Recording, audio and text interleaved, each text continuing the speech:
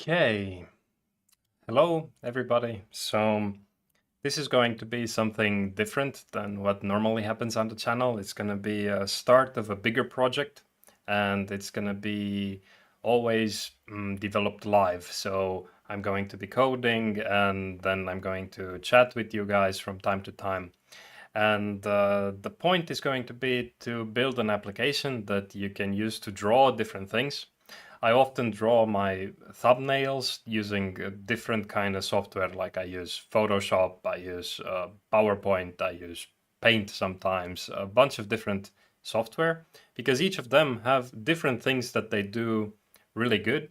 And there's not one application that does everything the best, in my opinion. And also I want an application that will work on the web, and you don't need to install it, and hopefully I can get it to work fast like the other desktop versions, which is not gonna be very easy because I mean, web applications are slower by default because the browser has to interpret the code there, and it's not the same as building a native application for the operating system. But still, I think it's possible to do something comparable. And it's going to be not scripted, so I don't really have a clear plan for this, and I'm just going to go develop parts of the application and then think, is this good, is this not good, and do we need to refactor or restructure the application in some way? So I'm just going to be coding using Visual Studio Code, and I will debug and test the application using Google Chrome. And at the moment there's this empty application here, and I will be using probably I will be using GitHub Copilot from time to time. I mean, I have it enabled here, and I will get some help from that. And maybe ChatGPT if I need some extra help, but I don't think, at least not unless I do something very, very complicated. But anyway, at the end of this live stream, which is going to be quite long, I don't know how many hours I'm going to do, but maybe even 5-6 hours. Let's see how long I can keep it up. At the end of the live stream, I'm going to package the code, I'm going to put it on GitHub, and then the link is going to be in the description. You can test the application, you can leave comments if you find bugs in it, and what you would like to see in future versions. I will also have in my Discord some section where we can discuss this application and what I will do in the next live stream. I plan the next live stream to be in about 2 weeks, so not next week. Next week is going to be a regular video, but after that it's going to be hopefully part 2 of whatever this is, assuming that it's going to go well. And yeah, let's check the chat real quick. So how it's going to go is I'm going to focus on coding. I will talk and explain what I'm doing, but I will not look at the chat all the time. Maybe just glimpse here and there. If I'm stuck on something, maybe I can get help from you guys. But I will look at the chat about every half an hour, 45 minutes or so, and I will read all the comments, and I will address them while eating some snacks or something when I take a break from coding. So it's going to go like that. But now let's have a quick look at what the chat is saying. So before coding. Okay. I don't think I'm very strong in JavaScript. I don't think I'm really an expert in JavaScript, but I know how to do things in it. But it depends. So if you go to some company and they use JavaScript in a certain way, then I might not be familiar with that. But it depends really what you mean by expert. Some people call me an expert, and I guess that's fine. Yeah, all live lectures in this application that I'm building in this in these types of live streams. Yeah, I also teach. Glad to hear you find me friendly. Yeah, it's good, I guess.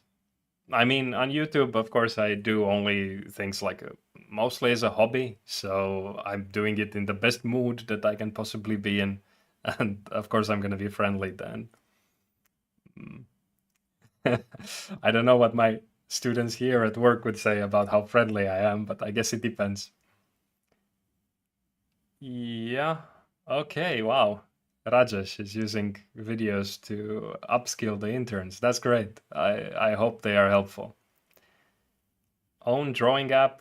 Oh, well, Vlad, I think at least I made already a drawing app in that machine learning course. I'm not sure if you seen the course, but it was a very basic one, just lines, pretty much. This is supposed to be a full-blown graphics editor, so let's see how it goes.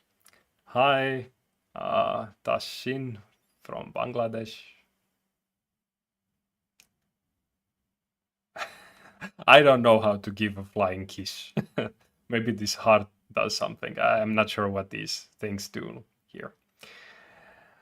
Okay, no, not pre-recorded. This is live, and all of these are gonna be live. Every time I code in this project, it's going to be a live lesson. I will have discussions with people, maybe on Discord or in the comments after each video, and plan what's gonna happen in the next live stream. Of course, I'm gonna have a quick review of what we did today at the end of this video when I also share the code, and then I will also give some ideas what I think will happen in the next live stream. Sure, you can use WebAssembly, TypeScript. I'm just going to keep everything vanilla and only JavaScript, and let's see what things I may eventually have to incorporate, but I really like implementing things from scratch because I want this to be an educational experience, and the more things we make from scratch, the more things we understand about how something works.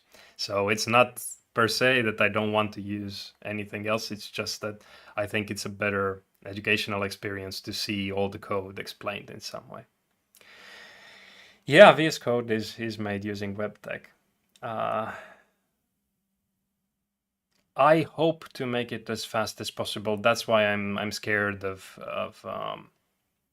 trying different ready-made applications to start with. There are many applications already, drawing apps that you can work on, open source. You can find the codes available, just look them up on Google. But I think I can do better, and even if I don't, I think that this is a learning experience for you guys, showing you how I'm going to solve this problem.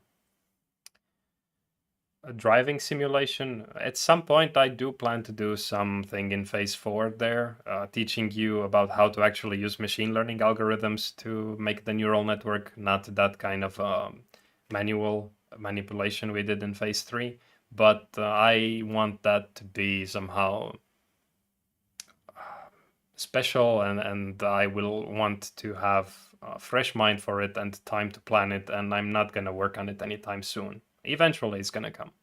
Also, phase 3 of the machine learning course is going to come, and I think that will have overlap with this self-driving car thing. And I do plan to teach some machine learning algorithms in some other way as well, but maybe not this year. Okay, yeah. Hi, everyone from also India, and all right. I think documenting the code. Let's see. I might delegate that as a task if some of you want to work on the GitHub and update the code. Maybe you can add documentation. I don't like to do that because it's 2 reasons. I spend twice as much time coding because I have to think about proper comments, and also because I prefer to have the code be self-documenting and proper variable names and so on. So only use comments when I do something especially complicated that I need to summarize in some way. So let's see.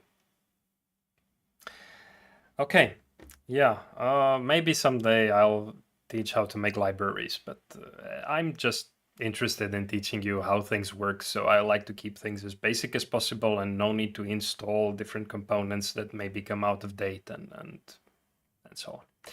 But yeah, okay, I caught up with the chat, so let's see. It's now 1:13, so maybe at around 2, I'm going to check the chat again more carefully. I will look from time to time, but I'm going to start coding now, and let's see.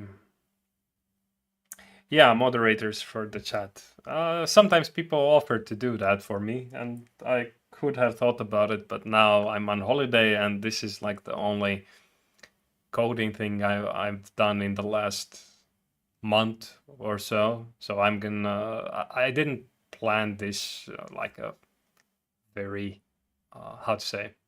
I didn't have much time to plan this or worried about it too much. Let's just see how it goes. If the project becomes interesting, and then maybe these live streams will become more better in time. I do have many crazy ideas. I just don't have time to implement.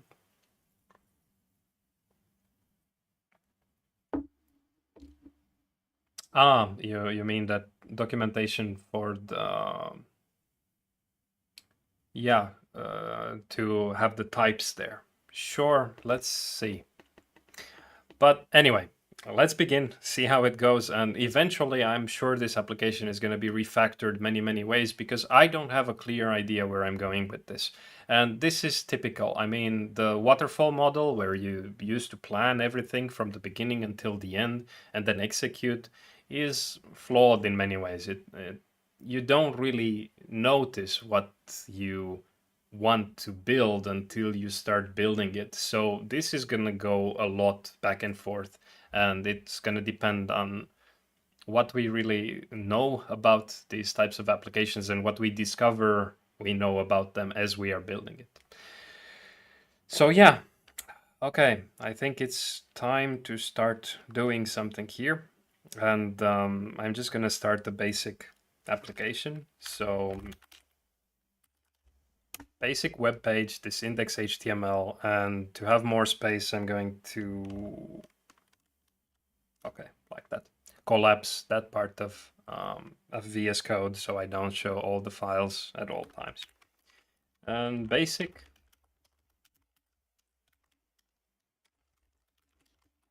HTML.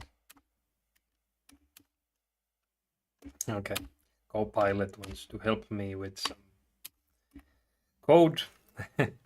I don't really need that in any way, but yeah. So also one thing that will be interesting to figure out is a name for this app eventually. So I was kind of selfish and I thought that I could call it draw like that because it's an anagram of my name. Like you just take the D from here and put it here and it's that. But then I thought, okay, that's so lame. And I'm not going to do that. I think I will ask you guys for some name for this eventually, but let's see how it looks like. Meanwhile, it's going to be advanced drawing app. Yeah, and yeah, I know I can use the exclamation point to generate many things in VS Code, but I actually have a lot of those features disabled. I can't do it. Look, if I'm going to cut this and I put an exclamation and then I use the hotkeys, they don't work because my Visual Studio Code is stripped of many fancy features because I don't like things appearing automatically too much.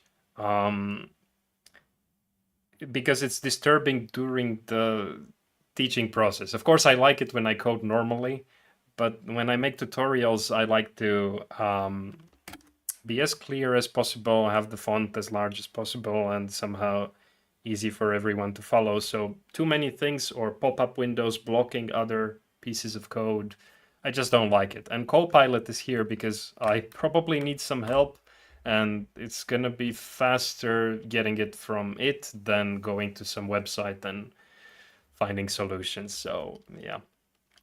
Okay. And this is definitely going to be a Canvas app because we are going to make a drawing app and we draw on a canvas. So yeah, at least one canvas is going to be needed for this application. Let's just have it on the page there. And it's probably here, just not visible because of the default styling. So by default, the canvas is transparent, and I should give it a way to recognize it there. Let's actually make a CSS file. Control clicking this is actually going to create the file for you. You can see it here next to index.html.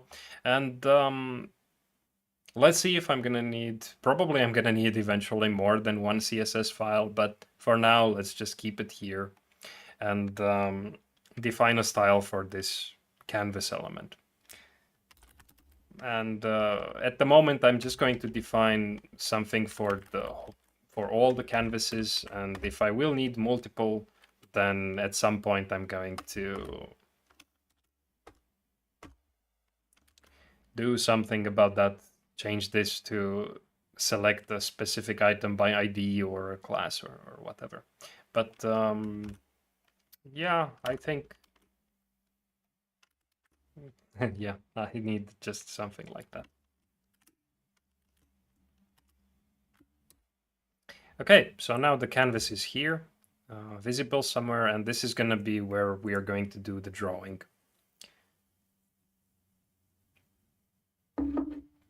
Yeah, good to give tips. I'm going to need a lot of tips here, and they can also come as comments later, because somehow the chat is something I might not remember after this, even though I'm going to respond to everything eventually. Maybe leaving a comment or writing it on Discord is going to be something that it's going to be more likely to be read again after this is over. So yeah, I'm going to be learning as well many things during this process. Okay. Yeah, so if you look at different applications, like this is PowerPoint here, this would be the canvas. And then, oh, okay, wait.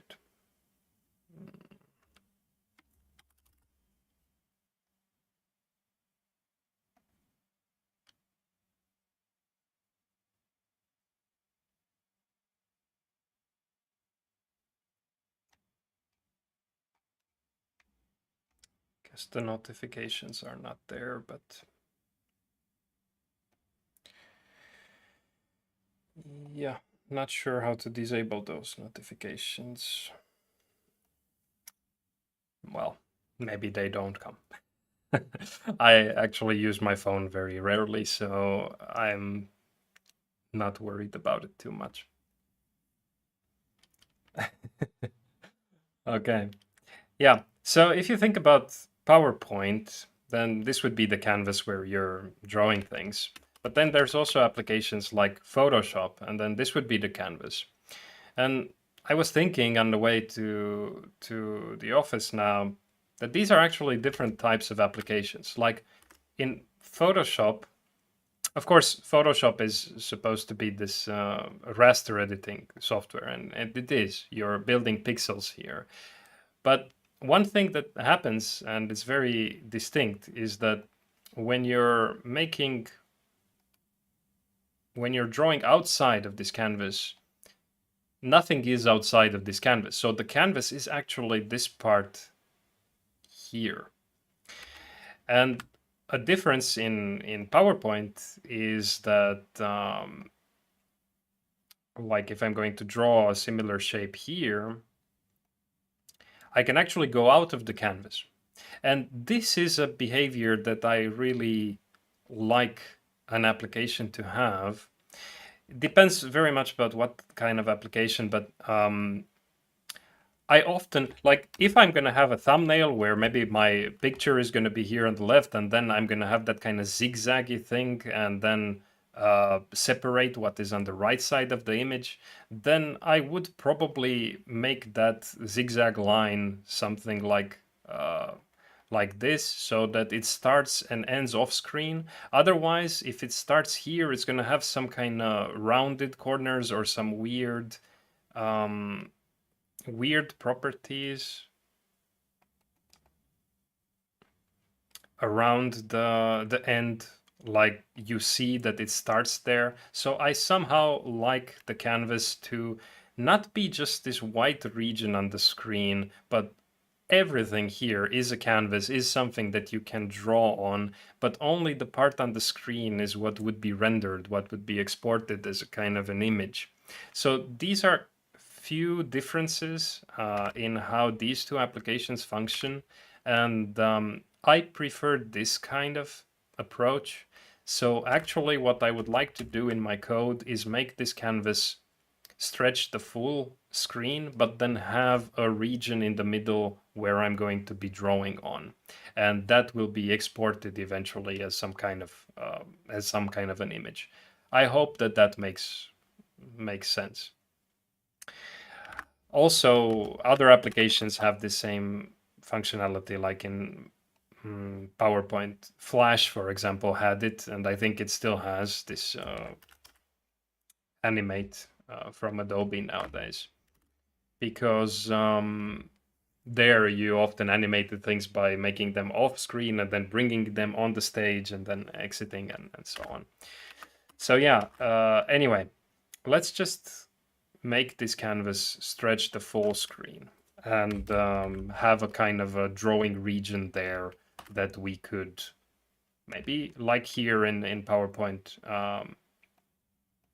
move around somehow to focus on different parts of the application. Okay, so the way we can do that, I'm just gonna add the script here. And let's just say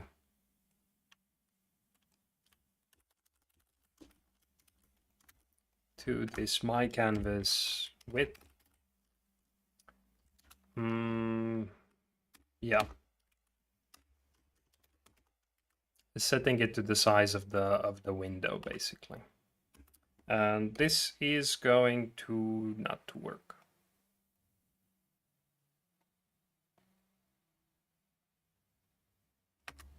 Okay. Oh, accidentally added a new line there. Yeah, so now it works, but there is this margin that the browser has here by default. So creating these scroll bars, there's also a horizontal one, but somehow below this taskbar here. Maybe this can be hidden. I don't like it.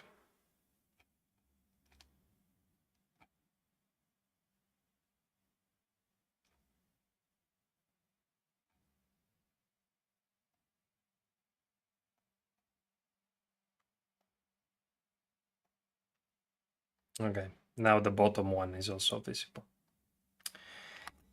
Yeah, so we can drop those margins, I think, like so. And now the border is there, but it's just very small. Maybe if we make it 5 pixels, it's gonna be more. Yeah, let's make it. Okay, so the border is there. The scroll bars are still there. I think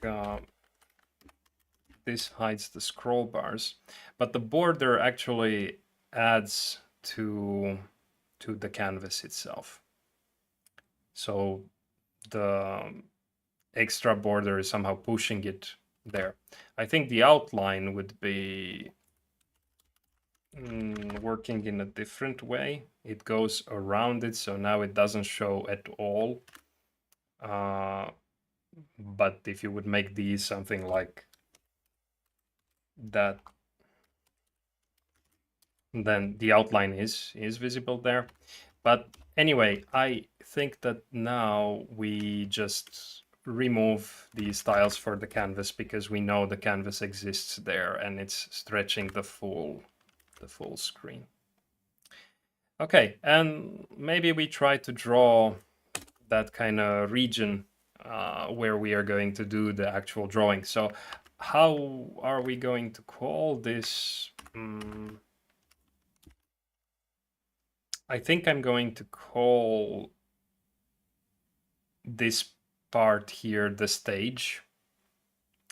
Somehow I like that word. Maybe it's yeah. I think it has to do with me being a Flash developer for many years. But anyway, I think I'm gonna call this a stage, but the whole thing is going to be a canvas. Like you can draw things outside of the stage as well. So I need these kind of, okay, box sizing border box. Let's do that.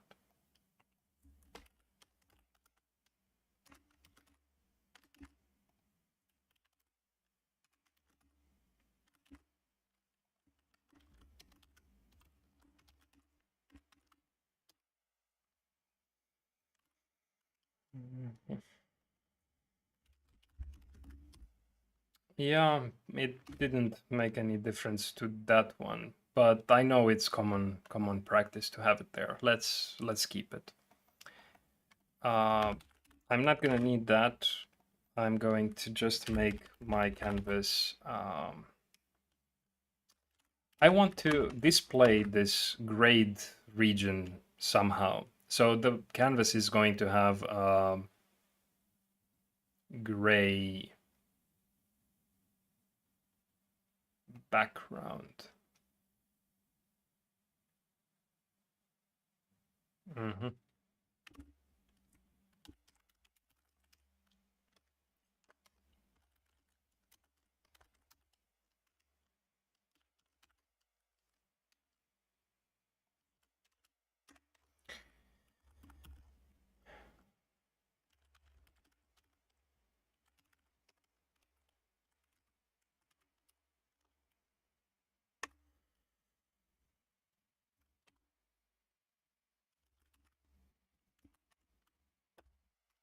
Okay, and let's just set here.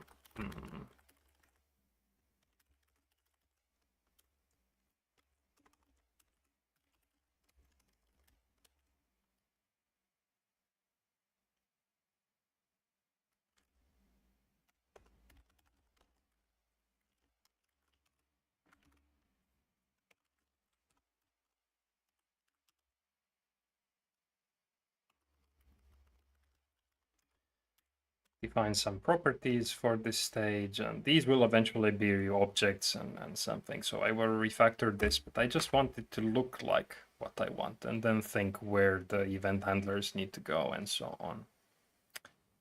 Okay, let's actually, well, let's see how this one looks like. So now it's here, but I want it to be in the middle.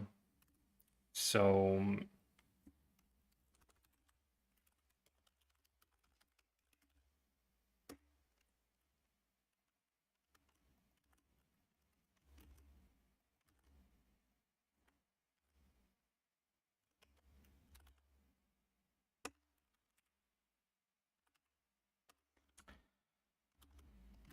yeah, something like this. And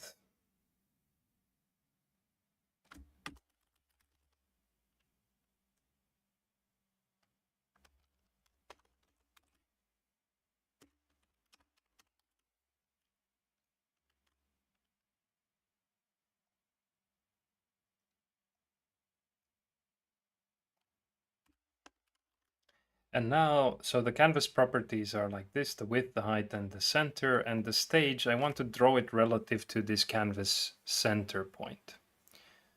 So it has a width and a height, but I'm going to need to somehow consider this center location as well. So maybe the stage properties need to be updated like that. And let's say left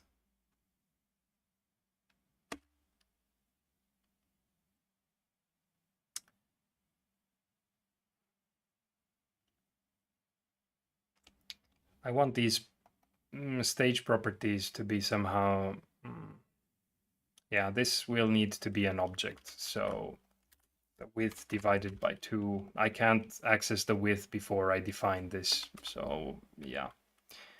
And top, let's just do it like that. And here,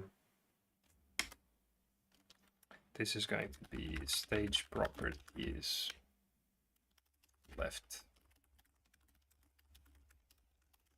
and top. So now this kind of looks like what I'm going for.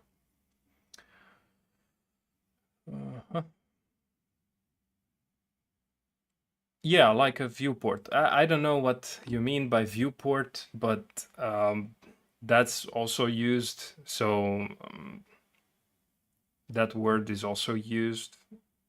Only place where I'm very familiar with the terminology, this viewport, is in 3D graphics design, graphics editors, 3D editors. There they use viewport to mean like a view from the top, a view from the left, a view from the side. So somehow it's conflicting a little bit with the usage here, but yeah.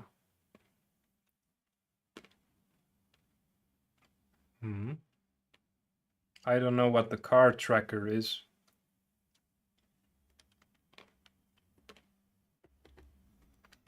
Yeah, I could use center X and Y, but I would somehow like to see here the stage having its own properties depending on the canvas properties so that they are self-contained somehow. Yeah, but okay, this is somehow fine. So now the stage has a left. We can also give it a right if we want to know its bounds. And this would be outside of the stage, but it's still a drawable region there. Yeah, I will code, I think, like this, making everything messy, just to get it to work until 2 o'clock. And then when it's 2, I'm going to have that break. And after that, refactor what we do. So it's going to be this on and off thing. This is messy. It's completely messy. I just want to get some things working and then think about structure, like where I'm going with this. So now I can already tell that this whole canvas needs to have an event listener, because if you think about this, okay, even in Photoshop, I can start a line. Well, it doesn't let me start it here for some reason, but it does let me here. Interesting. I don't know if this is a bug or a feature. I can't start a path here, but I can do it here and here and here, but not here. It stops working at some point. Maybe some Photoshop experts could explain why this is happening to me, but anyway, yeah, I don't think it's meant to be used in this way. Otherwise, they would make it work properly from all angles there. Yeah. Okay. So I do want to be able to draw something starting in the outside of the region, like here in PowerPoint. And yeah, I'm definitely mixing two things here. So PowerPoint is mostly a vector editing software here, and Photoshop is raster. I want my application to have both features. So I want to be able to draw on it eventually, like paint on a canvas. So it's like putting the pixels there, but also vectors. So having selectable things to be able to select the lines like we are doing here in PowerPoint. So after we are drawing something, we can still move things around and even go to edit points and modify the shape properties in some crazy ways. So I definitely like this flexibility, and I think it's needed. Otherwise, I would probably just draw everything by hand and then take a picture or scan the result. So yeah. Yeah, undo, redo functionalities also will be needed eventually. And okay. So let's add some event listeners for the whole canvas and maybe start drawing some simple shapes. Yeah, I'm just gonna make it quite messy for now, but then after 2 o'clock when the refactoring starts, I'm going to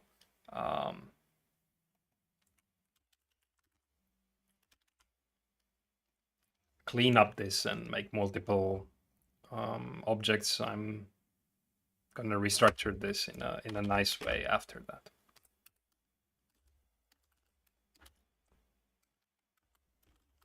Okay, I don't really remember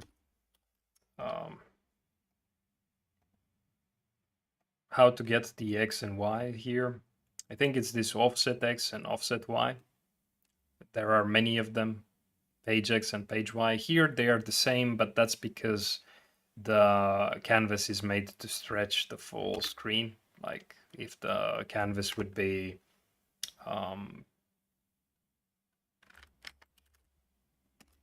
I think if we would have something like this, or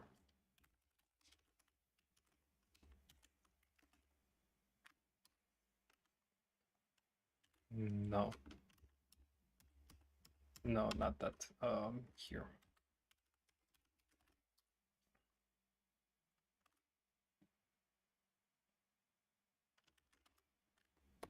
Why is this not affecting now?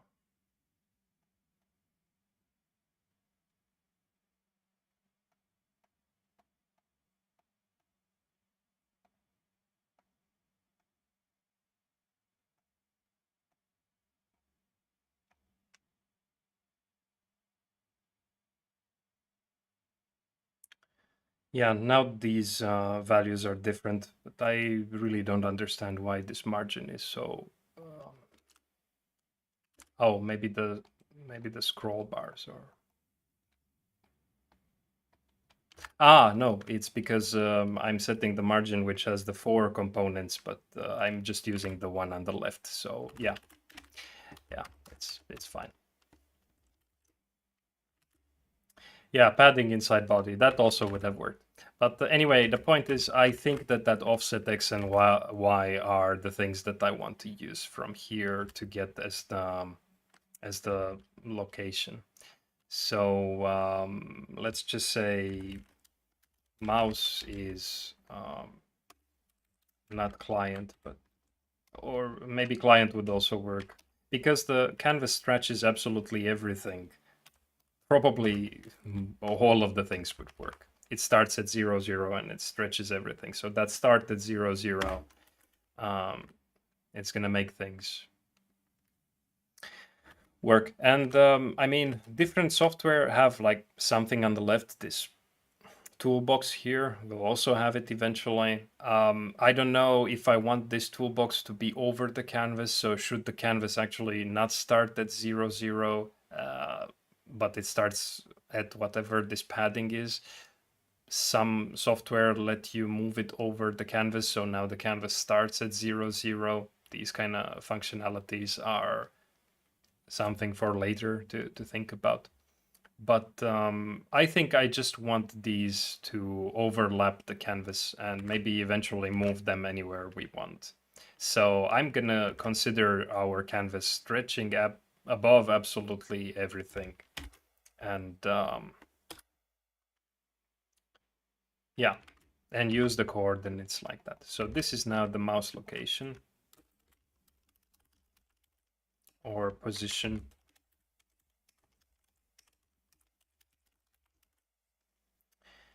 And let's think about the first tool that we are going to build. So maybe the first one is going to be this freeform drawing tool that that I've been playing with here. Yeah, maybe we do that, and it might be nice to have also a rectangle or a line tool or something. I end up using these a lot, so maybe, yeah. Let's have two different tools implemented in the beginning and then start to think about the structure and how these tools are going to be enabled and so on. Yeah, this is gonna not be a very easy thing to structure, but if we have some code, some messy code that is doing something, then the structure typically for me becomes apparent how to deal with it. So for now, let's just make those the freeform drawing tool. Is this how it's called here? Yeah, freeform scribble. Okay. So that one starts on a mouse down or pointer down if we want to consider mobile applications touchscreens as well. And then every time it moves, it adds a new point into this path. Now, eventually, this path that is generated, if you right click in PowerPoint and edit points, you will see that all of the points are actually there. I think it might even be doing something a little bit more clever, because there are these Bezier handles here that you can actually make the path follow a different path, make this object follow a different path by modifying Bezier handles, so it's not just the in-between points, but in our version it's going to be, at least in the beginning, so that these point directly on the path itself, so they won't have this kind of curvature appearing through them. So keeping things simple in the beginning, but of course eventually I'm going to have Bezier points, Bezier paths and whatever. I'm just thinking, where do they really belong? Because in Photoshop, this pen tool, I think, has become kind of a default tool for building curves. Now it's giving me a fill here, which I don't need, but you probably get the point. So I think that this pen tool is easier to use than Photoshop, than PowerPoint, the freeform scribble there, or this. Yeah, if I want to do that in PowerPoint, I typically make a rough line like this, and then I edit points, and then I modify the Bezier handles like so. So it takes a little bit extra work, but I also in Photoshop often have to later select something, the points, and do this kind of fine tuning afterwards. So yeah, eventually we'll get to that. But now just basic shape made out of points, a line, a curve made out of points. So let's call this path. Maybe like so. It's going to be an empty array. And every time we get a new point, like this mouse position, we are going to add it to the path, like so. And then we're going to also need a pointer move event listener so that we add points into that path. So it's actually the same code here. Let's see if we can reuse this code somehow eventually when refactoring. But now this is fine. And on pointer up when it's done, so on pointer up, I want to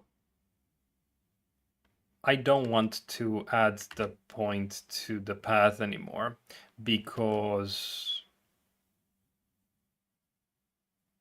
it's already there. I mean, the last move added there, and then up is just going to maybe draw path. Sure. Let's actually try it. So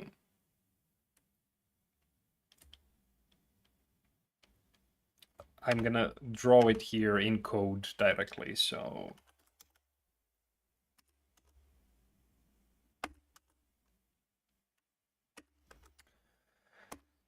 yeah, not my preferred way to write it, but it went fast. So okay, let's see what we have. Now this is the application, and if I start clicking here and moving a little bit and then mouse up, interesting. It didn't go as expected. It even drew in the very beginning. Like if I refresh,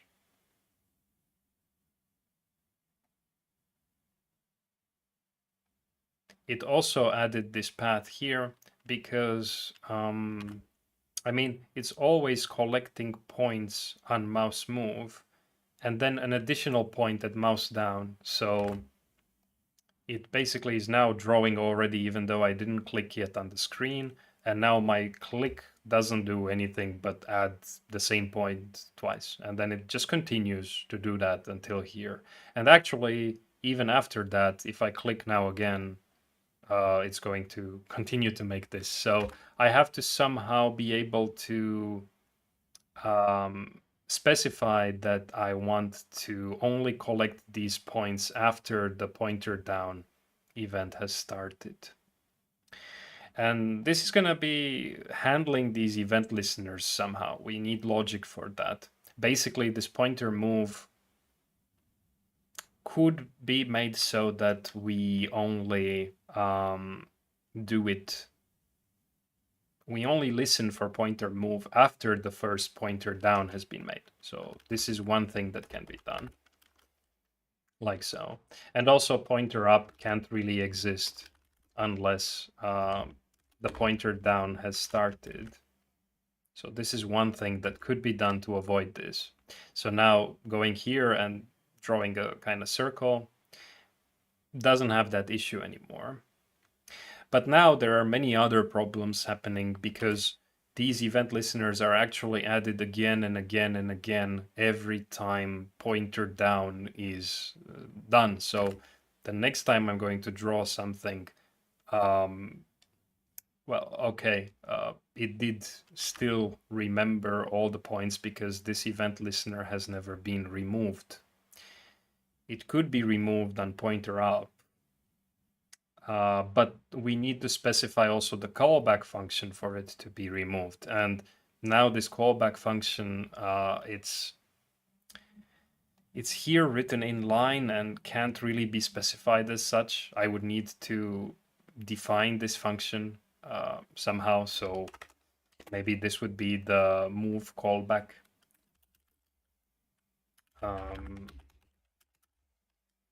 And I could define it like this as a constant, and then here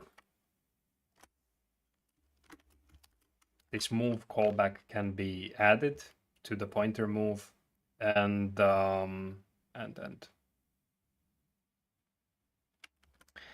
on pointer up, we could also do the same. So maybe up callback. It even figures out what I want to do here. So yeah, this is what I want to do here, but I also want to give this up callback here as a parameter. And on the up, I want to also do this drawing that we had previously, otherwise we lose it. So something like this means that now I start the drawing and I have this shape there. And now notice the different behavior. It started really in the next place. There is this one line that connects the 2 points, but whatever my mouse is doing at the moment, it doesn't really interfere. It doesn't even, it doesn't bother in the same way as before. The problem now is that we are collecting all these shapes that I'm recording after I click in the one and only path object here. So we would actually need multiple objects. I'm just going to call them shapes. I think that's a good name. So now we have a path that is a shape, but we can also have a rectangle that is another shape, and a circle, and whatever. So this is how it's going to go.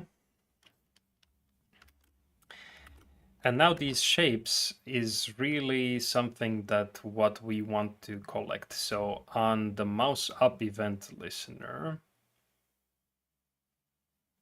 this up callback function,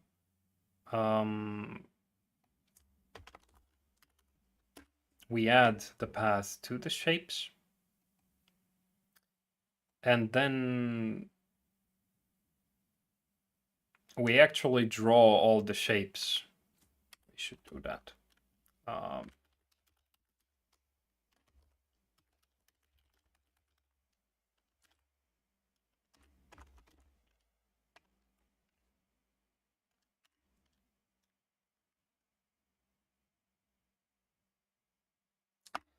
This is not going to be a general code because some shapes will need a different code for drawing them, but now because they are paths, it should work. And also the path needs to be reinitialized. So setting its length to 0 will actually do the trick. So this recommendation will work. Okay. Have some error here.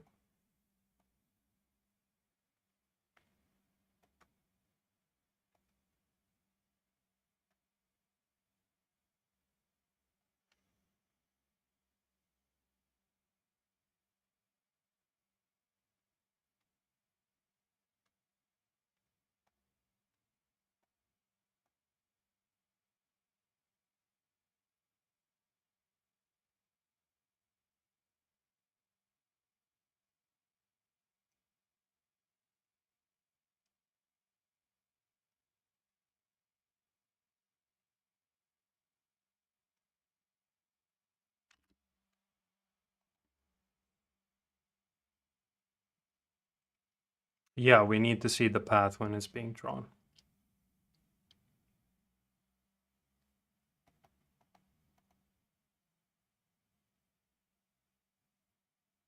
What's the problem here? Somehow the shapes...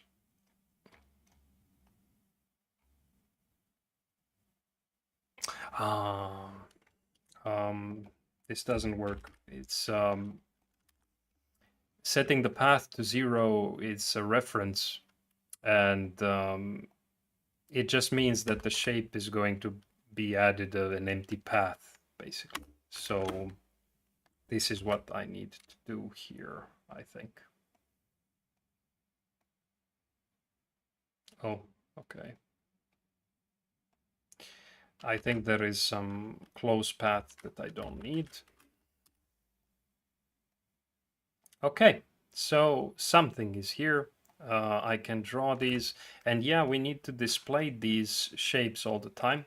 Now there is a small problem. If you look closely, this path here, maybe it's clearer to see if I set the stroke style to some transparent value and a thicker line width. You see, this became darker now. And even darker now, and now this is darker, and so on, because it's really drawing everything on top of each other again and again and again. So clearing the canvas before drawing all these shapes is going to solve that problem. But now the canvas has also that layout here in the beginning, so that goes away at the moment, and that's bad. let's quickly solve this, and then I'll have the break and I check the chat. And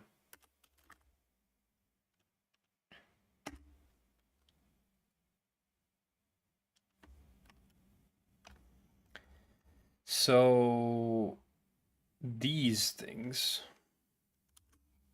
have to go here.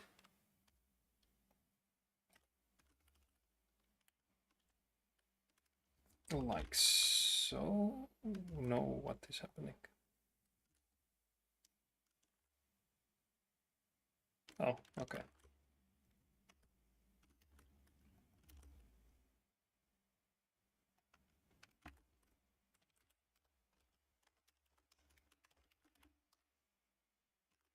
And it needs to be actually called once after we have the context here.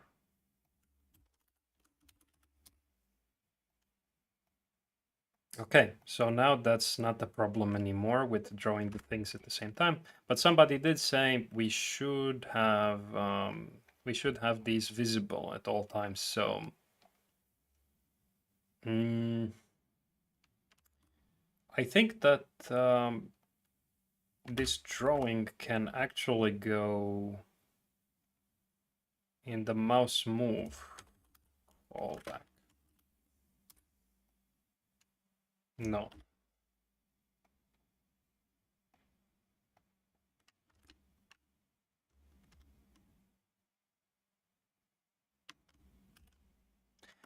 No, because it's not yet added to the shapes. But we can add the current path to the shapes. We can spread the shapes and then add here the current path as well. And now we see the path as it's being drawn, like so. Okay, so some basic working feature here. Now time to have a break, and I can check this chat. So last comment was Vlad's comment with best of luck. Yeah, moderators. Yeah, TypeScript. Okay, somebody from Nigeria. Hello, welcome.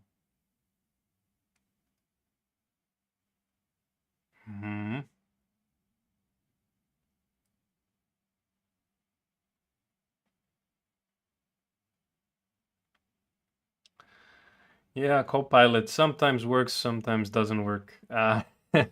But sometimes it actually solves my problem, which is amazing. Like I would need to take a pencil and paper and figure out what the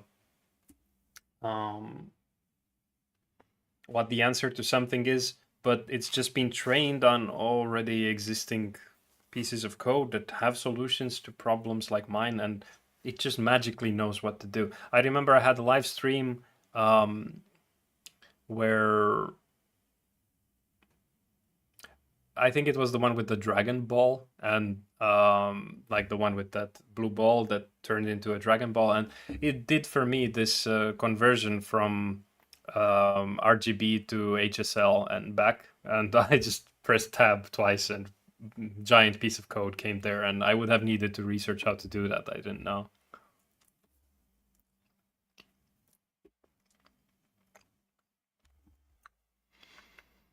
Okay, do not disturb from taskbar. Where?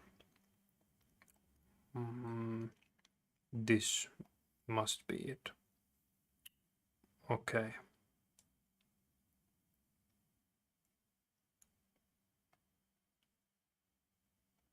It might also be somewhere else, but do not disturb. Okay. Thanks. I knew it somewhere.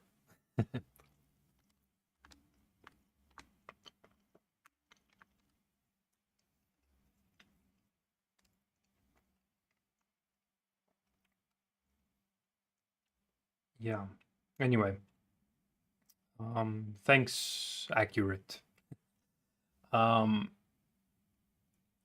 Okay, the box sizing. Oh, okay. Box sizing in for everything. Yeah, that might have done something differently. Let's have a quick look what that would do. So not for the body, but for everything. I don't remember exactly how it will affect, but it will affect the canvas itself and the body as well. So now if I restart, and I think the problem I was having is this border. So border, let's give it 10 pixels.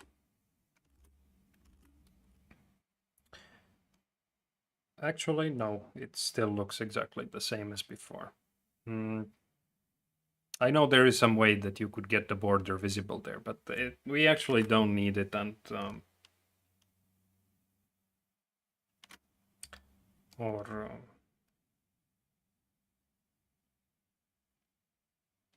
yeah, I'm not gonna bother with that. It looks exactly how I want it at the moment. And I know I was trying to do something, but I actually forgot what I was trying to do. Car tracker lessons. I'm not sure what the car tracker is, but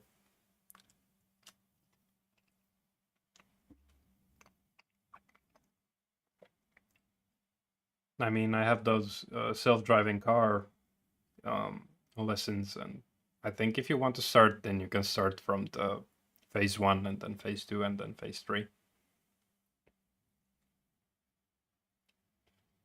Okay.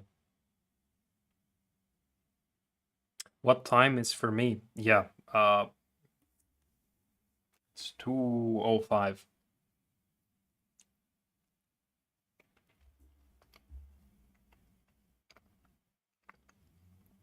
Padding inside body. Okay.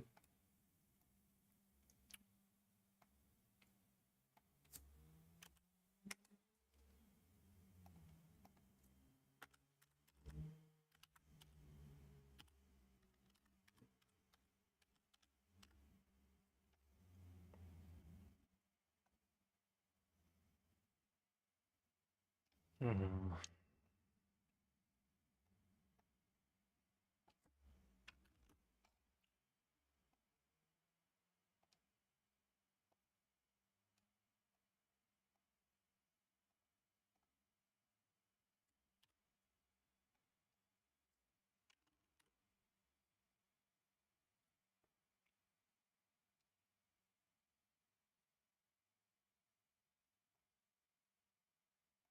Yeah, I really don't remember anymore what I was trying to do, but um, this just seems to work like what I expect. So yeah, it will be a public repository. I will make it at the end of this video.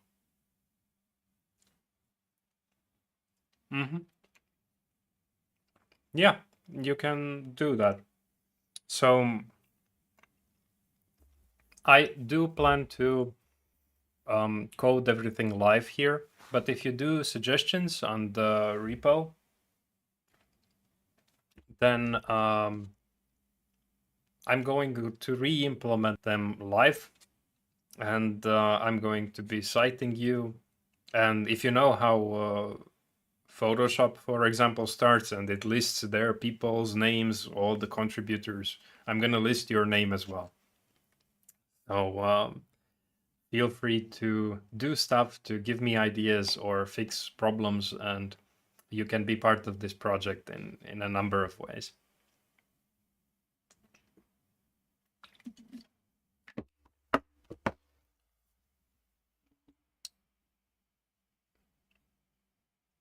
Yeah, okay. Thanks, Martin. I hope this is gonna be educational, but I really think that it's very different when you have scripted content because you're always to the point and always moving on in a kind of like a story, like telling a story. And I think that that way you explain the concepts in a better way. But here you see all the kind of issues that come up, and I think that these kind of lessons are also needed. And yeah, anything with React? Yeah, I've several applications. Also React Native. I've used it for the mobile side, and we have been teaching React also at my workplace. So yeah, but I mean, I don't intend on making any YouTube videos about it because I don't know how long it's going to be the main, or the not the main, but one of the most popular frameworks. And if something goes obsolete or it goes to new version that changes everything or whatever, the video lessons become old. And um, yeah, I'm not that much into tech really, like new frameworks and so on. I just like to somehow teach how the things work. And yeah.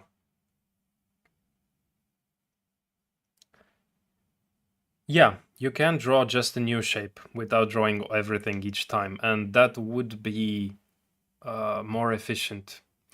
The problem is, I do want to eventually have here the possibility to move things around, and also the possibility to resize things and so on, and undo and redo.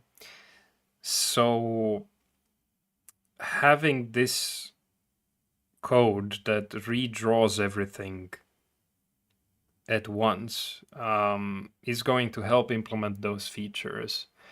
And then if this starts to be slow, we can think about what would make this code better so that we don't redraw absolutely everything. But you can think about it and notice the problem already now. Like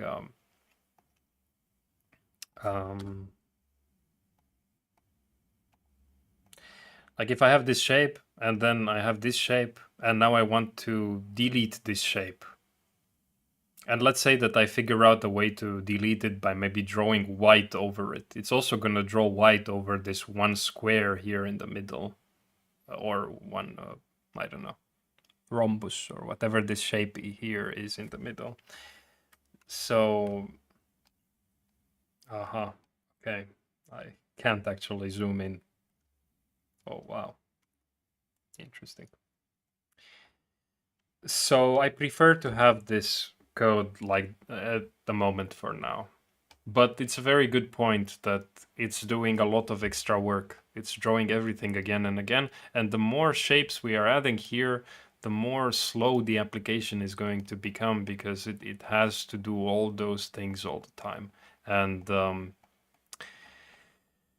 we have to think, what do we want it to be like eventually? So I'm thinking about a combination of vector and raster features. So maybe eventually I want to transform this into a raster, like into an image, and then just draw that once, not every single point of all of these lines. And that would be a speed improvement.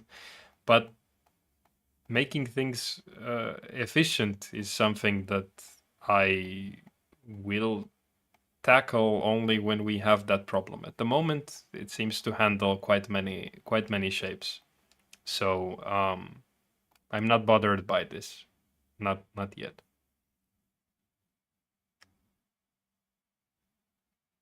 AI in this drawing app. Let's see. I really like in Photoshop this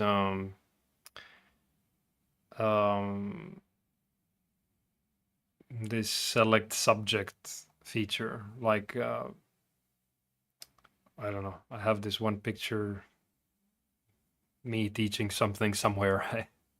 This was in Rotterdam in February this year. We were giving some workshop for this self-driving car thing there.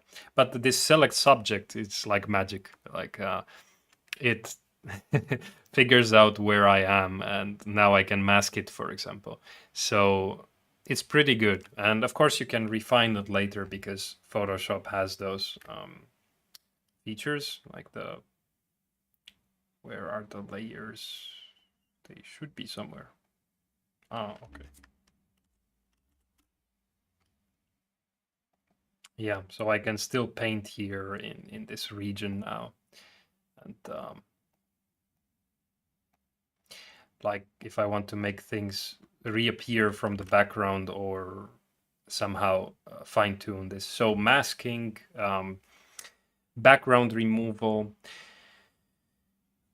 they are things that I want to handle eventually. And like if you think about PowerPoint, it also has some kind of things there. Like there is this one image I have here, and I could remove the background here. Like there is a button for removing background.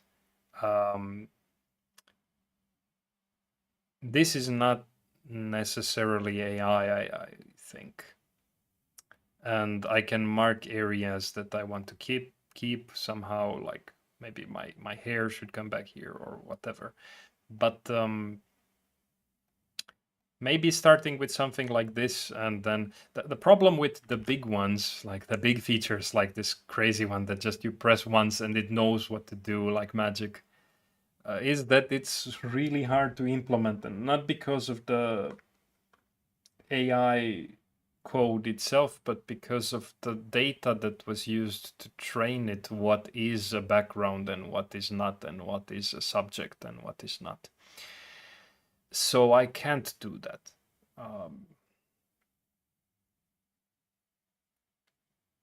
The algorithms are public. I mean, if you look at, you can find research papers on these topics, but I can't do anything without the data. The algorithms are useless without it. So let's see what I can do and what not. But it's gonna be eventually an interesting project, I think.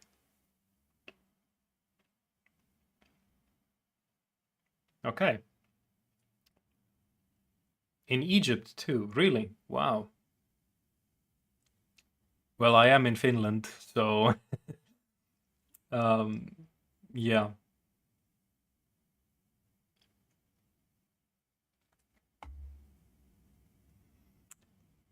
So now I'm looking at the comments for the time that it seems to be the same in Lebanon and Egypt and Finland. Well, they're probably on the same longitude.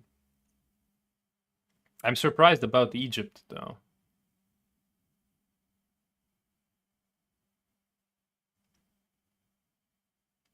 I have to open a map to clarify.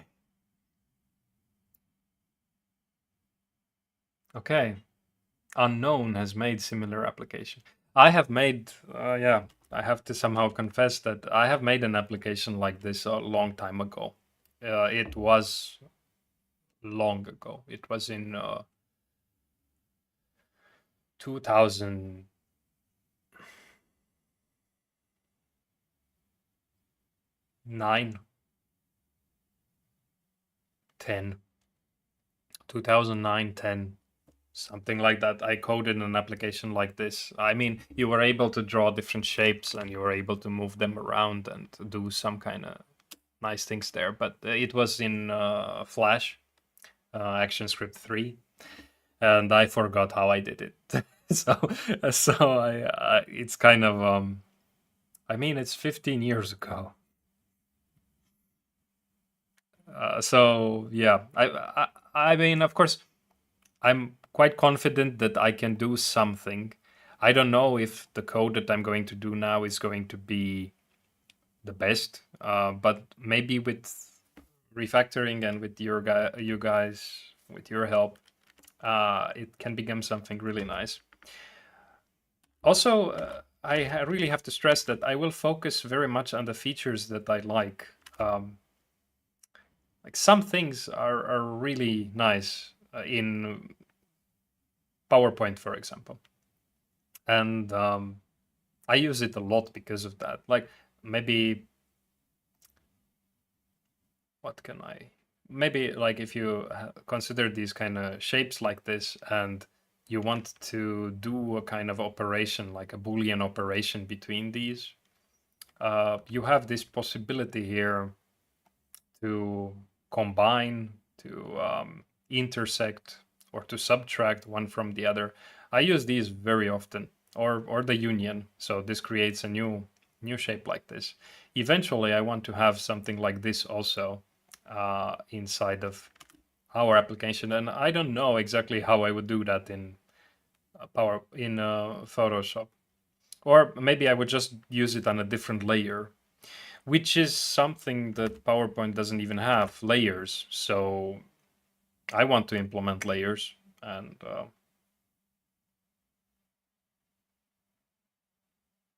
but I don't like the layers in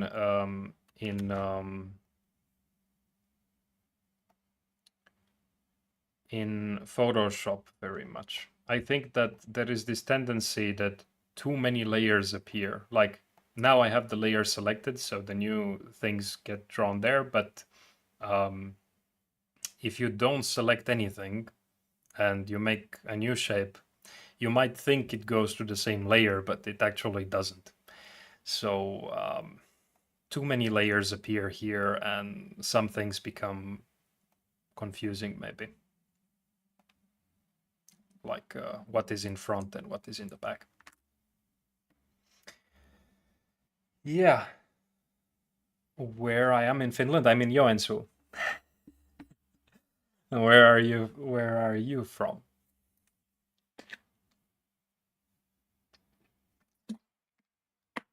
I can recognize the Herrahammu name, that it's like Finnish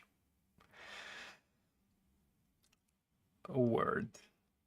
Herra is like, I guess it's like Mr., but isn't it Herra with a? Oh, I don't know. I'm not that good. But anyway, sometimes these special letters don't end up in names of usernames for various reasons, like support for this UTF-8 is maybe a problem, or yeah.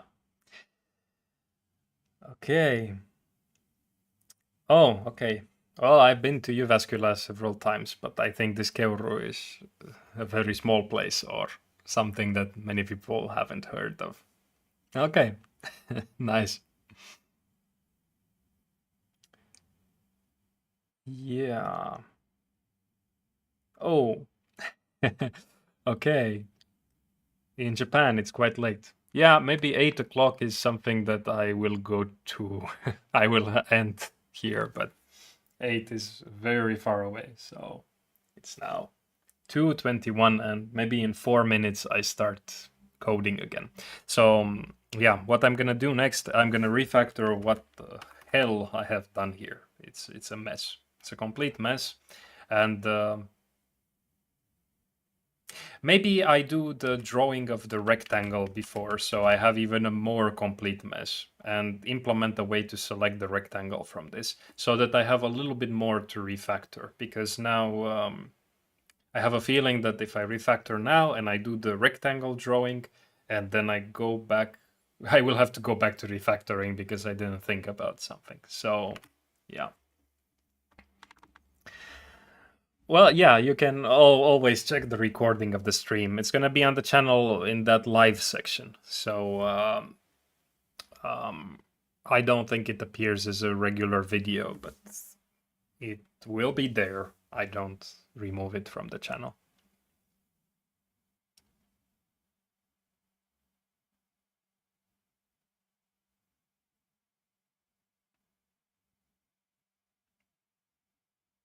Okay. Yeah. I mean, I go to sleep very early also. I Now it's holiday time, so I sleep later. Maybe I go to sleep around 11, but normally I go to sleep around 9, between 9 and 10 maybe. I prefer to wake up early and uh, do things when everybody's asleep. Yeah, and my son also wakes up early. He wakes up at well, normally between 6 and 7, maybe around 7 in the morning.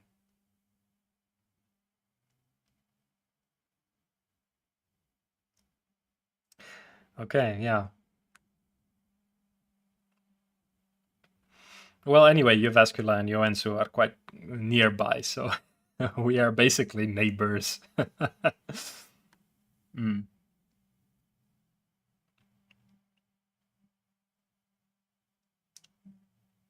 Yeah, okay. Yeah, sure, you can check later. But this name, William, it's not Japanese, so you are maybe traveling or, I don't know, moving there. Let's see when I do it. I kind of like this Friday slot, and I think people got used to me publishing things on Friday, so I probably am gonna keep it then. But I don't have that of a fixed schedule. I might try weekends sometime.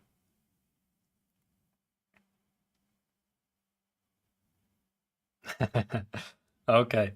Yeah. Well, I used to wake up also at 4, but nowadays I'm lazy. Okay. The smoothness does not break when moving the mouse quickly. Yeah, I think that I have to go back to coding. So, smoothness does not break when moving the mouse quickly. That's a tough one because this really depends on how fast your processor is. So here I tried making a line that is really fast, but obviously a curve. Like I didn't spend time making each individual segment there that you see here. And this is a problem. My computer or the browser is not fast enough to register this shape the way I intend it to be. Because the mouse actually, if you would screen record, it would teleport from here to here to here. There is no in between position there. But if you notice what is happening on some software, like maybe in this PowerPoint, um,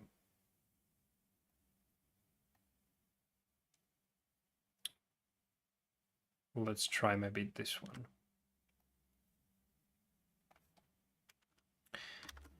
Let's try again. I didn't do a good job.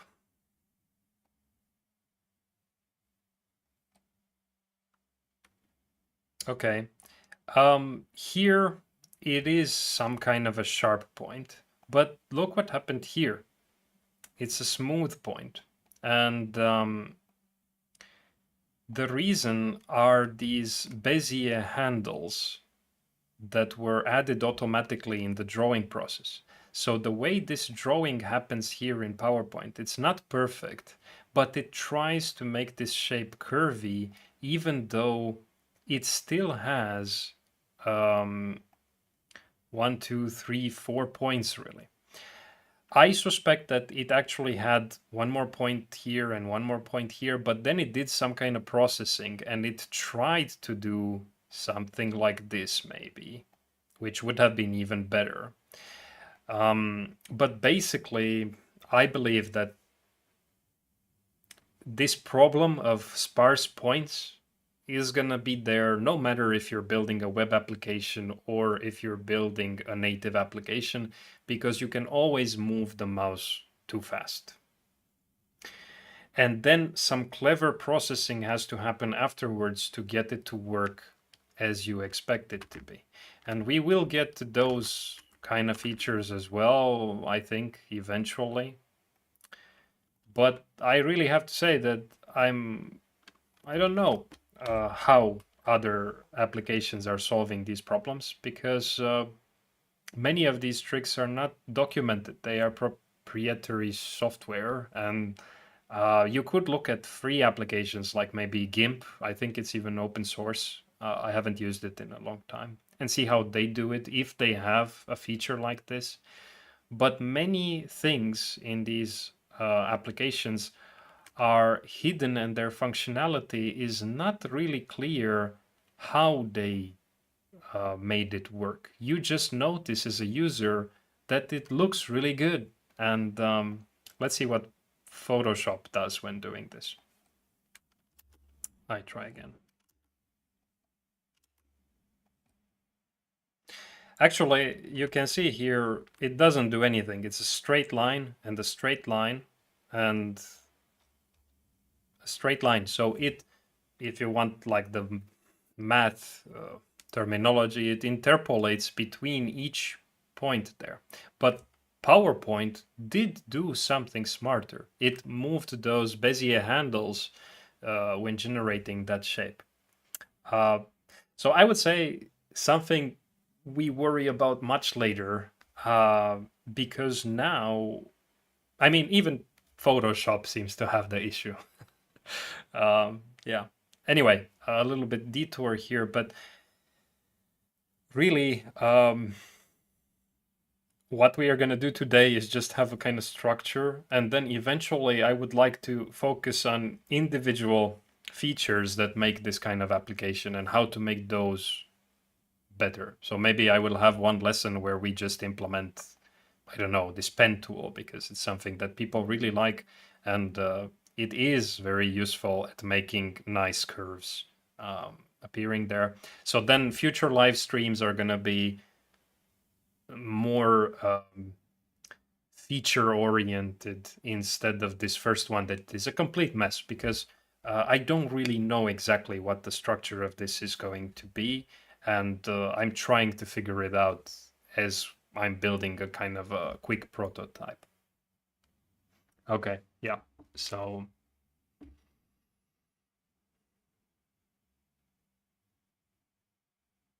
I don't know this built-in AI model that Chrome is trying out. I know that maybe Opera has some built-in AI assistant there, but no.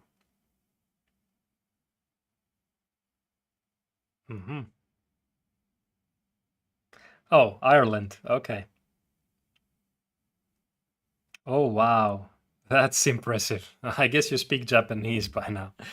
I was in Japan for 3 weeks on holiday, and I was there with my girlfriend, and we had this Japan Rail Pass, so we could go on any JR trains for 3 weeks, and it was really nice. Very fast way of traveling, and I think that our longest delay, even though we spent a lot of time on the trains, was like 2 minutes, and they were apologizing when we left from the train. It felt so alien in a way. Okay.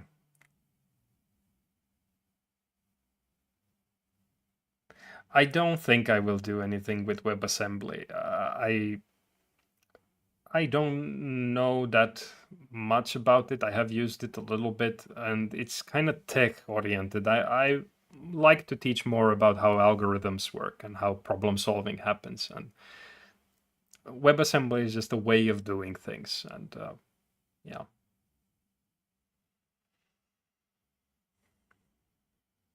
Pre-allocate array size. Yeah, maybe. Let's see about that later. Okay, so push is faster if the array size is fixed. Yeah, that makes sense. Maybe. So that means that I would have already some existing shapes there, but they would be null or something. Yeah, let's think about that later when we have problems with the efficiency. At the moment, I actually think it's comparable to these professional applications. So not going to worry about efficiency now.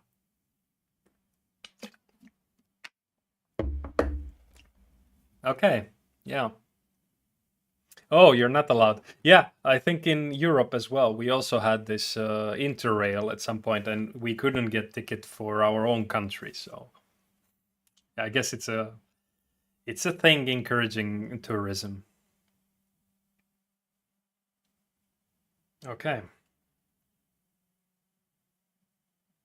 Ah, okay. So yeah, we are drawing lines in between the points, so it doesn't have that effect.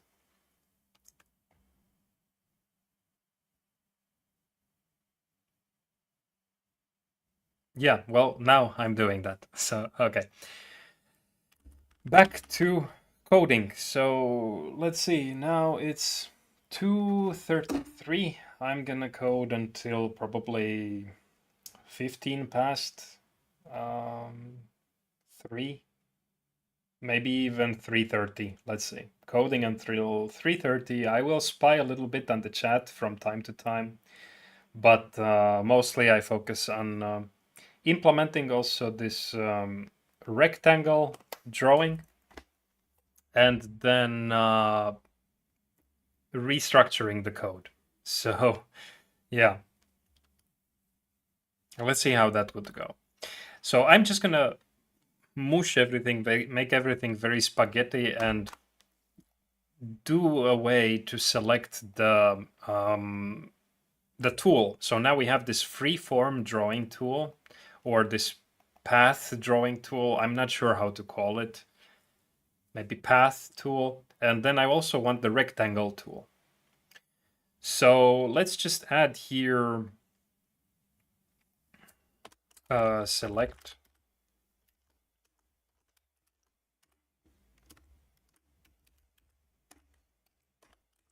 And the first option, oh, wow, very smart. So let's just keep it like this and path.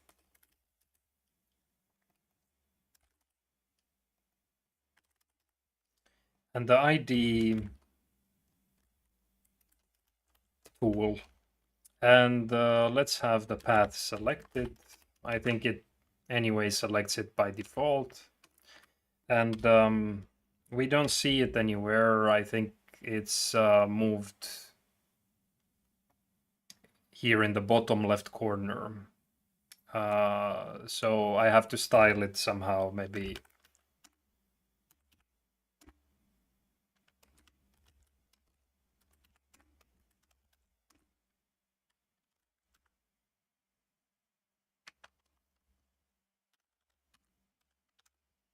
Maybe like that. And let's give it a margin.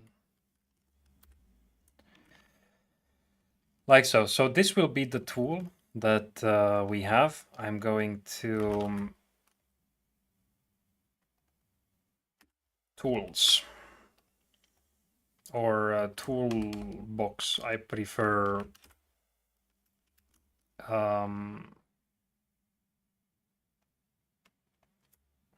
singular. So this I access by ID toolbox, and I'm just gonna paste that style that I figured out before, and it doesn't work.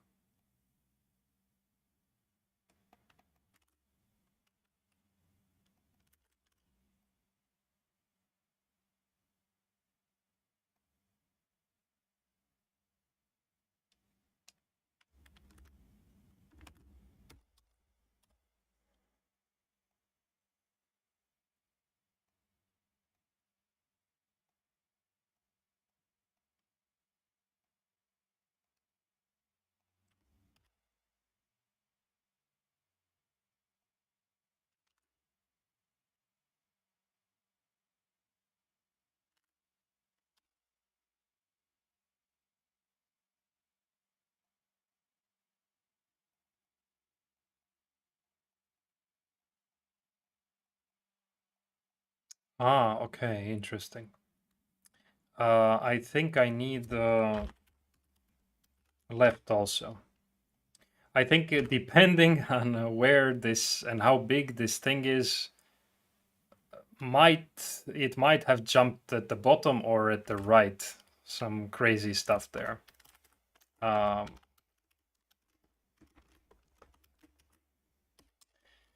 Yeah, so now we have this path selected, and let's just implement this crazy code. So if the toolbox selection is path, then it's gonna do this messy stuff. Wow. Move callback. And okay, let's actually copy all of this messy code. And it's a horrible approach, but I just want to see how to get it to work. and implement that rectangle drawing functionality. So this is working. I just have to figure out when to enable that code. But the rectangle drawing functionality, I just implement it first and then toggle it when we select. So on pointer down, what we get is the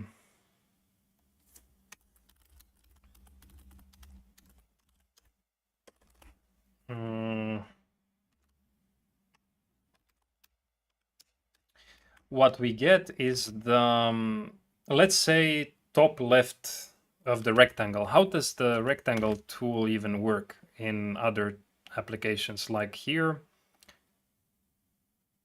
Okay, so it's not the top left, it's the top left now, but it becomes the bottom left now and the bottom right now, and it's just corner one. We can call it like that. One corner. Yeah, I like how this works, so I want to implement that. So on pointer down, this mouse position is going to be rectangle corner one is mouse position. And on move callback,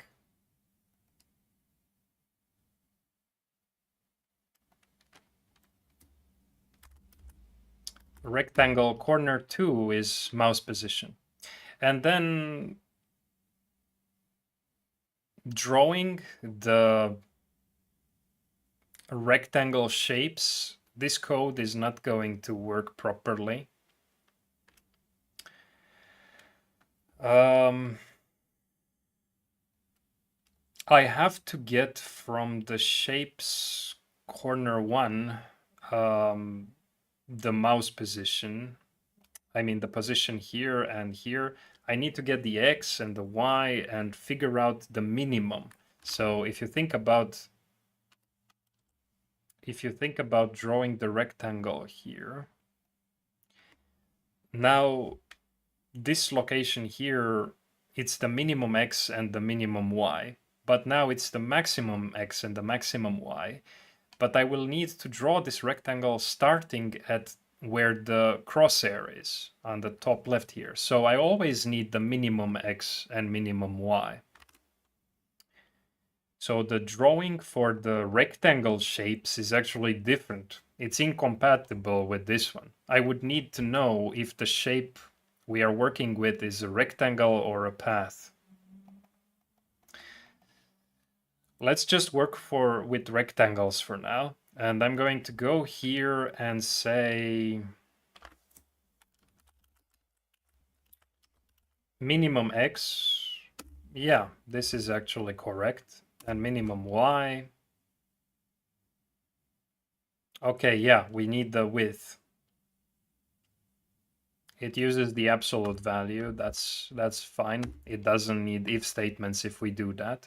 And then rectangle, very good. So this should work, but I want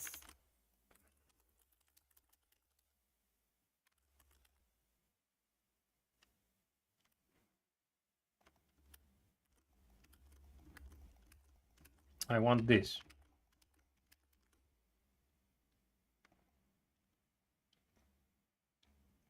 And then on up callback, these go away. Shapes push the rectangle this time.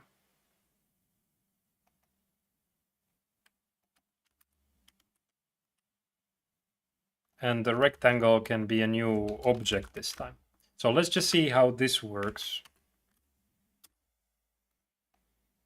Okay, it works with an error.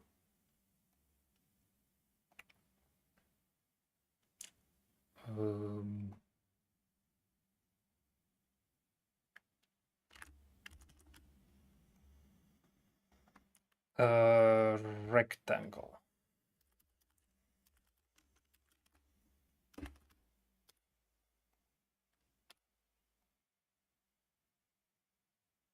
Okay, So this functionality somehow became here. And the next one. Okay, but this should only happen if we have rectangle selected there. And we also need a way to figure out how we are drawing these shapes, because the way we are drawing them is different here than here when they are paths. So the code at the moment doesn't work. It doesn't let me select here the mode. And then if it will let me select the mode, it won't be able to display the things properly. Yes, I think it's a good idea to use classes and object-oriented programming here. I just want to figure out the structure for these after I have some functionality implemented and see after that. It's going to happen in the next 20 minutes.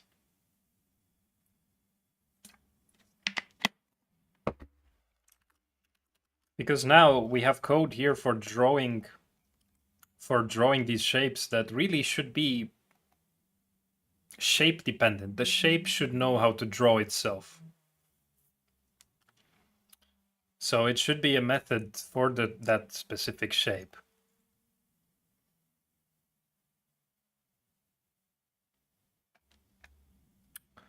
I think that now I need a way to figure out if the shape is of type rectangle or of type path.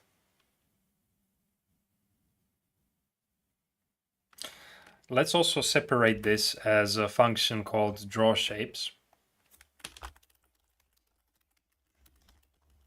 And combine somehow and pass here shapes. And this is going to be called now here after clearing the canvas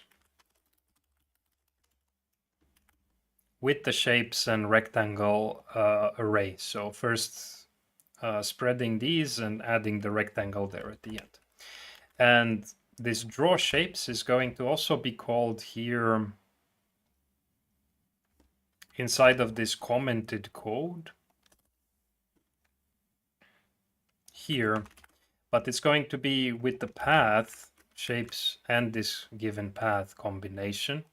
And now I have to figure out how to make this draw shapes function support both of these things. So this is what needs to happen for a path, and this is what needs to happen for a rectangle. So switch shape type. Yeah. But I think we use rect as the keyword there. And draw rectangle, I'm just gonna be very messy here and copy this code. And this code here for now, because refactoring starts in a few minutes. And this type doesn't exist, so when we create a new path here,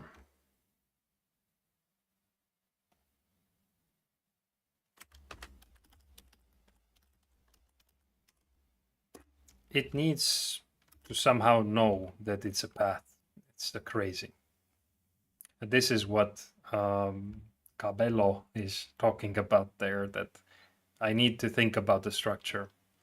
And here, creating a new path, the same. I need to assign it a type as well. And the rectangle also needs the same thing. So type rectangle, and I think in the beginning when it's defined, it can be defined like that. But now these event listeners so the event listener for pointer down, this is really the callback function for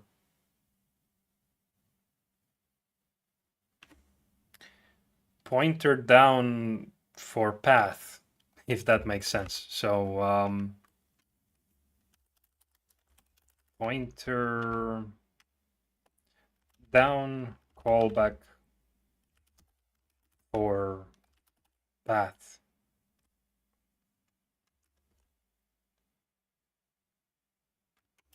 Yeah, it wants to actually complete everything for me.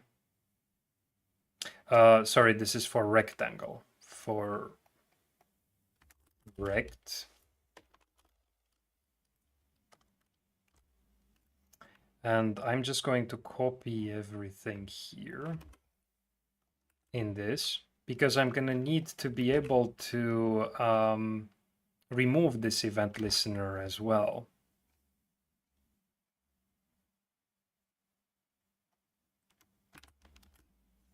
So down callback for rect is added here now by default.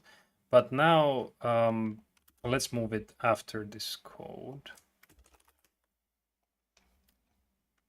And this one,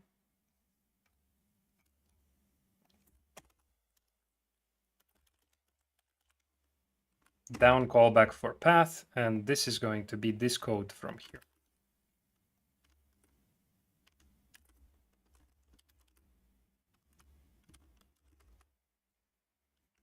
Okay, and down callback for path. Now, not both of these can't be added at the same time.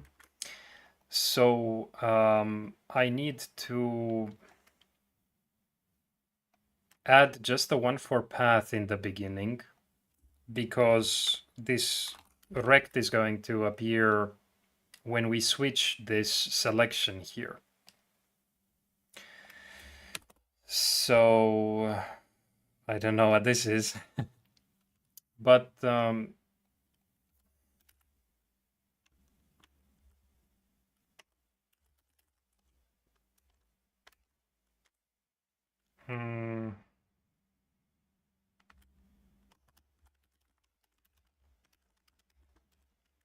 let's see what happens with this.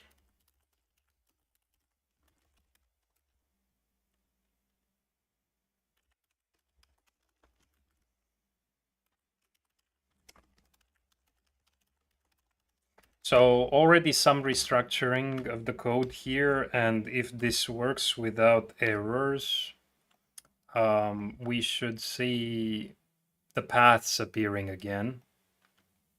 And with just this change of the code now, we see the rectangles appearing again.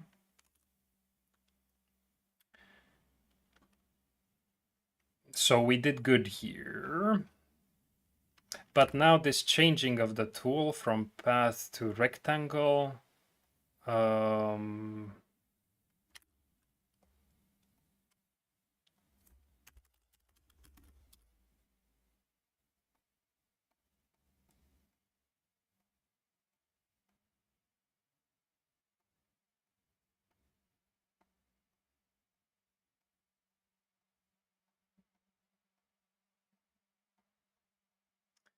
yeah, okay, so this changes. And all I have to do is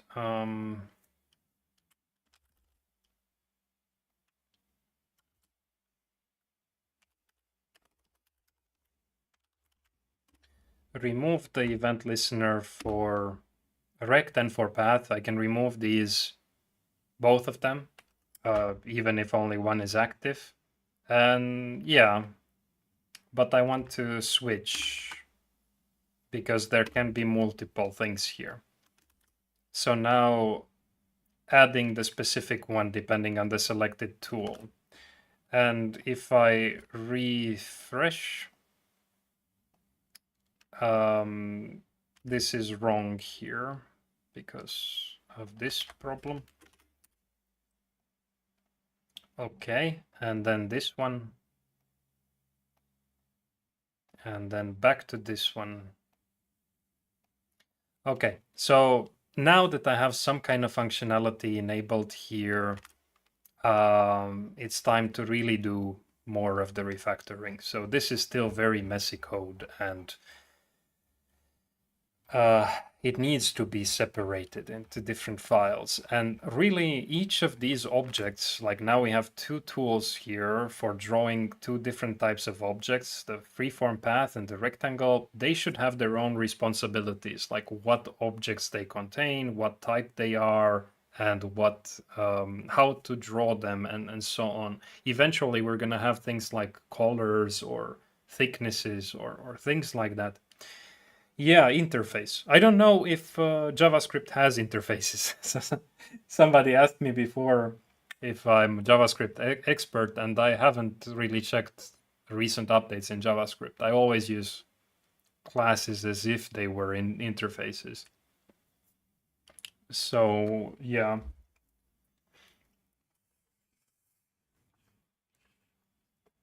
The pointer down if event should work both on the PC and the phone. It should be basically the same as adding touch start and mouse down, if I remember right. Okay. Wow. So refactoring. I definitely need a line object. So, or a path object, if we keep this terminology here.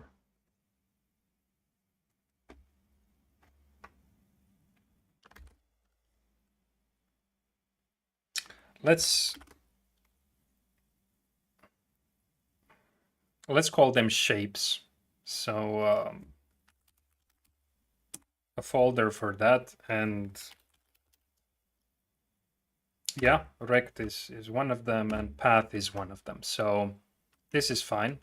And now path is going to be a new file here, and rect is going to be a new file here. And yeah, maybe we need to inherit some functionality. So let's do that after splitting, and then see what things should be in common and what things not. But inheriting is usually a good way of avoiding duplicated code.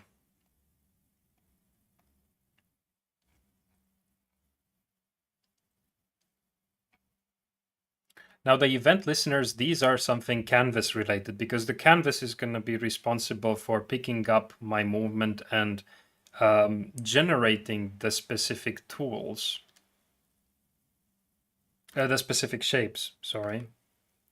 But then when we create that shape, like here, this rectangle, it would be nice to have the designated object for that. So the rectangle has at the moment two attributes, this corner 1 and corner 2. So let's start with that. Class rect constructor, and the constructor really I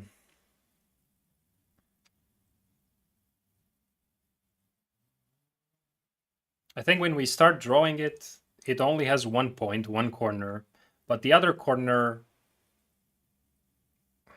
well, let's just put here corner 1 and say that this corner 1, yeah, these attributes are like that, and the second one is going to be the same as corner 1, so a rectangle that is the size of a point, basically. No size. Really. So the width and height are going to be 0. But then we want a way to set corner 2. So set corner 2 to something else. And this is going to be a method that the rectangle is going to support. And then draw on a given context. So this is important if we eventually need to work with multiple canvases, and I think that we will eventually need to do that. Or not, I don't know. I want to have layers implemented at some point. And one way to do that is to have multiple canvases on top of each other. They are transparent, so each canvas has its own things there. But another way is to just group shapes, like in memory, into different groups, and then draw them group by group. So have the layers eventually implemented like that. I don't know, but anyway, passing where you want to draw or what object you want to draw with this context is really important. So let's do that. And okay, this is not good code because if corner 2x is going to be on the left of corner 1x, then this is going to be a negative value. So before it's generated this code correctly, but now it's not. And the minimum and maximum are also not there. Okay, I go back to our main code, so script.js, and I just have to copy from here. So this, all this code is what I want. And rect becomes this.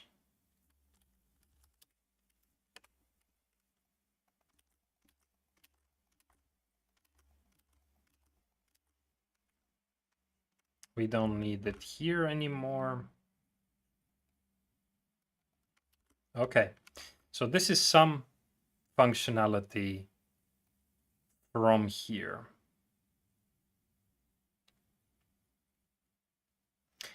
And the path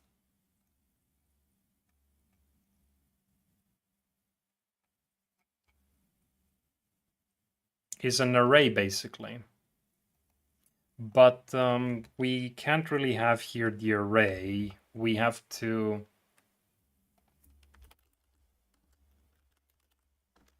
create a class that maybe gets an array of points.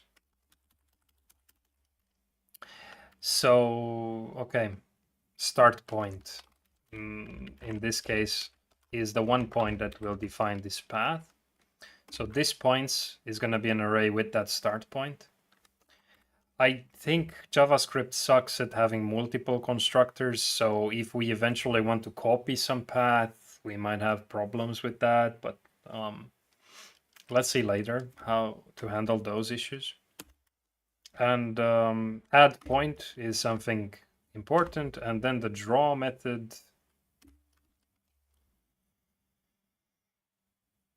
Yeah, this is actually good.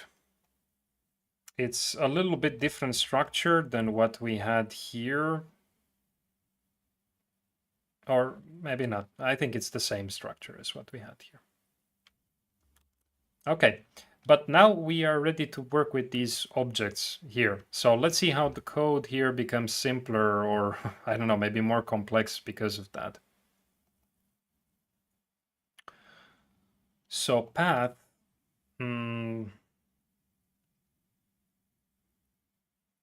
oh, okay, wow. Let's set it to null. And rectangle. So now this path and rectangle are actually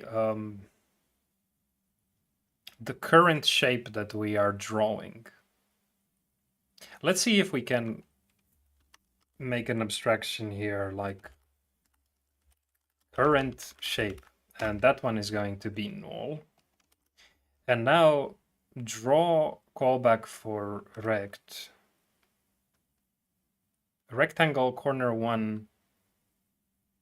Okay, so current shape is a new rectangle at the mouse position. So this one seems to be okay.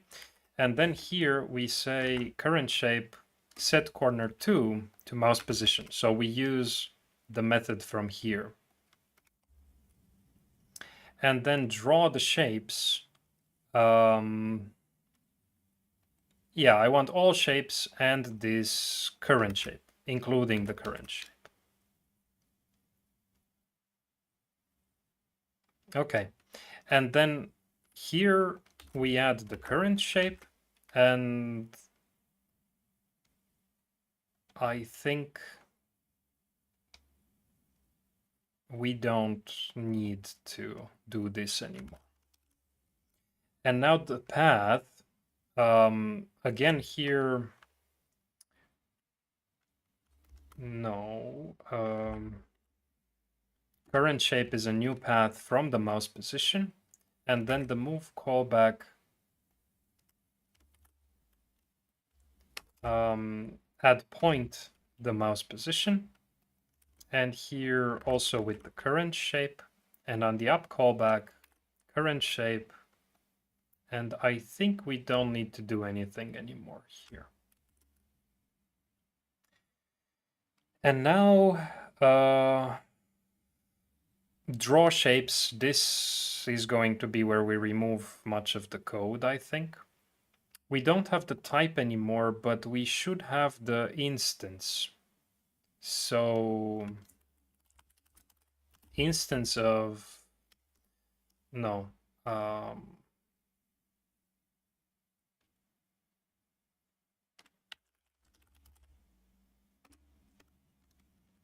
And maybe we can, no, we don't need to worry about this at all anymore because the shape knows what to do. So we just say shape draw on the context, I think. Let's see. And now if we refresh and I draw a path, it works. If I draw a rectangle, it works. And more paths. So notice here, the code in the path class is responsible for creating that path and manipulating that path. At the moment, it just has the points, but it could have other properties as well, like the color or the width or things like that eventually. And then the rectangle also has the two corners and the way to draw itself, which is a little bit more involved. It has these absolute differences and getting the top left corner, basically.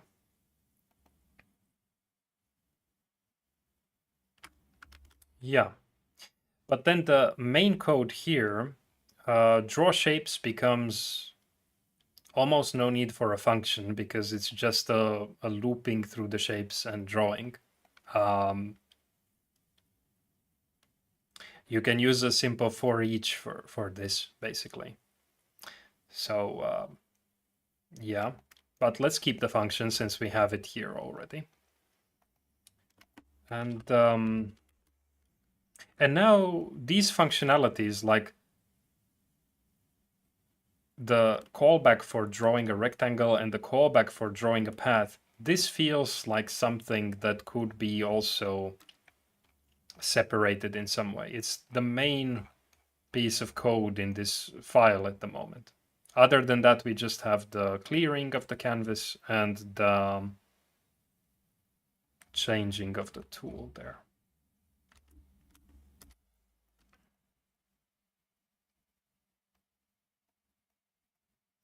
I will have to think about where that should go because these, I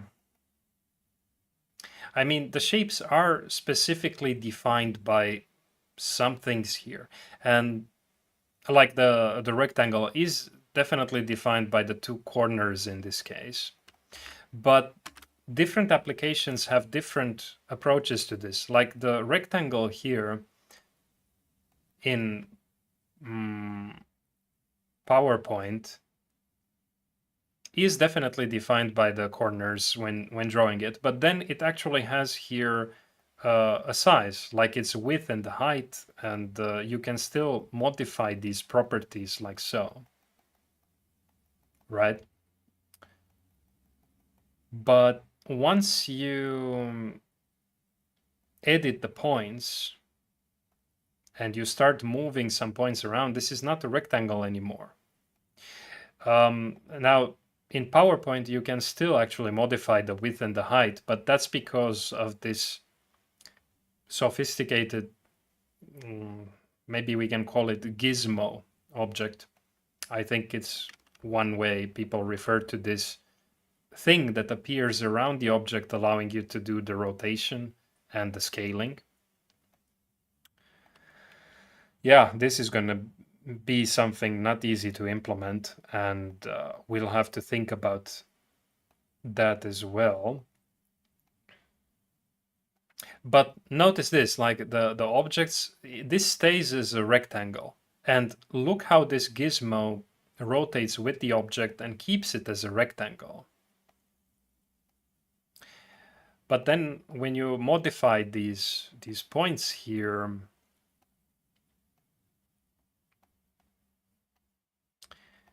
now, okay, it kept the orientation here like so.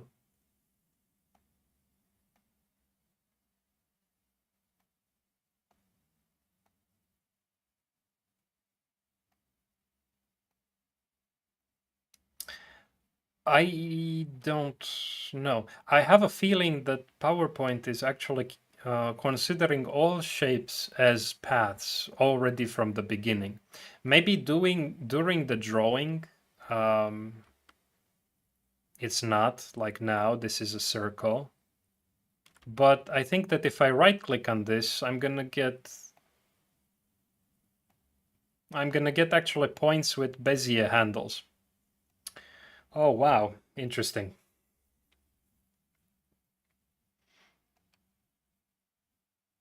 I will have to think about this more. But basically what this means is that we are not actually drawing circles. We are drawing barely, almost circles.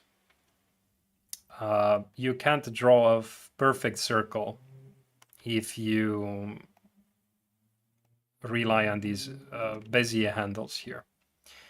So I did talk about this a little bit in one of my videos, in the one where I show how to draw the circle in 10 different ways.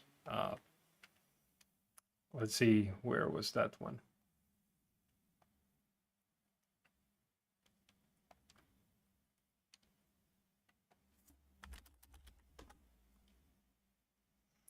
In this one, two of the circles I drew there, one of them was actually exactly this one that is being drawn in PowerPoint. So it's actually 4 points, and the Bezier handles here, these control points. So these control points are specifically put at a very nice position so that these curves look almost like a circle, but it's actually not a perfect circle. So PowerPoint seems to be tricking us. The circle is not defined by a radius and a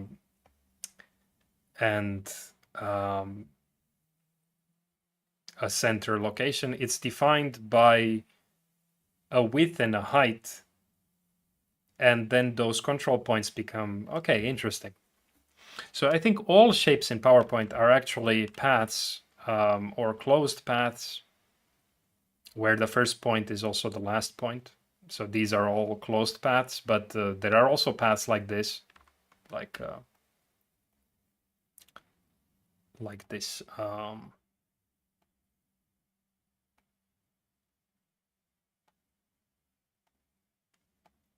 Curly brace here. And of course I can also edit this one, these points. Like if I want the curly brace to look funny like this, it's possible. So this is an open path.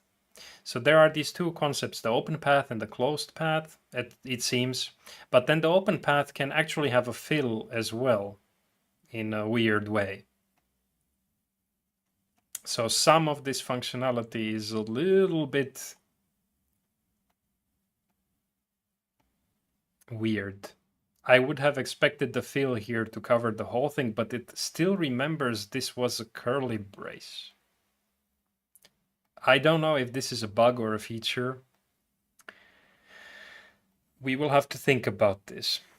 I really like having width and height be the definition of a rectangle, at least for a while, until you find the need to transform it into something else like this. If you ever need to. But if not, then the width and height or the radius of the circle should really be the characteristic of that specific shape. But what seems to be happening here is that PowerPoint seems to let you draw some shapes that are really all defined by these points and also the Bezier handles in a specific way. That's an approach, and maybe I like it. But I really would like to be able to select this circle and to go somewhere here and see radius appearing there, because that is the property of a circle, defining the circle. And if I would like the circle to have a larger radius, I would like to be able to do that. Of course, width and height also have the same possibility.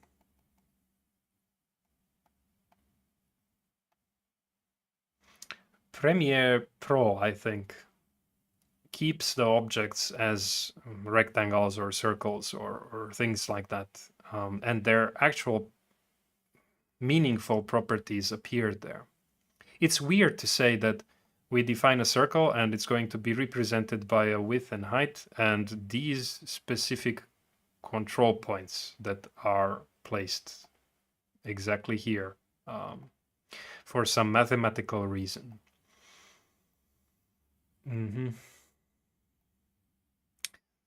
So maybe having a way to convert each shape into its representation, like polygonal representation with these curved lines, might be a feature that we should have in the future. Yeah, okay, interesting. Yes, PowerPoint is a very advanced drawing app.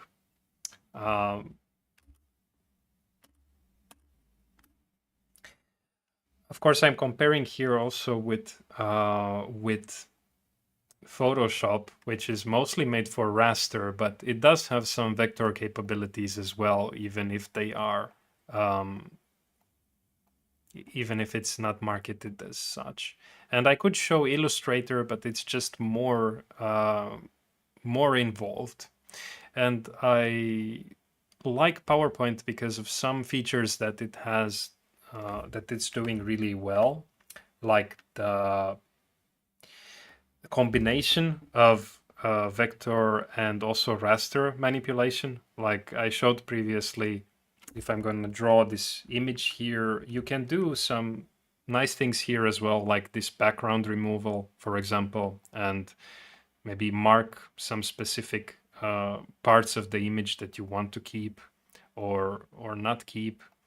Or, of course, all those kind of crazy artistic effects that it can do. That is really a raster manipulation that is happening there on the objects. And each object, I mean, you can have the vector drawings here that are infinitely scalable, but you can also paste them as images. And when you do that, of course, you could do all the other manipulations as well, the raster ones. I really like this kind of particular approach that PowerPoint has, that lets you change from one state into the other.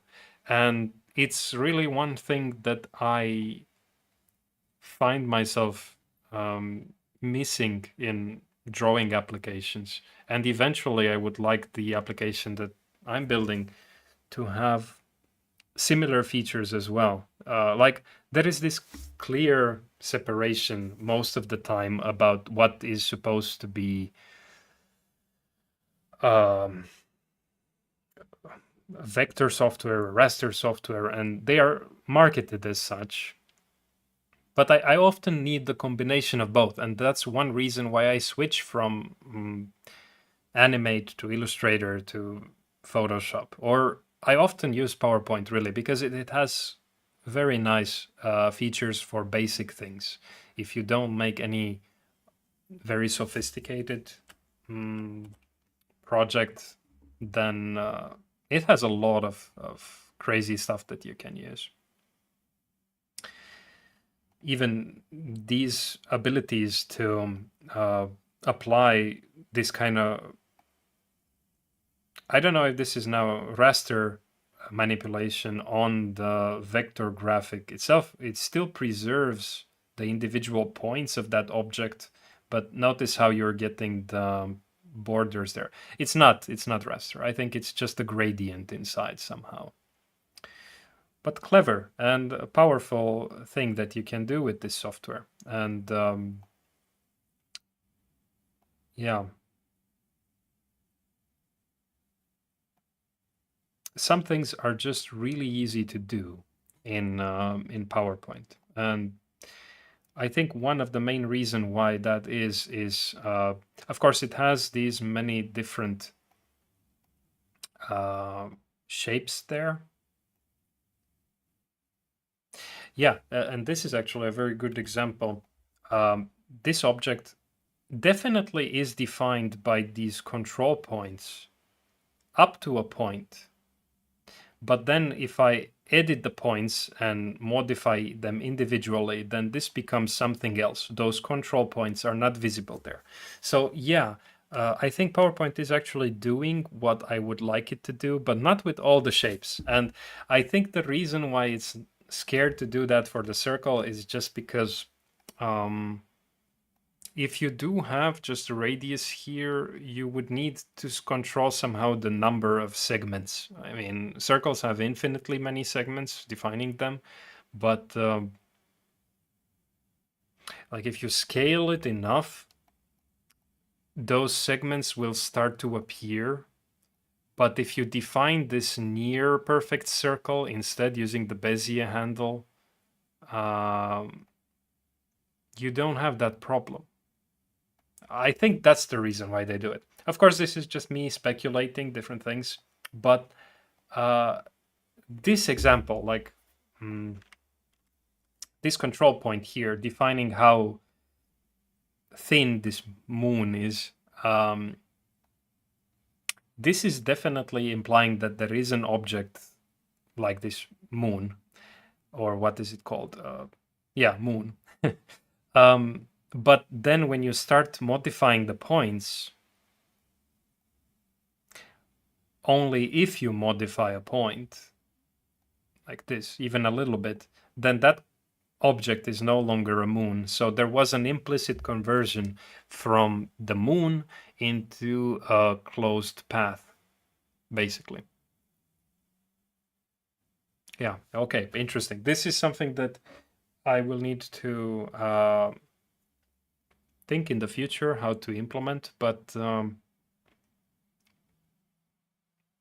yeah, sometimes coding is a lot about understanding something and then proceeding to implement. Yeah, let me check now quickly the comments. So we do have some structure appearing here. Somebody was suggesting inheriting here, but at the moment I don't see the point. Of course, both of them would, if we would have interfaces here, both of them would have the draw interface, and then through this polymorphism, you would get either the draw for the path or the draw for the rect. So forcing each shape to have a draw method, basically. But I don't know how strict JavaScript is with that kind of structure. Let's see. Maybe some of you have ideas in the future. Right.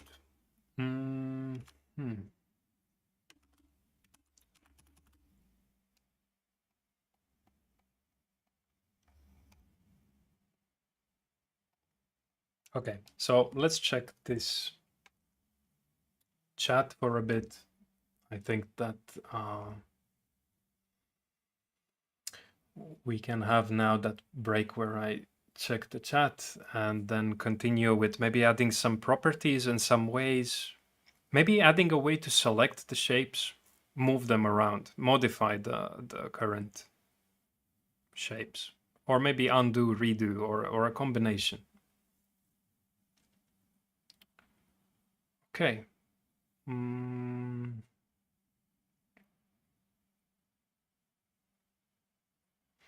Yeah, I also thought that you need to separate touch events for phone, but I think that now this pointer up, down, whatever, they are supposed to be compatible with both touch and mouse inputs. So it should be okay. Yeah, no alternative is yeah.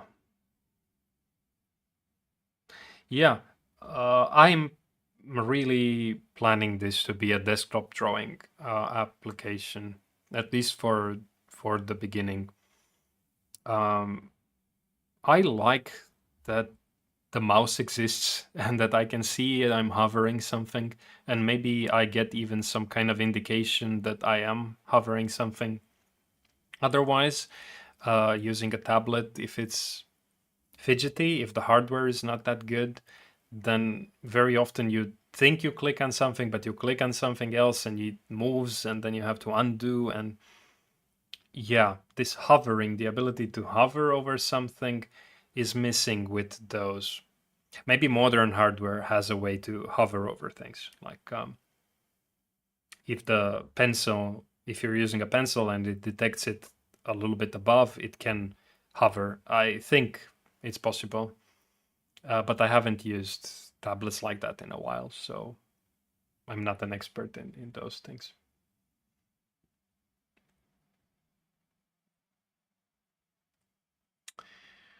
Ah, Ninja Coder. Yeah, you came there and it's going good. I'm trying to figure out some structure for this thing and some features that it will eventually have, and there's going to be a lot of work to do. But I think it's going to be a fun project. And I also think now it's a good thing that we started with these paths, because like in this PowerPoint case, everything essentially becomes a path once it's drawn and once you fiddle a bit with the points. So yeah, let's see.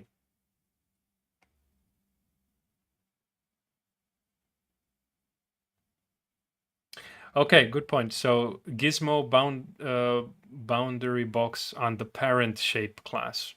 Mm-hmm. Good point. So that gizmo would figure out what is maybe the minimum and maximum value of the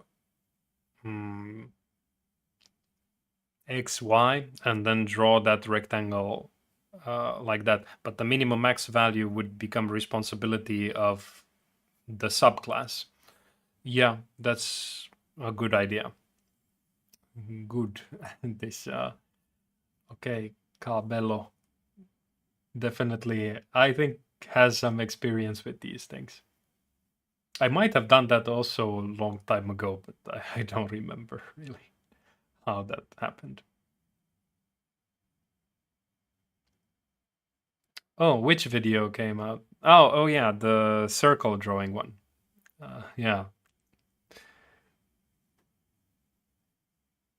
Oh, yeah, definitely. This is a horribly complex application. What I want to do now, it's amazingly complex. It will have so many components, and I expect this to be a very long project that I come back to again and again, and maybe even clarify some views after each stream, and maybe looking at the comments and Discord and so on.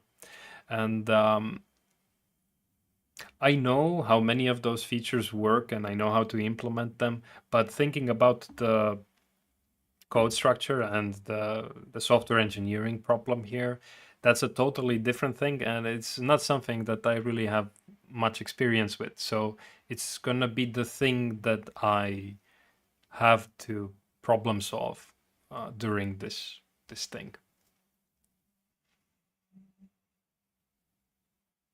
Yeah. I will check out different software as well, especially if I find something that has a unique feature that I would like to implement. Now I just have a couple of them in mind for the start. Yeah, inheritance. I want to use it. Does anybody know if JavaScript supports interfaces or if I just have to use classes for that? Yeah, setting width and height, you have the diameter, and that's the radius.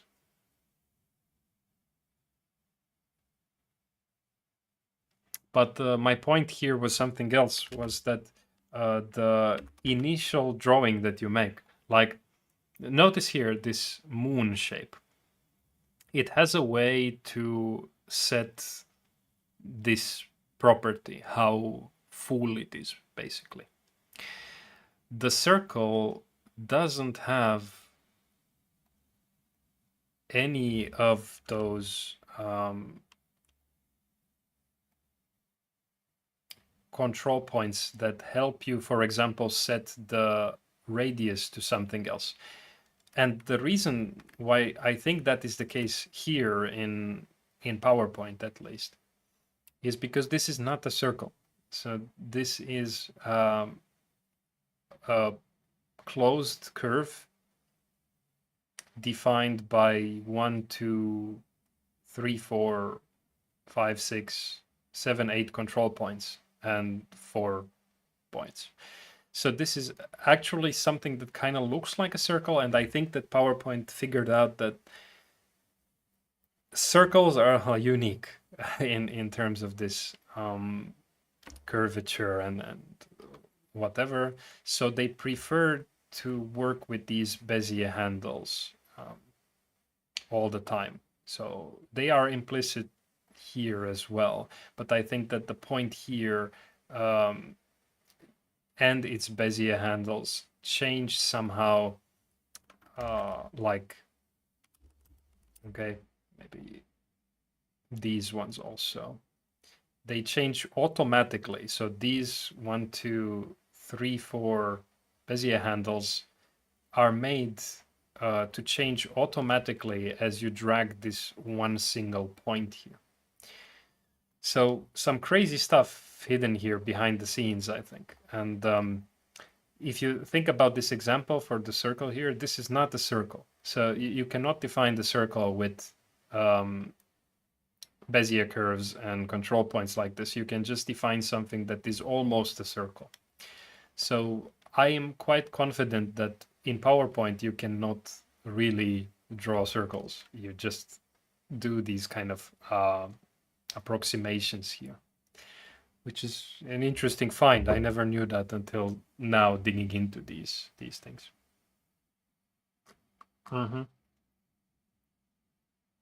Yeah, I know. I know TypeScript has that possibility, but I don't want to use it.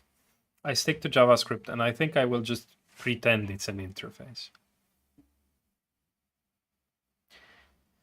Yeah. I mean, TypeScript is eventually goes back to JavaScript, so even if the keyword interface is recognized there, it doesn't mean it's a real. Well, it is real for the developers. Yeah, that's true. Yeah, this is not a circle. It's really not. If you watch that one video I pointed to before, I think, where was it? This one. There is one point in it where I mention about these near circles and these two near circles. I'm drawing them. I believe the one I'm trying to draw now is exactly the one with 2 control points, and this 0.55 value here is a value that most resembles a circle. it was a trial and error. I think maybe the value might be a little bit better to define it, but it does look pretty much like a circle. Like it's undistinguishable if you just look at it. So that's why these are red, because they are near circles. And this is kind of clear that it's not a circle. You can see it a little bit pointy here. This is with just one control point for each of these segments. And PowerPoint seems to be doing this and just claims it's a circle. Or maybe it doesn't. Let's see, what is the tool called? It's oval, probably. Yeah, oval. And oval is kind of a strange word. I mean, it can define any kind of shape like this. I don't think it's an ellipse either, because it's not defined by two focal points. It's again defined by those same 8 control points here. And if you hold shift on this, then it becomes a circle there. But the word oval is, yeah, something with a width and a height that is clearly defined here, and with a curvature that looks nice. So I think what they do is that they make sure that these Bezier points are collinear with the control point here. That's one aspect. They are all on the same line. Like if this would be a little bit off on one side, like this, then it starts to look pointy in this one place. So anyway, this will be very math related stuff, and eventually we will work with these Bezier things as well. But now I don't want to, yeah, I don't want to get into that today, at least. It's crazy stuff.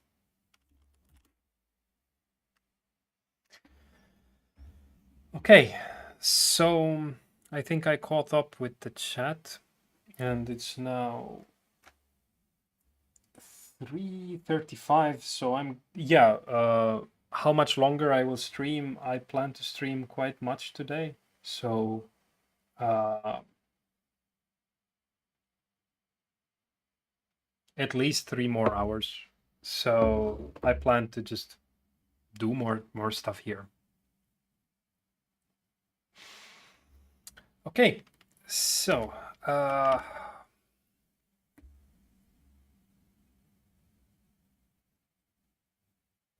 okay, let's try that.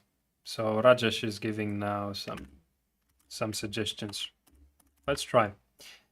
So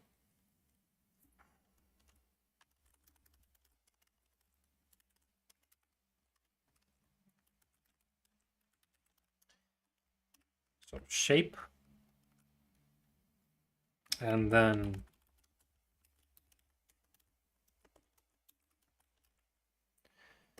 now the constructor here,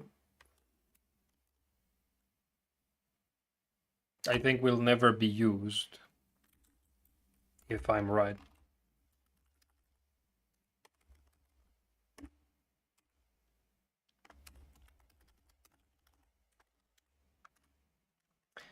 And then the draw method, yeah,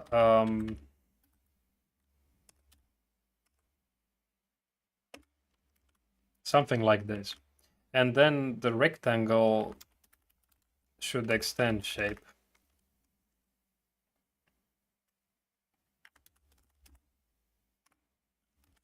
Extends shape.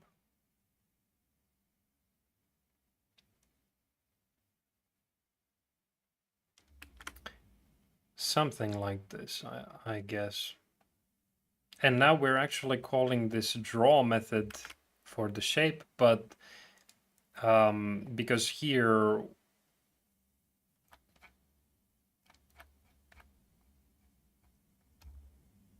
we are looping through the array of shapes. So we are calling that one, but it doesn't throw the error because those objects are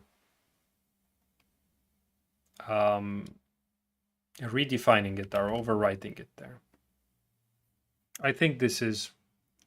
Mhm.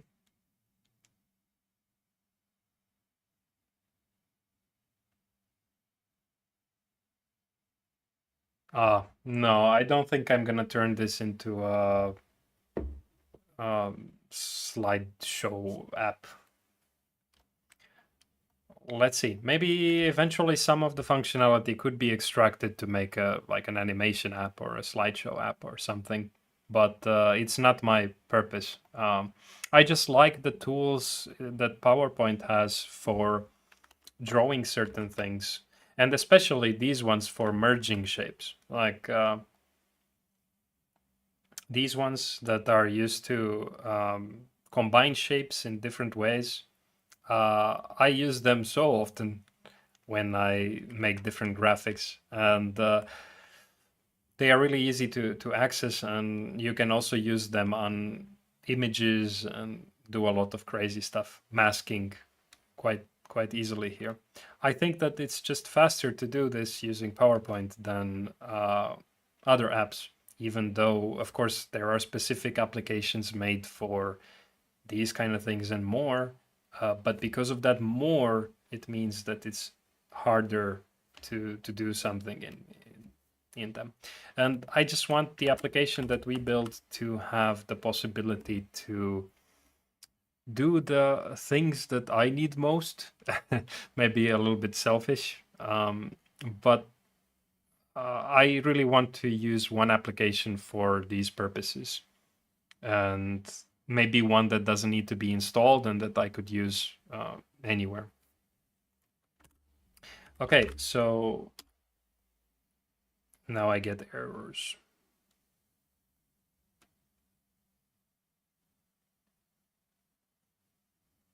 Ah.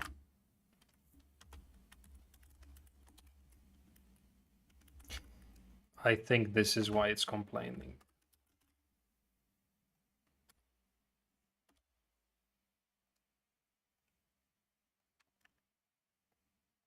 Yeah, it was complaining because when you do extend some other class, you need to call the previous constructor. So actually, it's kind of a lie here that it's never called. It's never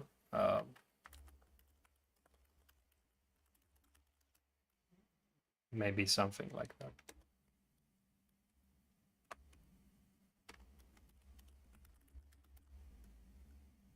Maybe this is okay.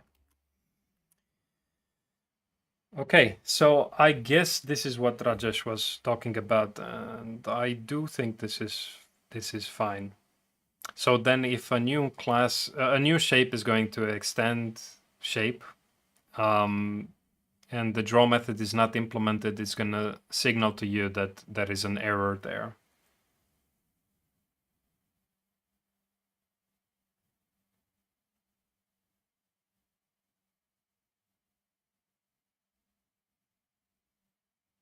Yeah. I think they don't automatically call super because they don't know what parameters to pass. So here it's something with the empty parameter, but a parameter list, but it could be with some properties there. I think eventually we will have some kind of let's see how this will go. But I'm now thinking about copying different objects. Like if I would like to implement a way to copy two paths, to have two of them, maybe flip one, and like I often do something like in different software, maybe not PowerPoint, but like maybe I start off with a simple shape like this, like a simple line. And then I modify some of it. Like, I don't know. Okay, I think this is actually a bug in the interface. This control point should move in that direction also, but for some reason it doesn't. PowerPoint can have bugs, and everything actually has some bugs. But now duplicating this is powerful.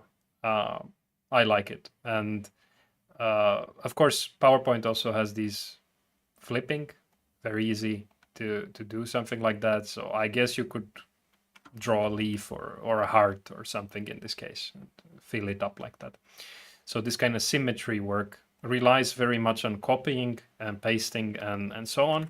So now I'm thinking these constructors for creating a new rectangle will not be enough. There will be a need for some way to duplicate the object, preserving both corners, which are not the same. So maybe a copy method or something. And let's see if that one could be also passed here so that all the shapes need to have this possibility to be copied. Yeah. So now I haven't been coding much in a while, just thinking about different things, but having an understanding of these is really important. And you could write documents, you could write specifications, and maybe test the applications a lot and figure out what you want to do. But really, before you start doing it, all that planning and speculation might be just half of it or even less, until you start doing it and then you see it's not really complete what you thought the idea is. So that's why I'm doing this stream. I'm somehow showing that there is a lot of back and forth, and I wouldn't be surprised if all the code that we write here today and maybe next time when I do an update to this, maybe after 2-3 more updates, everything needs to be redesigned in some way. Of course, much of it is just moving the code around, structuring it in a different way. But often you don't know what the code structure should be um, before you get into it and you start to prototype some things. Okay. Yeah, so not much has happened in the last half an hour. Let's have a way for... I won't go into fills just yet. Or maybe let's go into fills also. And colors. Selecting colors, selecting line thickness, maybe. I will have very crude elements here. I won't focus on these styles just yet because I don't know exactly how they will go together. But I want a color picker for the fill and a color picker for the stroke. Similar as in PowerPoint, these two here, or more iconic, I think, in Photoshop, you have these kind of selections here. But yeah, let's try that. So color. Does this work really?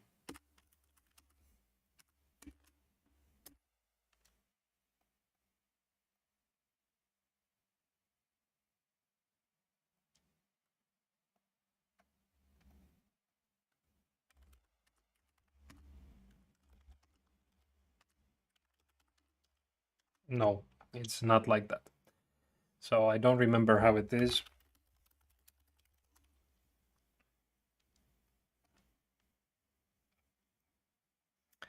Yeah, sometimes you can get these recommendations that don't really make much sense from Copilot, for example, but this doesn't show me the code.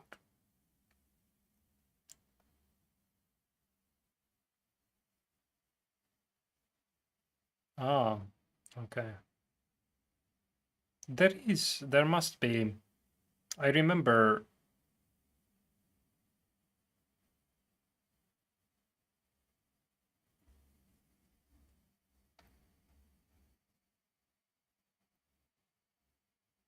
Really, there is no. There must be. Input must have.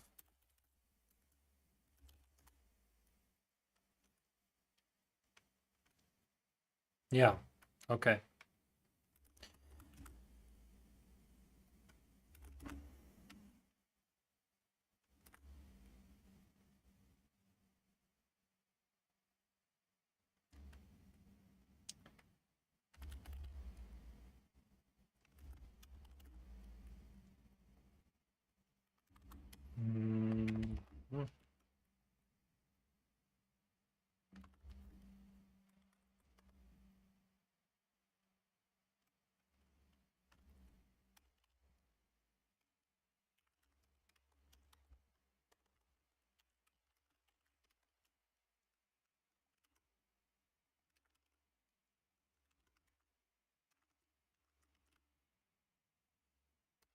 Now, this should actually be in this toolbox, so I think I'm going to wrap them all in a div, and now the ID will be that, and it will contain this select component, and then this color picker. So it's here. This red seems not to be accepted here, so maybe no. Okay, it only accepts this hex notation. So that's okay. Now, some applications specify which is the fill, which is the outline. We'll have to think about if we really need to do that. Some of them, they don't. They just rely on... okay, and this is actually foreground, background, a little bit different. They rely on people remembering which is which. Yeah, it needed to be this hexadecimal. Okay, let's just leave it like this for now, and have another one for the stroke color. Now, stroke, I don't know if it's the correct word to use. Outline is used, line, line fill.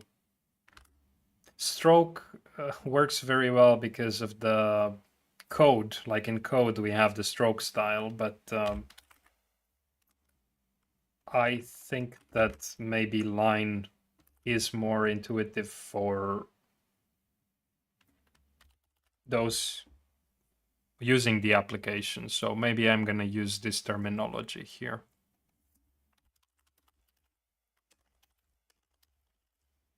Because I want to display the word line there. I don't know if I will display it really in this ugly way. Maybe I will display it just as a hover. Yeah. Maybe no need for these labels after all.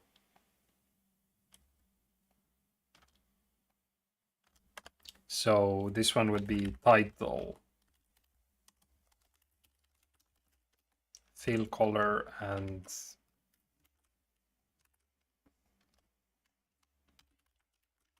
line color. And when you hover them, you get a hint of what they are. And let's have them one below the other, and I think that's fine.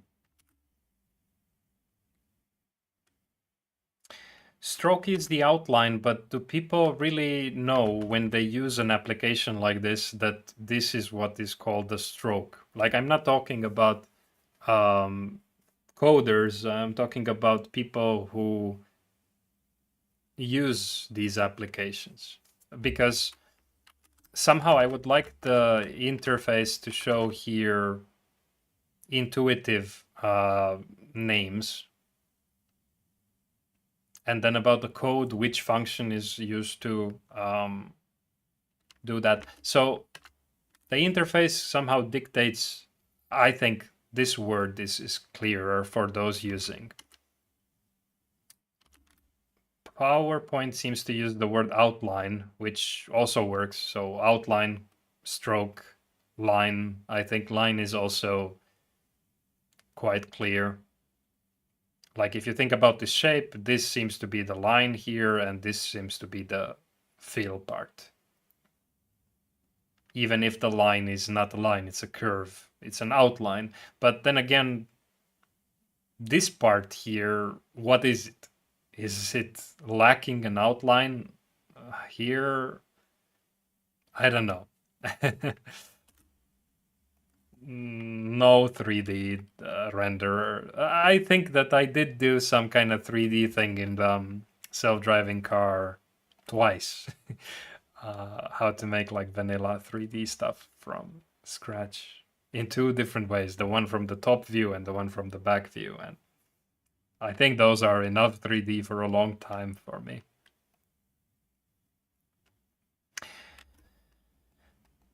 Okay, so when we create now the object here, let's say that we are creating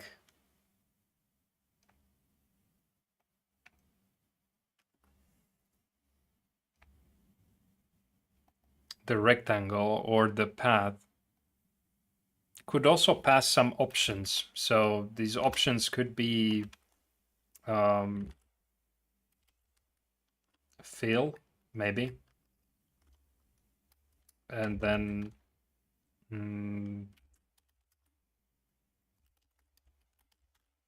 let's just see how this works.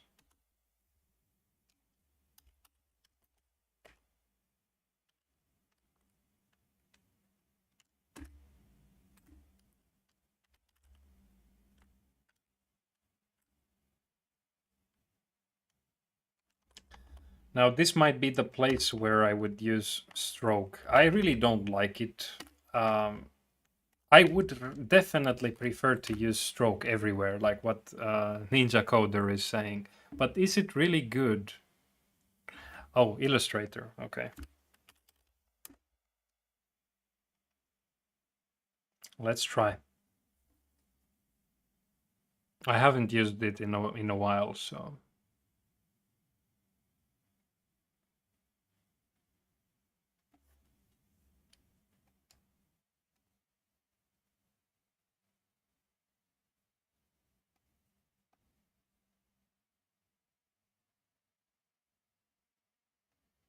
Mhm.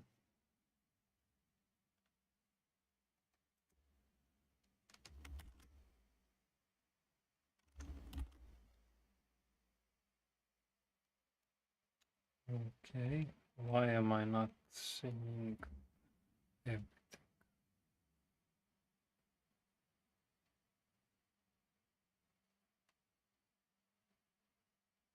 Okay, it does say stroke there. Let's go with stroke. Oh no. Oh no, I closed Visual Studio.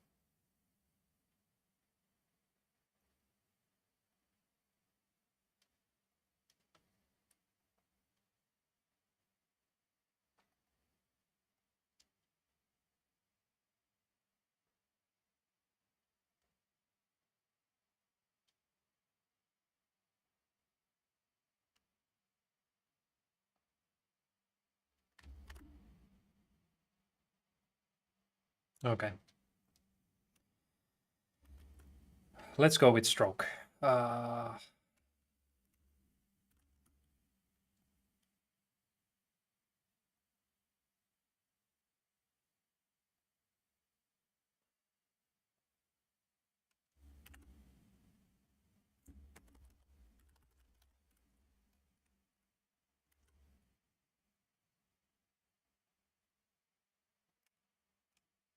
Is this not hiding?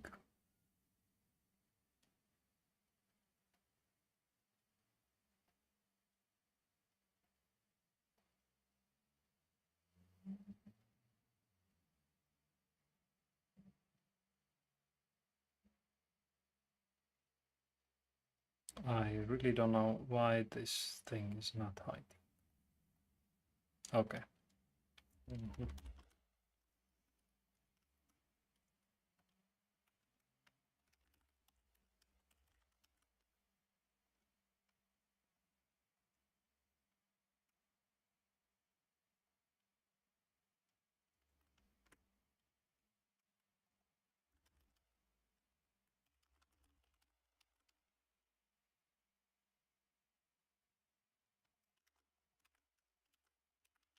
Let's have like this, at least for now, because it could be that eventually we're gonna have stroke, other properties for the stroke as well.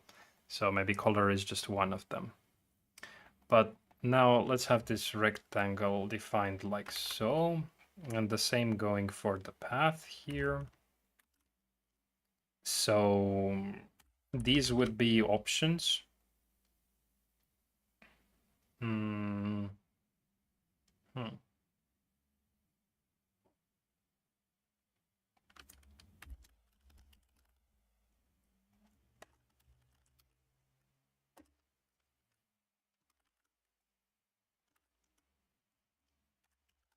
Same for the rectangle. And now this stroke style here can be like so.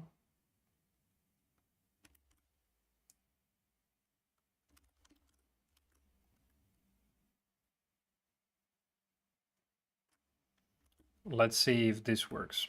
So, okay.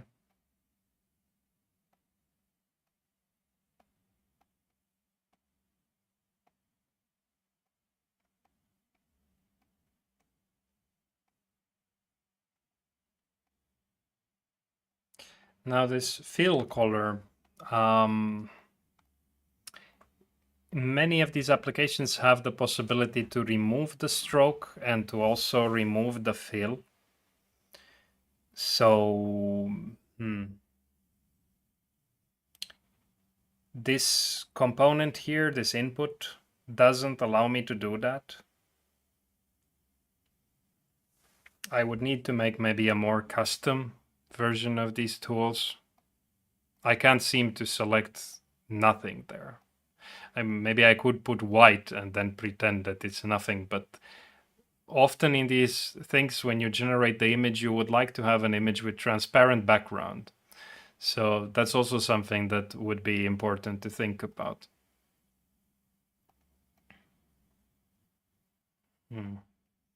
Okay, maybe we don't worry about that yet. But, okay. A rectangle seems to also be like this.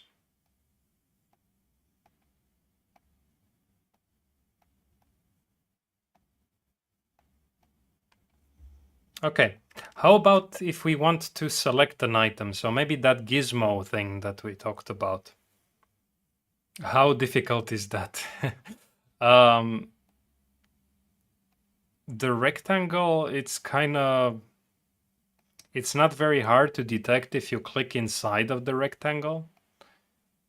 But this one with the path, this becomes really tedious.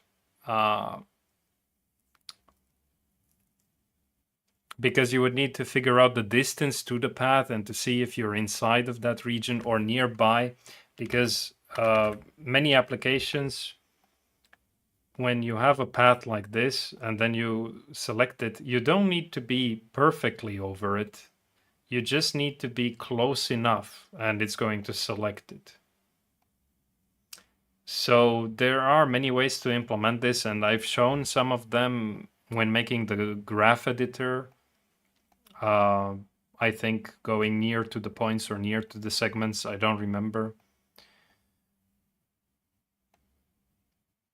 But that's a very computationally expensive thing, because if you have a lot of paths here, like this, you would have to go through every small segment of each of the path and calculate the distance to each, and that's something that really becomes very computationally expensive, even with few figures, if they have a bunch of points.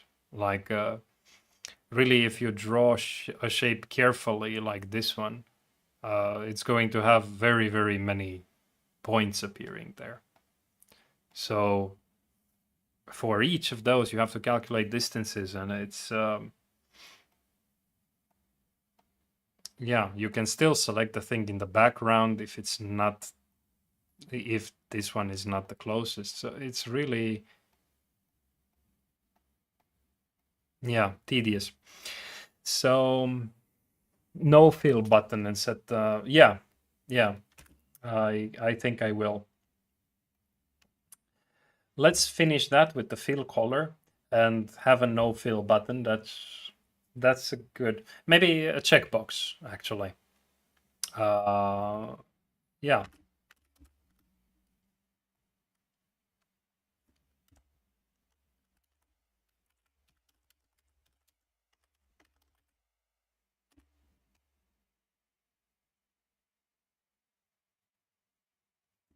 Yeah, something like this.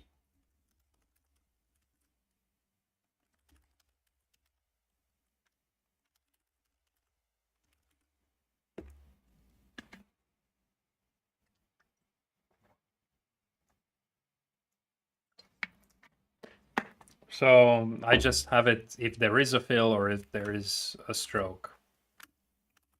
And they are like that. It's a good idea, I think. And this information also has to be passed somehow.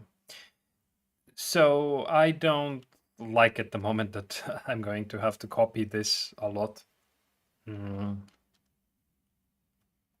Because here now it's going to be fill like that, that. And I also always have to modify this everywhere. So maybe I just make a quick function here, get options.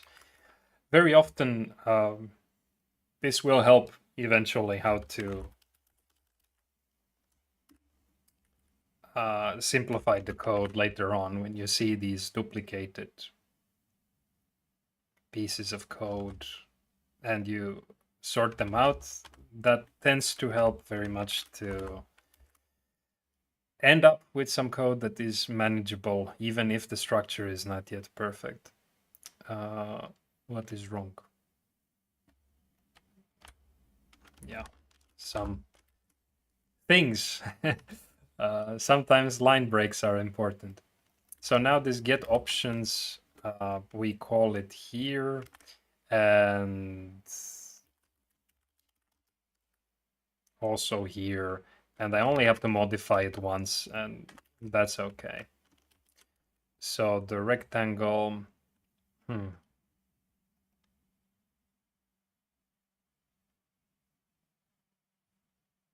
This is an example where maybe these options could go to super here, because everything has a fill in and it's one thing that we could do. So this is also an example of why super is not called implicitly sometimes, because now you want to pass just the options to it. And what we will do here in shape options is set here this options is equal to options like that. I don't know if it's the best code and if we will stick to this, but now we don't have to update anymore path and rect every time we pass the options and we modify some of the options. We don't have to modify shape either. We just have to trust that the options are there somehow. So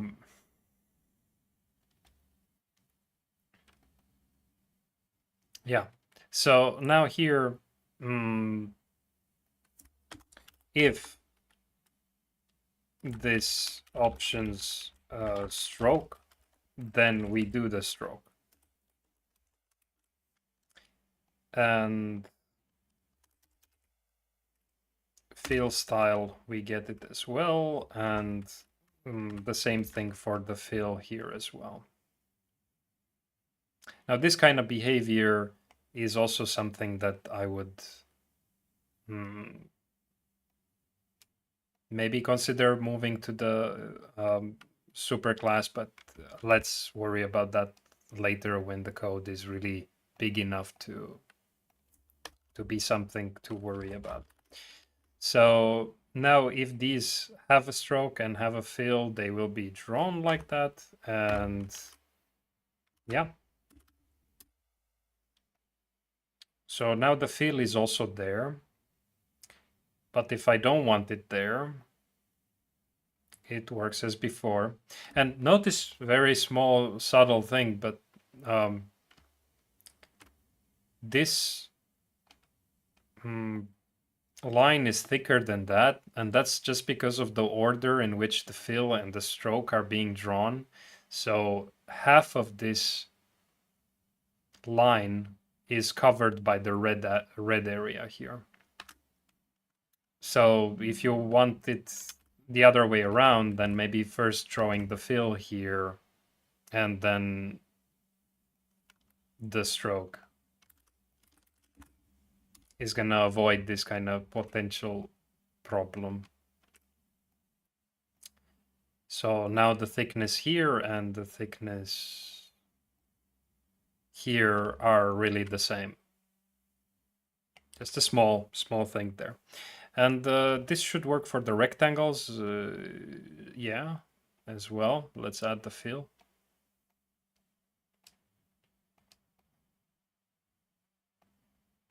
Okay, nice. Thanks for the idea. I think it was nice. Yeah, layer. Okay.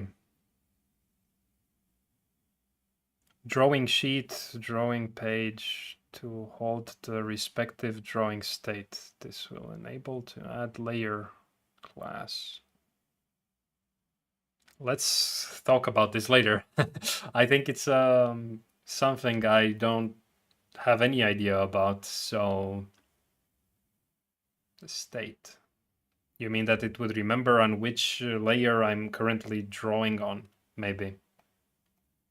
I don't know. I'm a little confused. But anyway, we have something. I want to move to the selection. And to make this selection, I'm going to implement, I have an idea.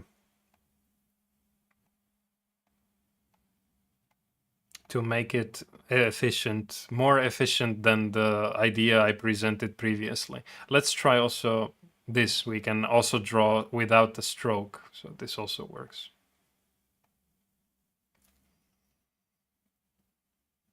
Stroke width, let's do that as well, because it's a hard-coded value here. So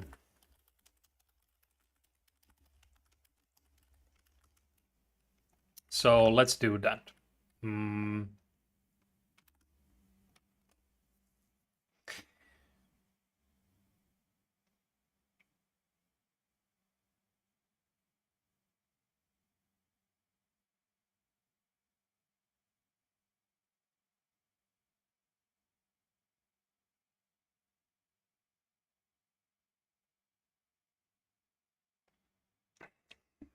Yeah, and I'm gonna implement some way.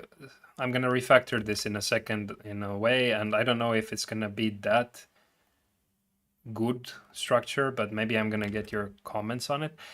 Anyway, stroke width. Yeah, let's do stroke width, then refactor that, and then select the items. And I'm gonna use a trick I haven't used in a long time for selecting items, and it should be fast. I just hope it's gonna be reliable. And I think it's general enough that we can use it for every shape. Okay, so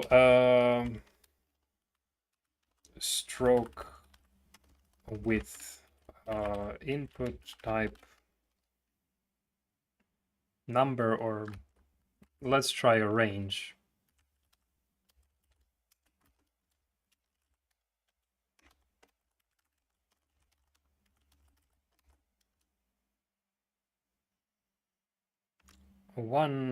Between 1 and, let's say, 100.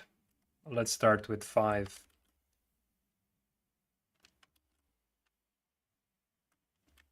Okay. And now this get options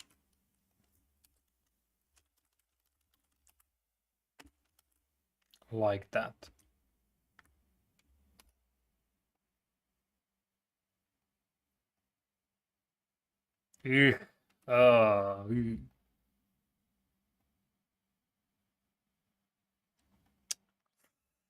Ugly line caps. Maybe we want them to be like that, but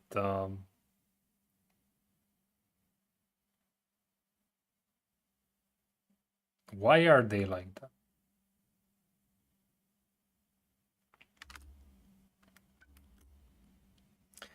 Okay, this is now we can fix that several ways, but about the refactoring thing, do you think this is a good idea? Uh, this is basically part of the code that is initializing the styles, and this is applying the styles. So we could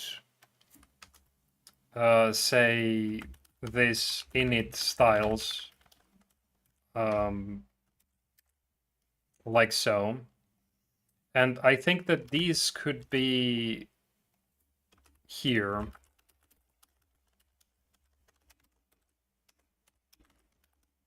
And then apply styles would be this one. So the idea is that if we do this, we don't need to duplicate this code. It's just defined here in the superclass, and we just call it like this, like so. And I mean, these objects that are doing the drawing, like a rectangle in this case, um, or many separate lines, line twos in this case, they exist, but without the actually we don't even need that. We can just have apply styles because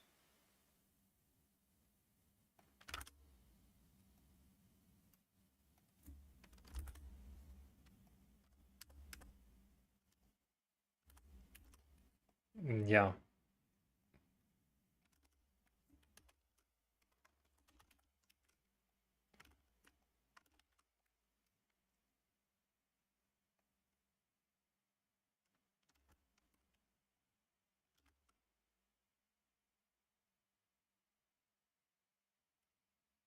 Let's see.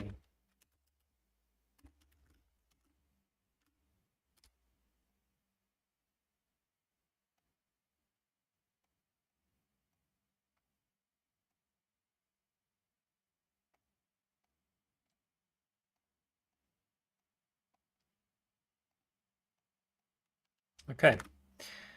Do you think this is good?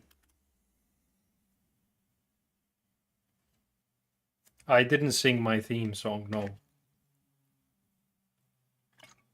Mm-hmm. Yeah, Cabello is now mentioning the same, that maybe those should be set in the superclass. I just did it.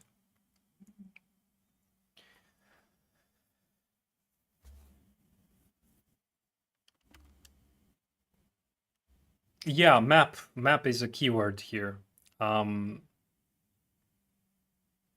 I want to use a separate trick, a color-based map that identifies each shape by a unique color. And then depending on what color you click on, it's going to figure out that you're clicking on this or that or that or that or so on. It's something that will need a little bit testing, and I'm worried about overlaps. But I think it's going to be the fastest way, basically constant time complexity for retrieving the shape. And I don't need to do clever math to figure out distances to objects, or if it's inside a polygon or something else, it's going to be pixel based. And let's just see how that works. So bear with me for a moment. I'm going to use a separate canvas, and I'm going to draw the shapes on this other canvas, a helper canvas, in a different way with unique color identifiers. So this will eventually not be visible. Yeah.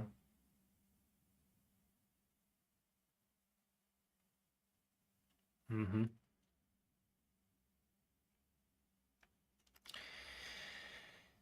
Okay. So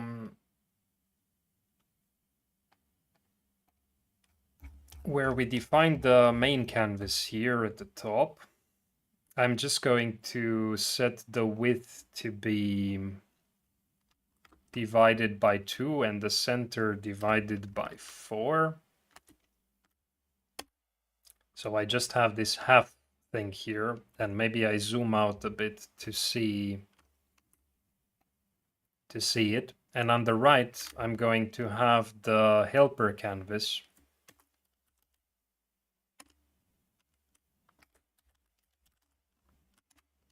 Now this I won't have visible eventually, but so that you understand what I'm doing,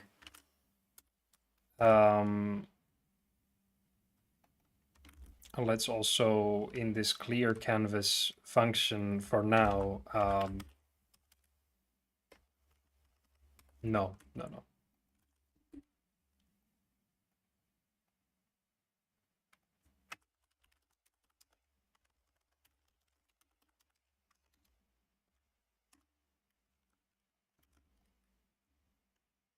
Yeah.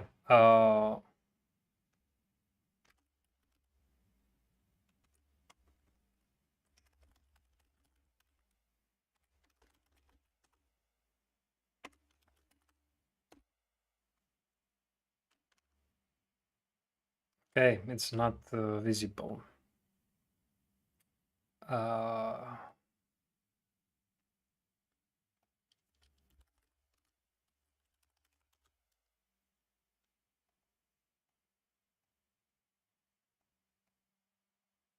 Why are you not visible?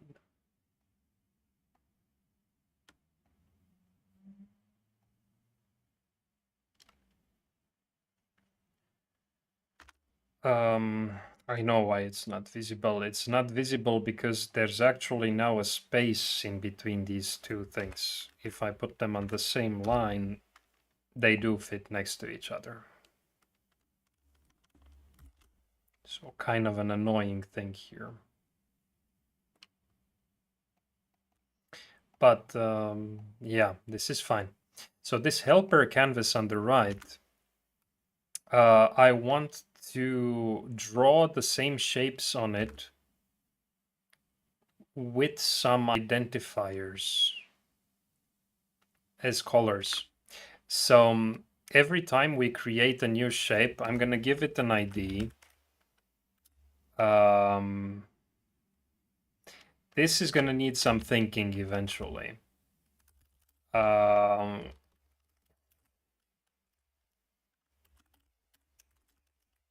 It shouldn't be random eventually, but let's call it a color ID. It can also be just a very big number, really, between.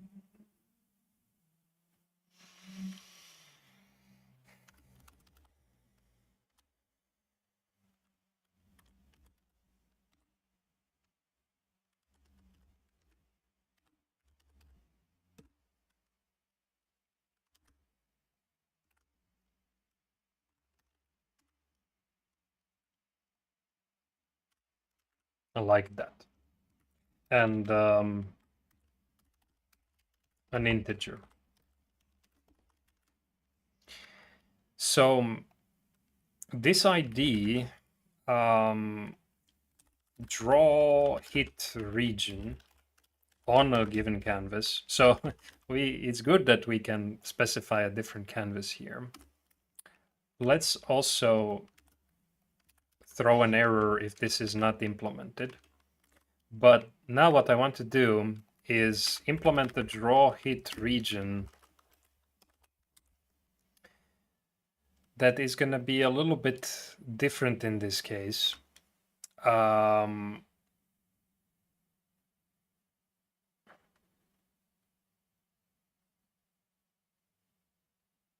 mean, the code is basically the same.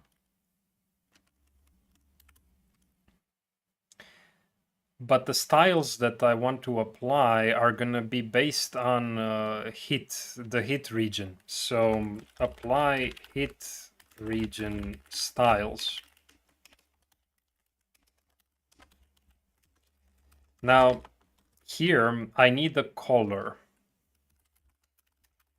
And I'm going to get this color based on this ID.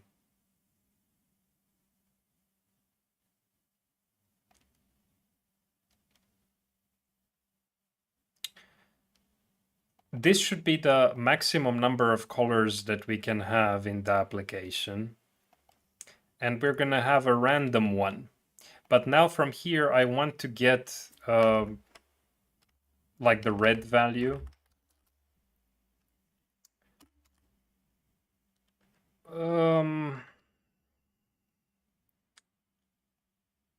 This, I don't know if this is going to be correct.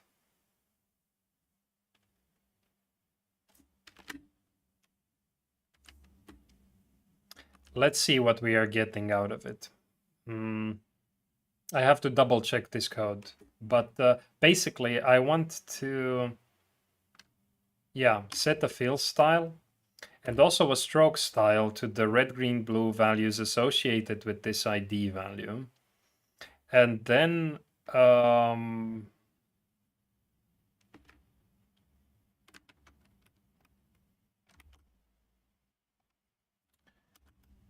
line width actually comes from the options.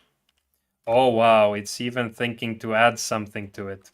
Let's not, but we will get back to that. Clever. I guess other people have implemented similar things before. So apply hit region styles.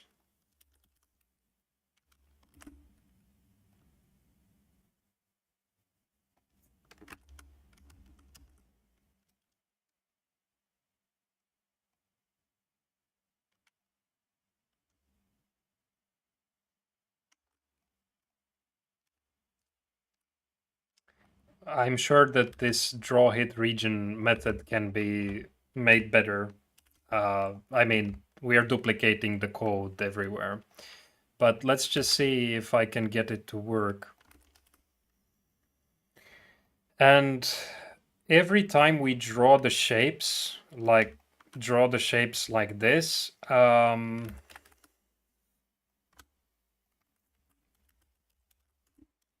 we also draw the hit region.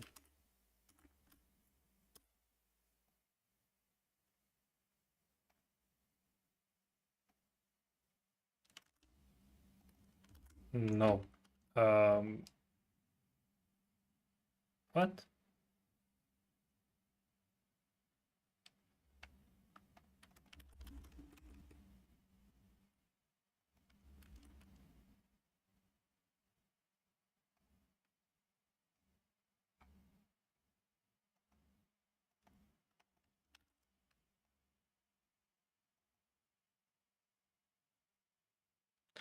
Ah,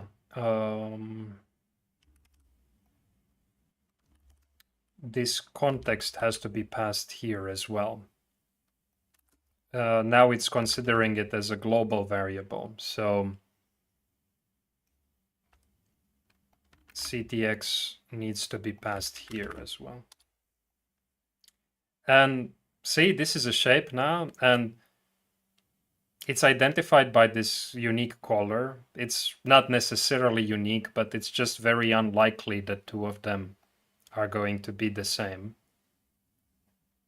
And if I'm going to not have a fill, it's going to look like that. And if I'm going to have a rectangle, oh, I'm forgetting to clear the other canvas.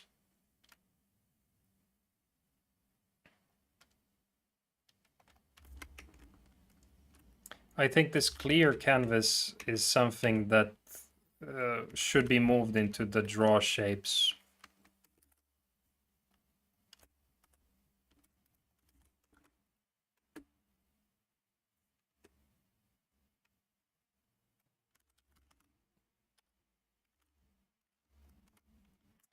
And I also need to clear the other one, so helper.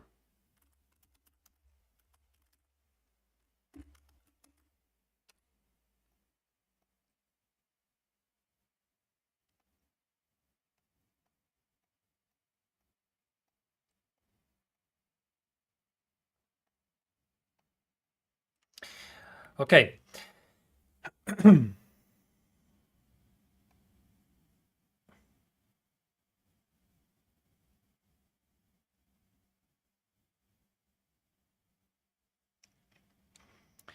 So what I want to do now is if I'm going to have a tool here for selecting, so now I have the tool for path and for rect, I also want to have a tool for selecting, like to select an object here by clicking on it. I'm going to actually check the corresponding location on the other canvas, then see which color I'm clicking on, in this case, this purple, and then find the shape with that purple color. I have to convert it back into the ID somehow and make sure that I select the one with the ID coming from this color. At the moment, these shapes are in an array, so I need to loop this one by one through all of them, and it's kind of complex. But eventually, I could even have a mapping from those IDs. So the IDs are like keys in a hash table or hash map or something, and that's going to be non-linear. So I mean, linear time complexity if we just loop through each of them, but still much better than going through each individual point of these segment of these paths. So already it's going to be efficient if this works. Only thing I'm worried about is duplicated colors. It's unlikely for it to happen, but still possible. So I have to think about that ID strategy better. And the other thing is colors around the side. I can't zoom in on this other canvas easily, but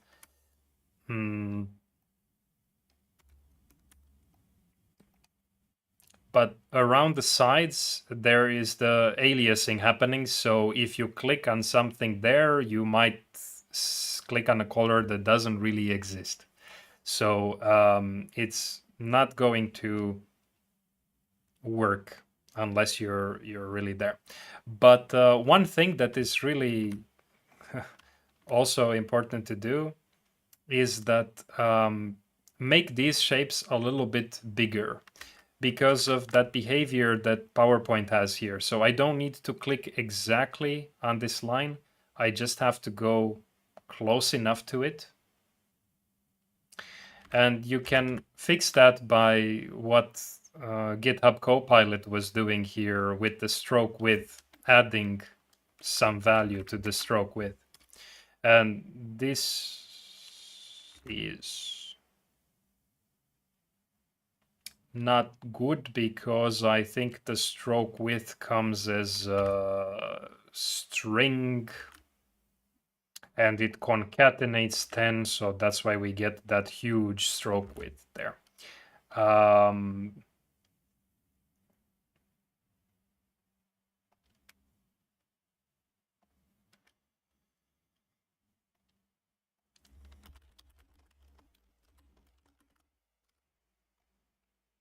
Okay, so now if I don't have a fill, you see this is a little bit thicker, and that means that when I'm gonna click here, it's gonna be here inside the green region. So it's like a little bit of a buffer for selecting these items. Yeah, but let's try to figure out how to select. So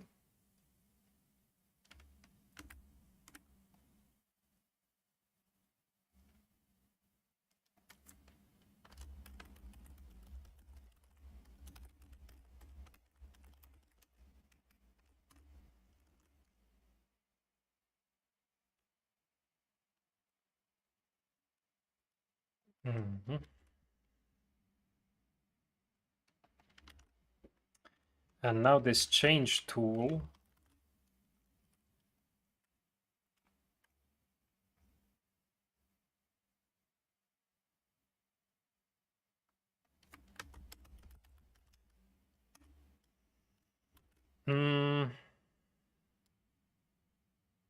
I want a pointer up or down. What do I want? In PowerPoint, if I click, it selects it on click. And actually, if I click and hold it, what? Ah, okay. If I click, it selects it. If I click and hold, it apparently deselects it, but actually not. It it initiates dragging. Okay, but I just worry about the click for now. So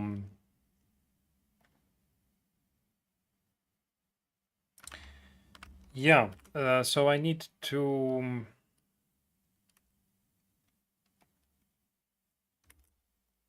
maybe let's do down callback for select.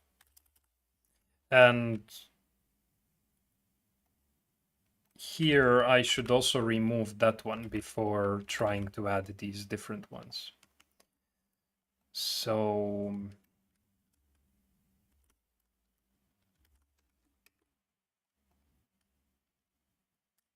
let's say this down callback for select is going to be mouse position. Yeah, we need to do that. But we don't create anything. We just use this mouse position somehow. And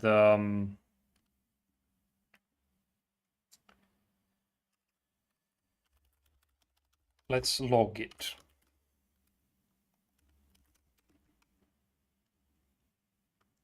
For select.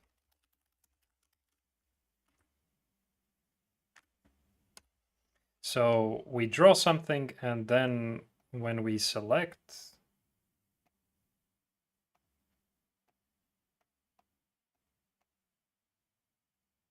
what? What?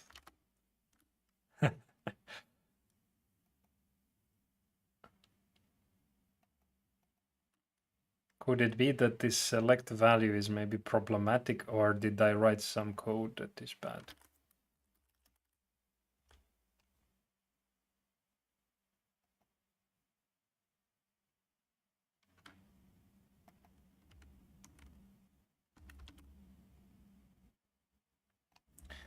Let's put cell instead of select, just in case.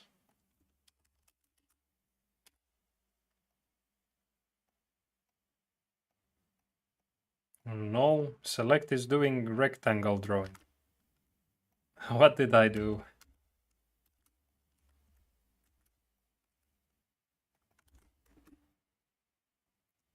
Oh.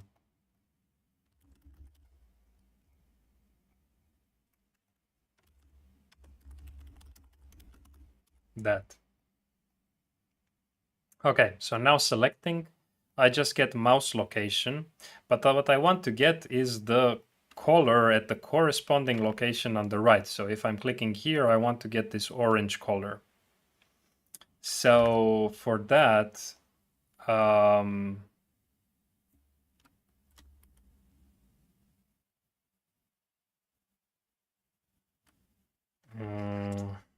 so I have the X and Y.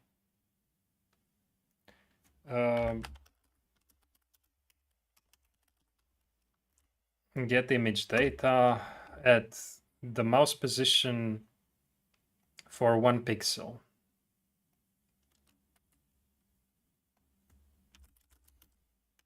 And that's gonna be RGBA.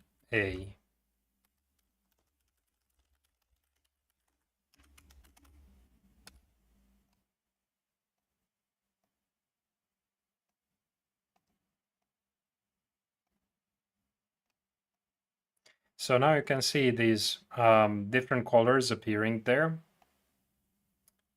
This one from the top, if I click on this object, and this one, if I click on the bottom, and if I click in an empty space, I get 0, 0, 0, 0 because nothing is there. The canvas is actually transparent black. Okay, so I have the color information. How do I get back the ID from this color? Let's try this. This is doing bit shifting, and I hope it knows what it's doing because I don't remember very well these operators. And I believe it's doing something standard that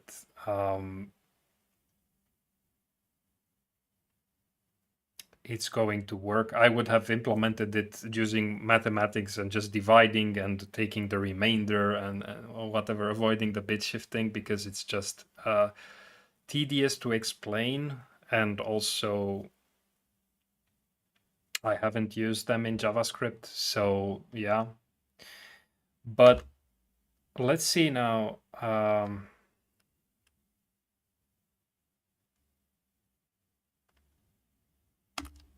Let's log the ID also. So now when I select, this gives me some ID and this gives me another ID. But what are the IDs? So shapes. Let's remap them so that we just get the ID of each shape. And look at that. They are actually there. So we are getting the ID of the shape that we should select by clicking on a color on the right canvas. So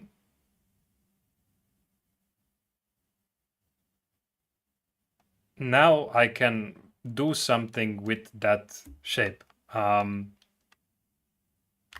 I can find the shape by maybe saying shapes find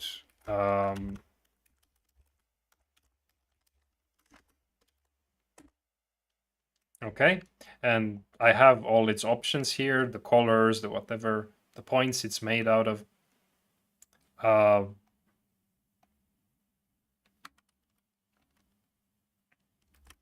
If I type a code that has an ID that doesn't exist, like this one, it's gonna find undefined. So let's just say const shape.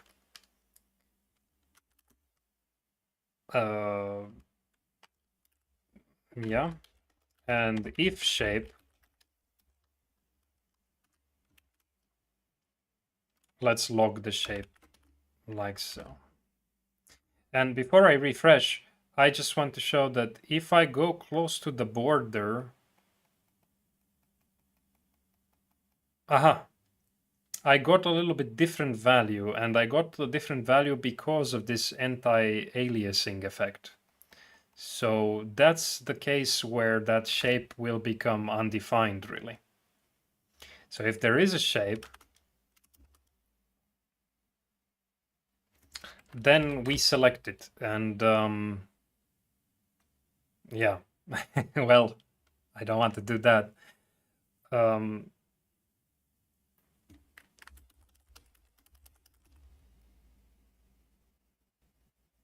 Sure.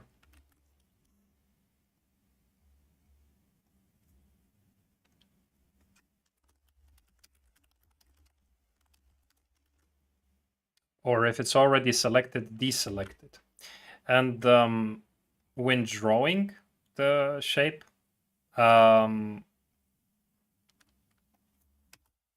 let's say draw gizmo.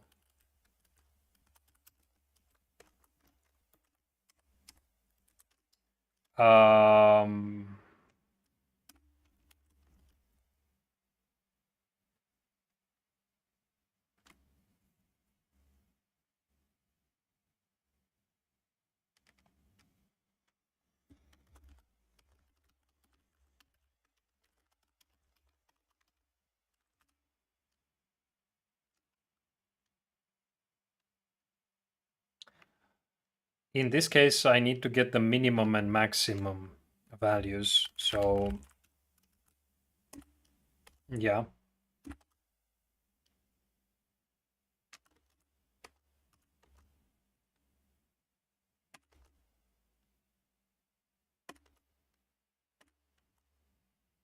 Okay, this is fine. And the one for the rectangle, it's already there. I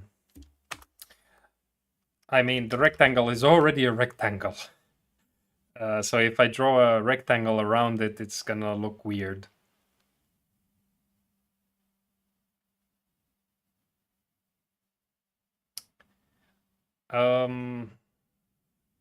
This is again something that will go up to the superclass eventually.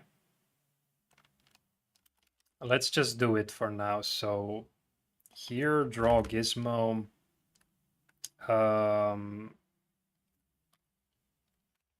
I have the min and max. Okay, min x and min y here. But the max, I need to have them in a different way, and then we stroke it like that.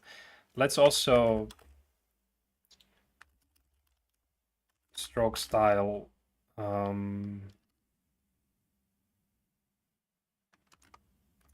Let's have it yellow for now.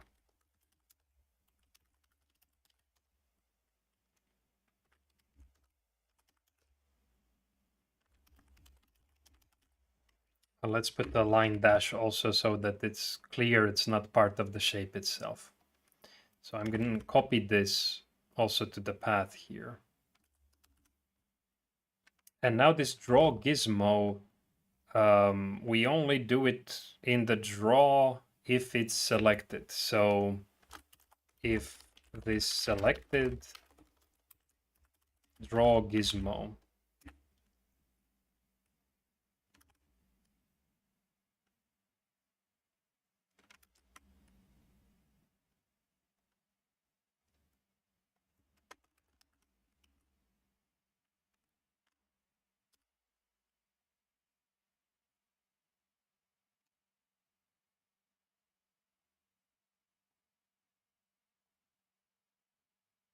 Nothing happened.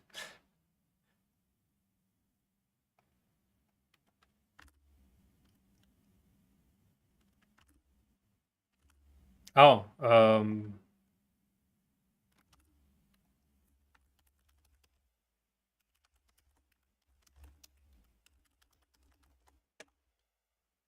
okay. We are not redrawing the shapes, so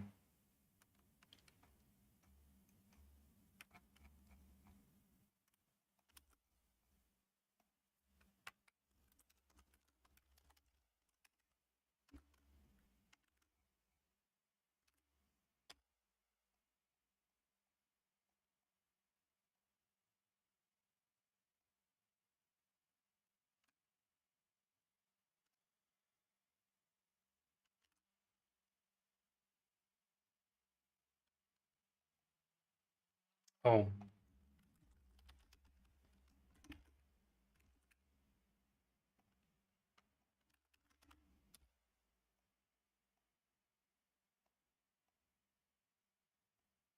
okay.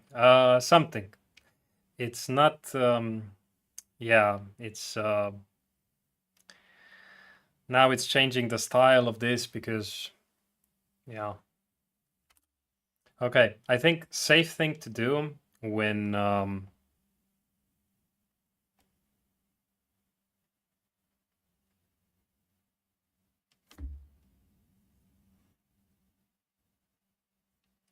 changing styles like this is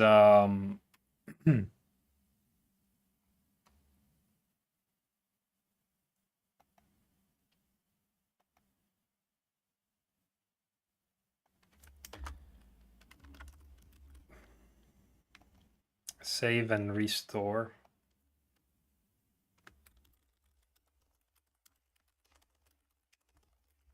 The state of the context, because If you don't do that, then you will forget some properties. So in this case, I definitely think these should happen.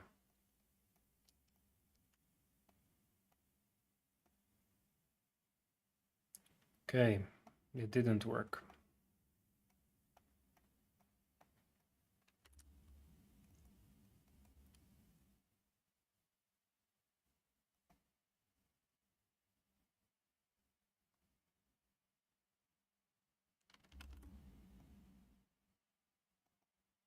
Ah, the gizmo in the rectangle.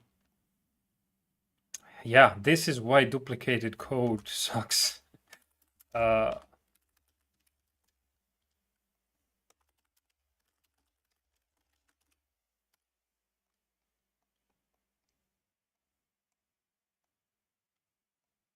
yeah, now it's fine. It allows multiple selection and deselection, and it's okay. Maybe the color of this gizmo can be orange because I don't see it that well. For now, at least. And let's try the rectangles as well. And now we select the rectangle. And notice, even though these colors look for quite close to each other, at least to me, they are different IDs. It's very unlikely for them to have the same IDs there. And if I draw a path without a fill, it's thicker here. And then when I select it, I don't need to be perfect clicking it there. So I like it. I feel it's good. But with this selection, what do we do with it? It's we could change these properties. So maybe changing these properties on change or clicking these will update the properties of existing items there. Yeah, let's do that, but I need a break. So I'm gonna check comments and yeah. Okay, Silverfang. Me and Frank are only guys doing creative stuff. Yeah, I think Frank is more creative than me. I tend to leave things in prototype stage no matter what I'm building. And even like those self-driving car or things that I tried to polish a little bit just because I wanted it um to look nice, to be kind of captivating. I didn't enjoy that part so much. I really like getting the things to work and to a point where you understand how things are working, and then kind of my job is done. Um, but Frank makes really polished things, and they look fantastic. And he uses like sprite sets and pixel art and whatever. Few of his recent videos I didn't have time to check, but yeah.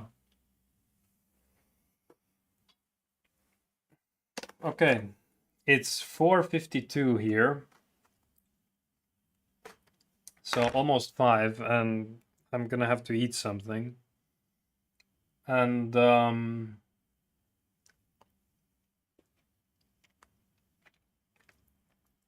yeah, I think I'm going to end at 7. So still some time to do some things. Yeah, stroke width is now implemented. Does it work?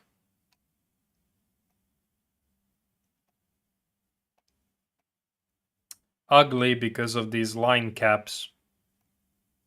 I still don't understand exactly why the line cap is so...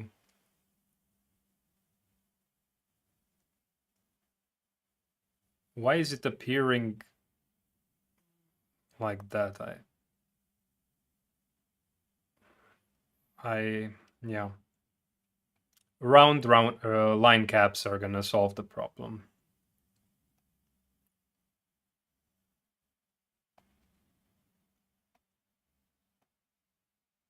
But it seems to work, different thicknesses, and selecting them. Okay, interesting.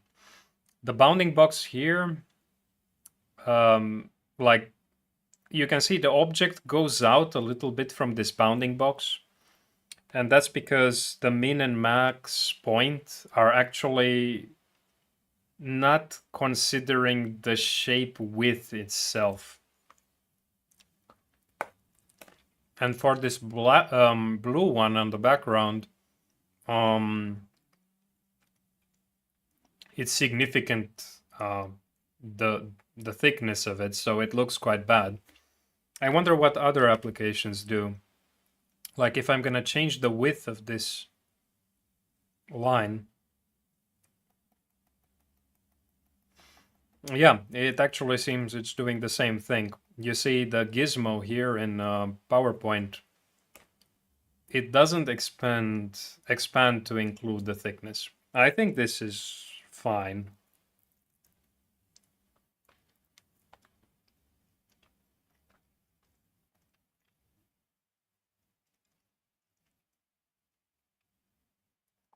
Yeah. And let's see how the line caps look on these shapes. So if I'm going to make this thickness very thick, so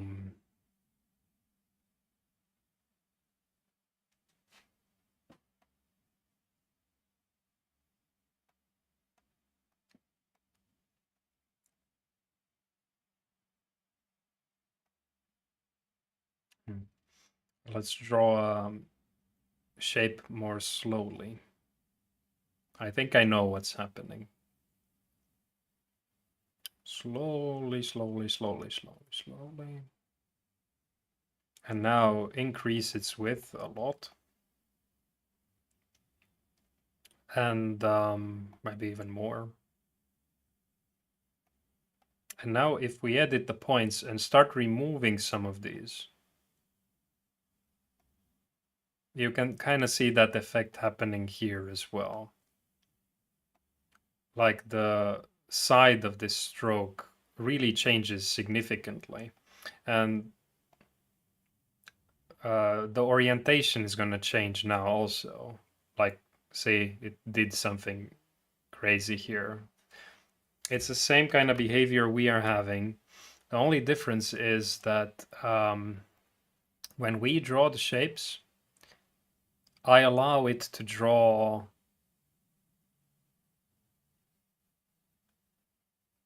thick shapes. And in PowerPoint, it doesn't let me. PowerPoint actually goes around this annoying issue by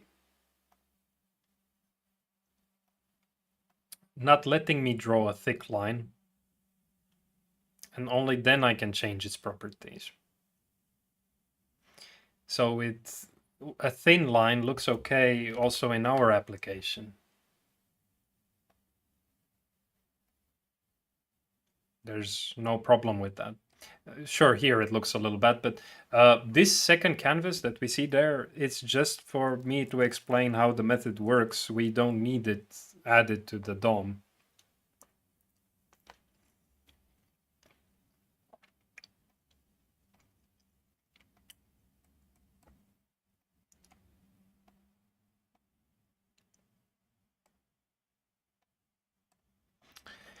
Yeah, okay.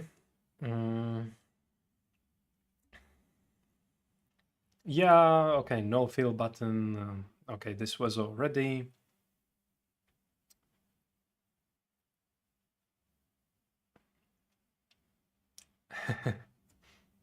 You should be able to see the video from the beginning later when it's on the channel. No, I don't sing the theme song. And then, yeah, I did set all the options to superclass. Yeah, map of shapes.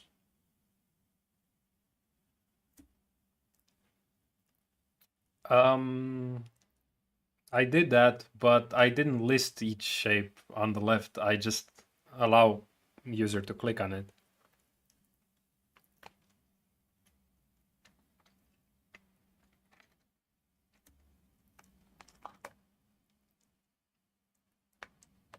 Yeah, transforming the shapes will happen now. Also removing the shapes.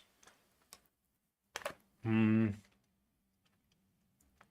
think I will start with transforming the properties like the line width and the colors.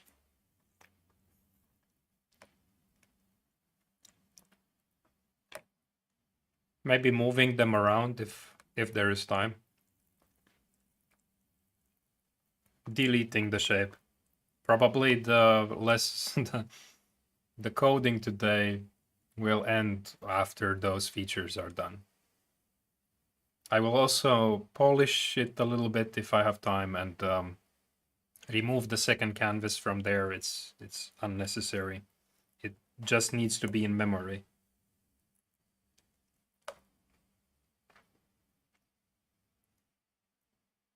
Having a second canvas here wouldn't even be necessary.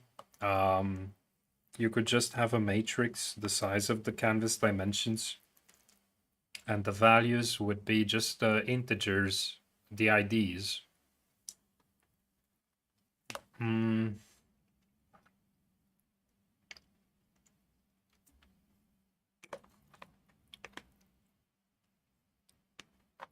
But really what we are using, what we are wasting now is memory, not processor power. So it's not a bad thing. I mean, we have a lot of memory nowadays. And I like the idea that I can easily visualize this using the canvas methods. Okay.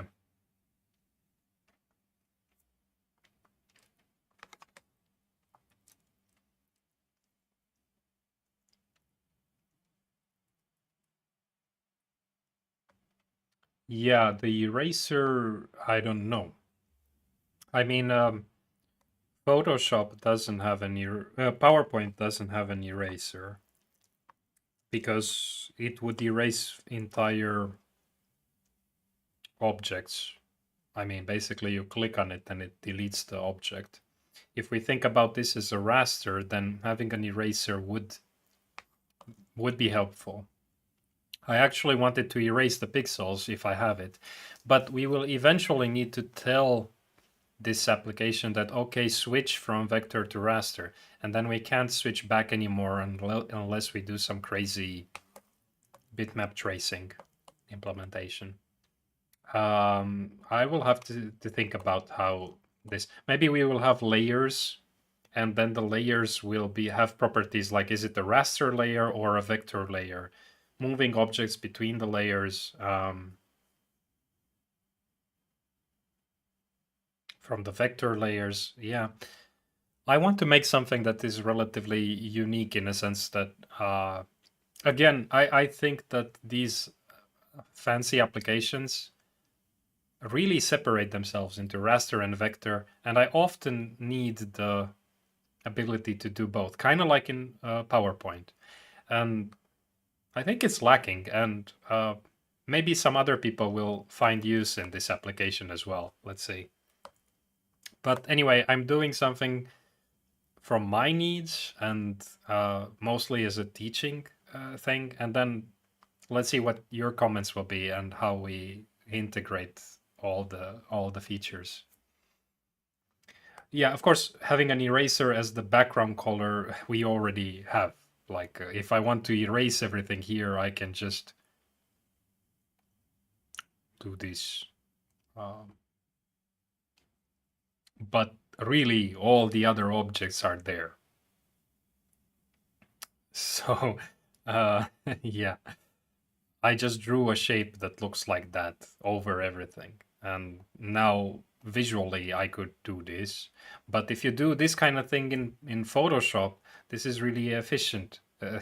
Now all the other items, all the other shapes are still there. Like all of them, 13 shapes are still there. We just we display them every time we change something, and we use them in memory, and they do slow down things a bit.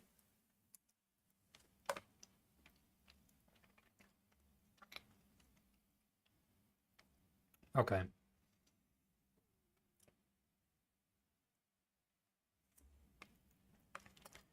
Any reason for not having CTX as a class property?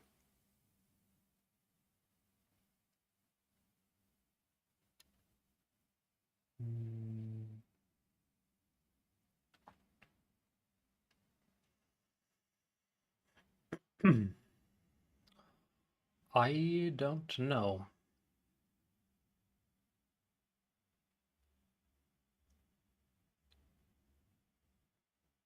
Well, now we are drawing it on two different CTXs with two different purposes. So having it as a parameter helps at the moment. I'm not going to change it. Yeah, multiple canvases I would like to avoid. I mean, we are using now this hit detection canvas, but I wouldn't maybe want to have them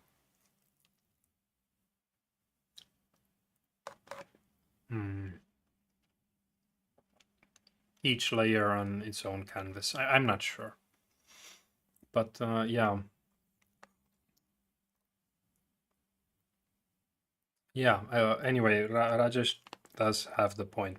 It's the initial idea why I started having it as a parameter there to the draw method. But yeah. Okay.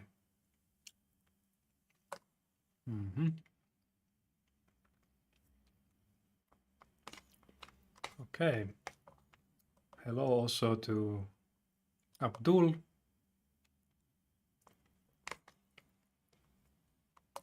Yeah, okay. Ullas. Yeah, dashed line. I did that. Okay.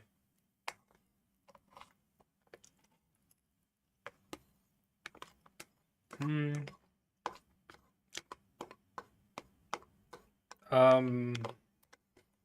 don't know about that. I think that many people can teach and that can explain things also very well.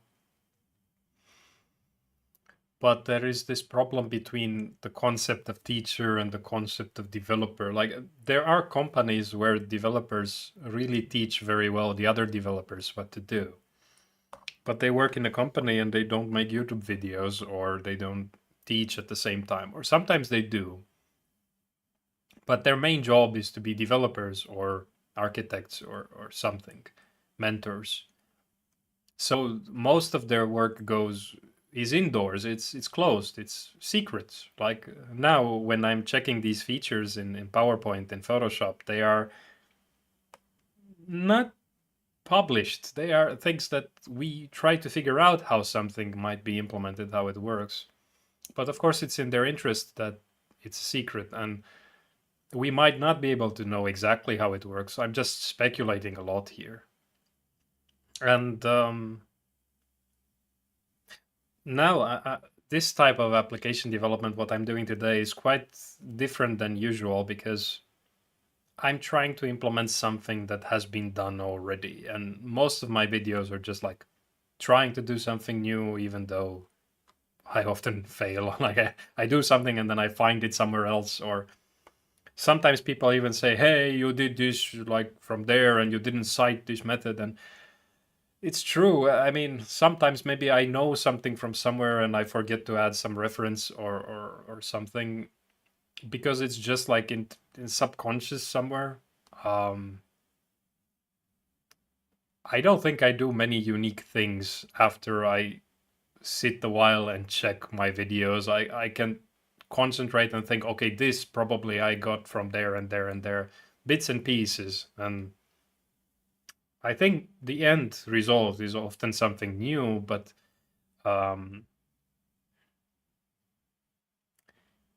not completely new. And I do it without like I don't want to do it like that. I just don't realize, and it takes a lot of effort. Or somebody points to me something, and then I realize, oh, I've seen that like 20 years ago, and maybe that's where it came from. So anyway, here implementing the features, it's really most of them have been tested through time. Like a lot of different applications have made these features already. So I'm building them inspired by those applications because I trust that they are already good enough. And sometimes I will do a little bit changes. I have some ideas, but they will come much later. And they are actually ideas coming from old versions of software that changed. Like I really liked the line editing that Flash used to have when it was owned by Macromedia. I think also after Adobe bought it. But then when it turned to Animate or more recent versions, they changed the way line editing works. And I don't like it. I think it used to be much more intuitive. Anyway, we'll get to that at some point.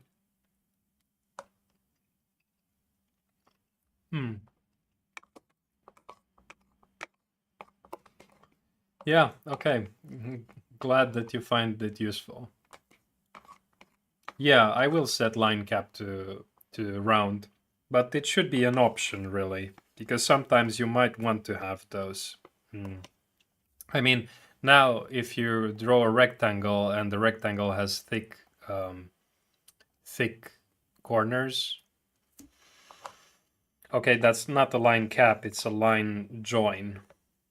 But having line join set to round will make some of these shapes look nicer as well, because sometimes these paths are quite jagged around these corners. So the same thing here, you might want the rectangle to look like that, but if you set line join to round, it's going to look like rounded corners, I think. So I can do it for now, but eventually it should become an option, I think.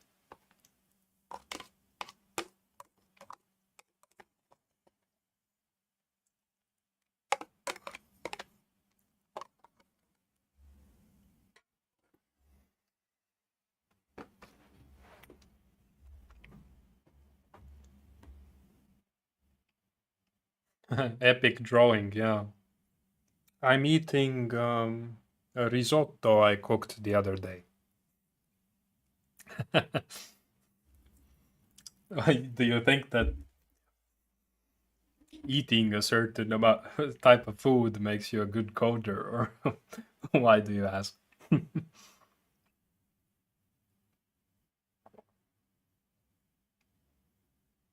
I don't think I can make a great drawing with the app in its current state. But maybe by the end of today I can do some kind of drawing.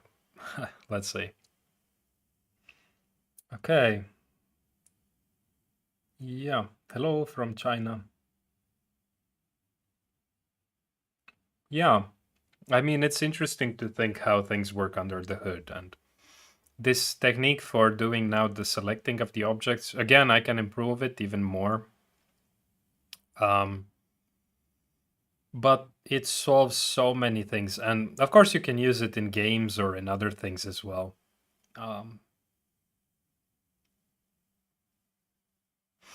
Like if you make some kind of shooting game and you want to, I don't know, detect headshot different than something else. If it's a 2D game, even a 3D game, after rendering, you can render something on a separate canvas with these color codes, and then depending on what you hit, it's going to behave differently. I think it's quite a general technique. I don't remember where I learned it from. It's one of those things that somebody's going to comment on me to me and say, "Oh, that is something somewhere you found and you didn't cite it," and it's true. I learned this from somewhere. I learned it from a blog post, I think, but it was during my bachelor studies, 2009, 8, 10, something like that, and I don't remember where I found it. And if you Google it, you will find this in many other places. I mean, yeah, but I couldn't find. I didn't look recently, to be honest. But it's rarely people explaining that they found it here, they found it there. It's more like here's a technique you can use, and the citation is getting lost for some of these things. And of course, this using the canvas is also something that I don't know if I learned it from somewhere, like using a secondary canvas, but the technique of using the pixel values or the matrix I spoke about earlier, that's the thing that I learned about. I don't think canvas even existed when I did my bachelor studies. I think Flash was the thing back then, and slowly web applications started to develop these technologies for making more interactive animations. And yeah.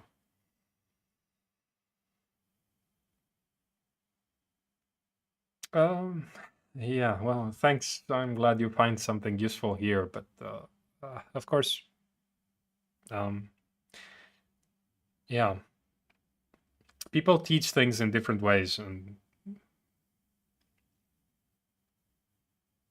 I will implement rotation and flipping and moving and copying and all those things, but I don't know when. And Doom game from scratch, no, but that would be so relatively easy. Not very easy, but relatively easy to do if you build it on top of the world editor from the self-driving car series. Like add some trees there and then use the 3D visualization from phase 3. Yeah, I plan to do a game like that on Halloween, and probably I will start with the code base from the self-driving car. I plan to do this Slender Man kind of game, like something that scares you in some live stream around Halloween. And I think I will use part of that self-driving car code for it. I don't know. Let's see.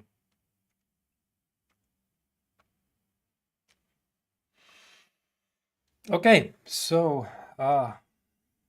enough break.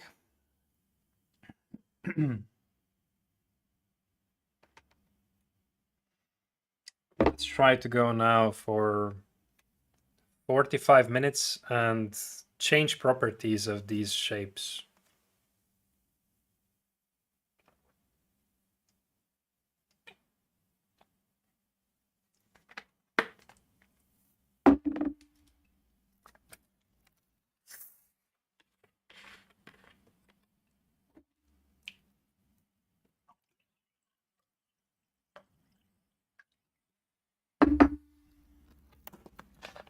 Hello, cursor. Okay, now, hmm.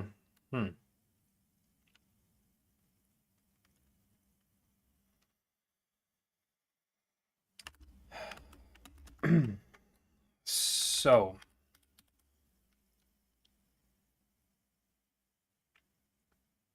I want to have these listeners also for change, for on change, for the checkboxes and for the color.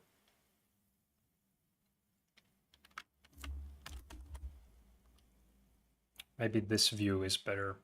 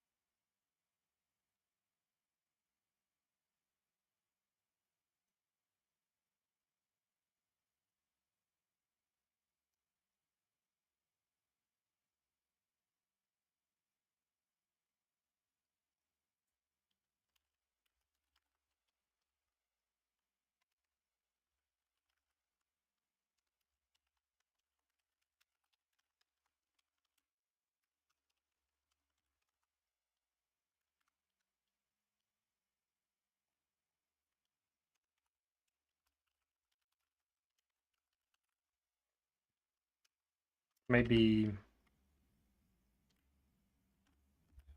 it's fine. Okay, so functions to handling these changes in the state of those different things. Fill color, the fill itself, the stroke color, and the stroke itself, should it be there or not. And also the stroke width. So now going here,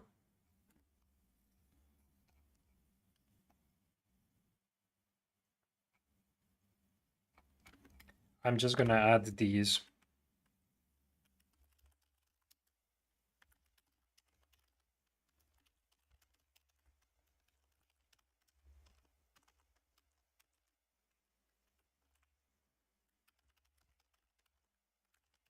I just debug for now if these are fine.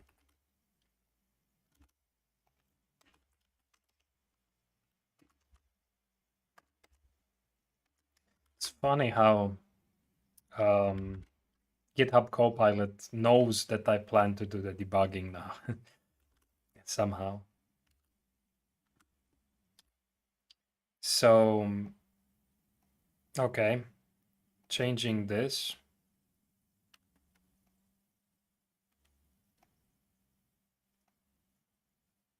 Okay, interesting. It doesn't change until I exit from there.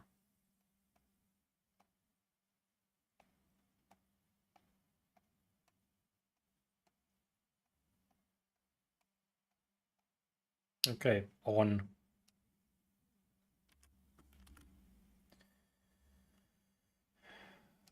On is not good. Oops.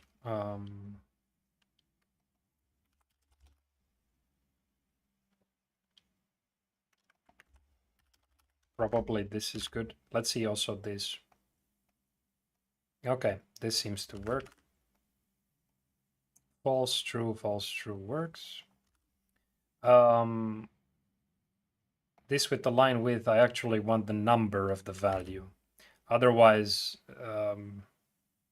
see this 31, it's white.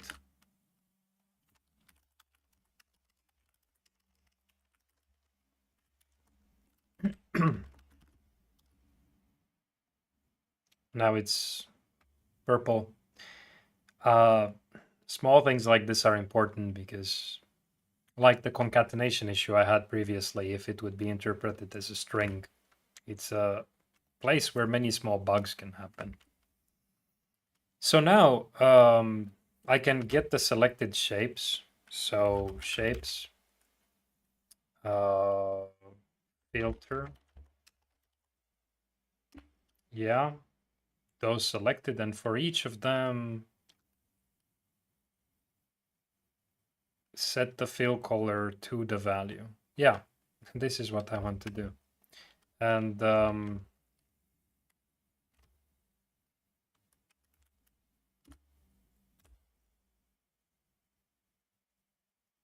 yeah, I think this is what I want to do.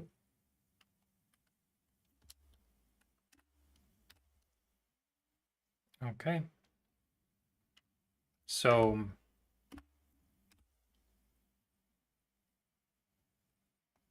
okay, and let's see if it remembers this number thing. Nope.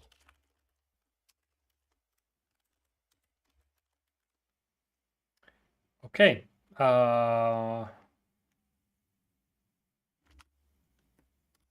So drawing a shape, and now one without the fill, and now some rectangle, and also a rectangle with the fill. And now let's select them, maybe this one and this one. And if I change this to something blue, it didn't work.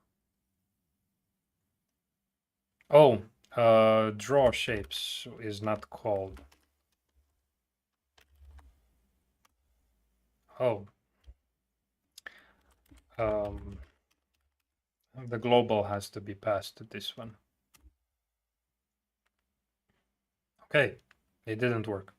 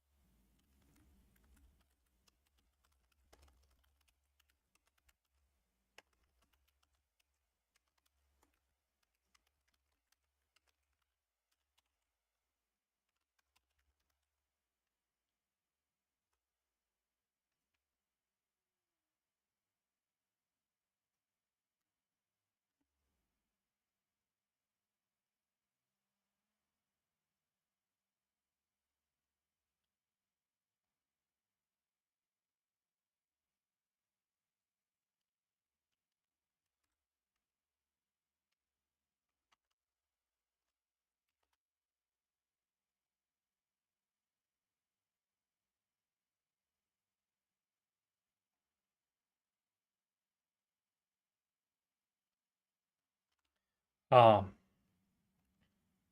they are in the options.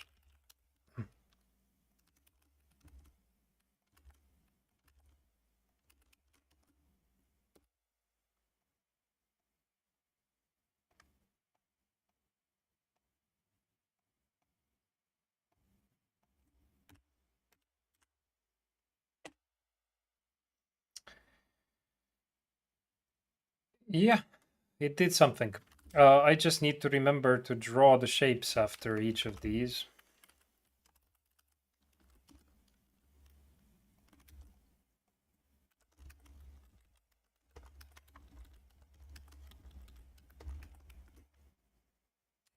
And I think that I would really like to be able to see the difference while I'm dragging this, not just when I click outside.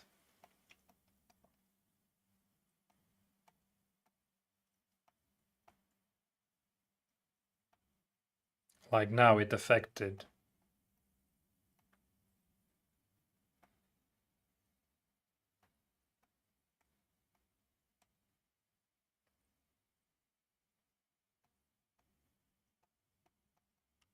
Okay, it works, and I think it even works with two of them at the same time.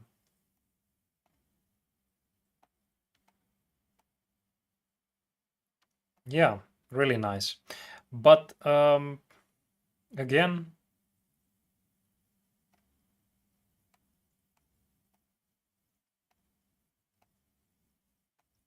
I would like to change these things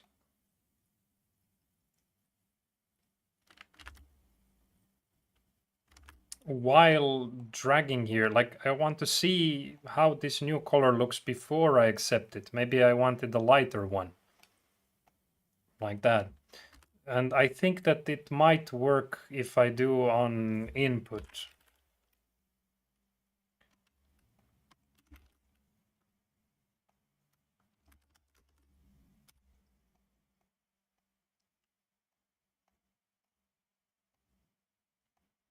Yeah, much better user experience like this. Now this color selection, I think it's much better in other programs, like Photoshop has really good ones. We might have to implement our own. It's not rocket science, but I think that anyway, this is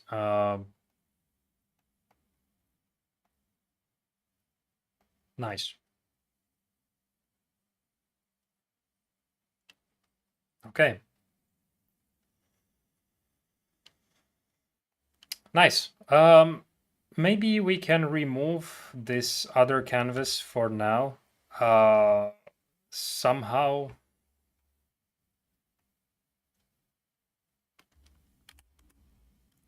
I would like to be able to see um, show hit regions, and here, like the canvas, if we want to show the hit regions, no, this one. If we want to show the hit regions, then it's window inner width. Otherwise, it's half of that. And the helper canvas,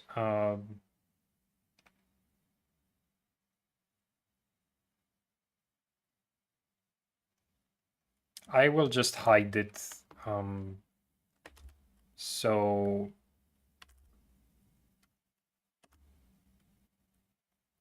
no.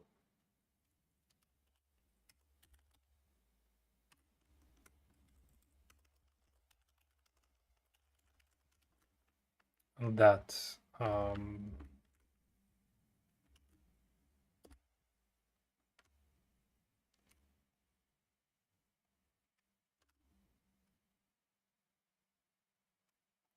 sorry, this was the other way around.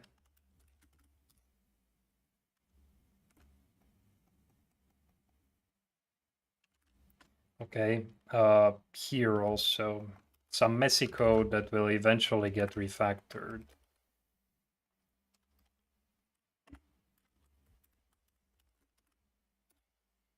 Okay, so now this works and looks like a regular application, and selecting them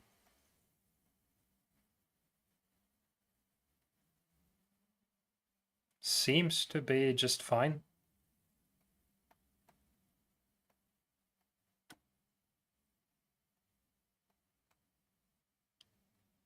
Okay, let's do that default line cap. And also test real quick. If we set this to true, then I do get the debugging mode from the right, because I'm sure this is going to create problems at some point.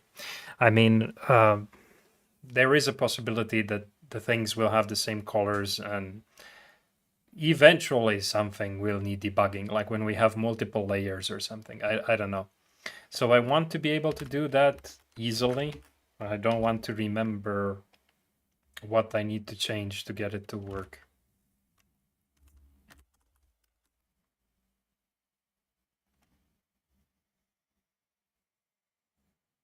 Yeah, and these stage properties,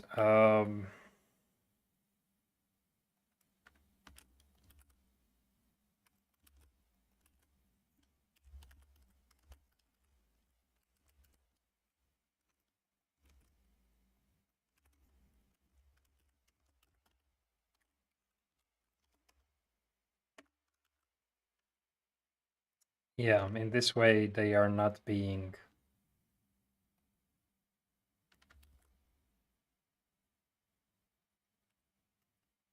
Actually, this could go at the top, because these are really parameters. Eventually we will be able to set different sizes for the stage as well. So like if you think about Photoshop here, when you have a new file, you can choose different sizes here, or custom sizes. Now I just have it as a default value there.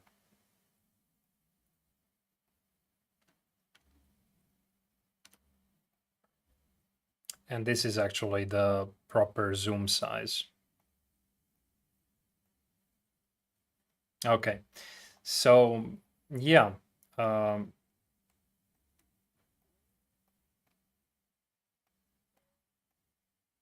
Some things I don't like. Okay, this also should change on update, on input.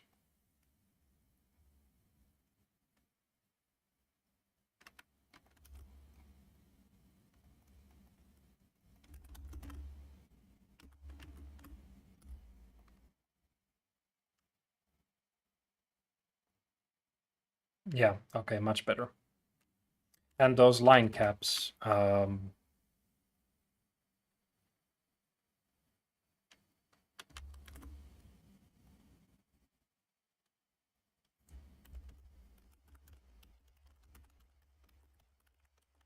let's put the line joins also around.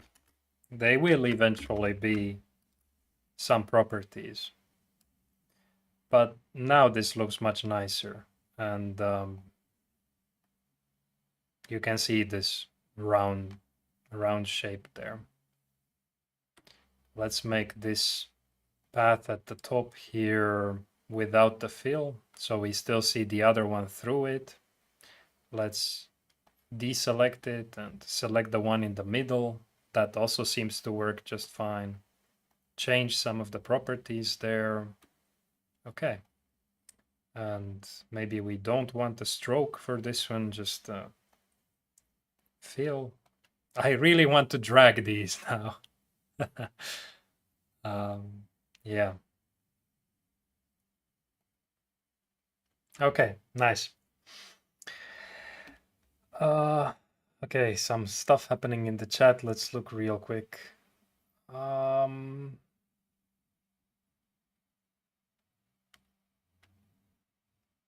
Yeah, Cursor is asking for basic to advanced course on data structures and algorithms. Maybe someday. I don't like to make algorithms course in JavaScript because because of garbage collection. I think that good algorithms course should use a programming language that doesn't have it. Because if you want to evaluate how fast algorithms are, like empirically, mm, to make simulations, this garbage collection goes into it and it affects it in a bad way. I guess I could teach some things, but somehow I just don't like it. And I'm using JavaScript on the channel, and I like to stick with it because of how easy it is to write and share the code with you, and you don't need to install anything really. So maybe someday I will, but I also find it boring to just teach fundamentals and not really create anything with them. So maybe I will. It would be very easy for me to do it. I mean, it's much easier to teach things kind of like structured than to come up with some cool ideas.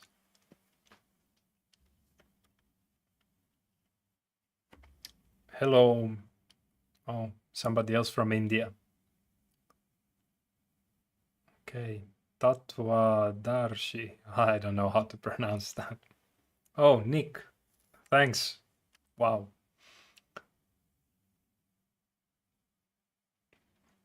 Maybe I remember your comment. I don't even know what JS13K games is. I'm on holiday now, and I don't really plan to do any work. But I haven't coded some project in a very long time, and I like it. And it's been a month now since I coded anything really. And somehow I thought about coding this thing as a fun activity. And I'm gonna do one more in 2 weeks, one more live stream like this one, expand on this project. Then work will start, and let's see how often I can do these. Otherwise, I just publish my normal content.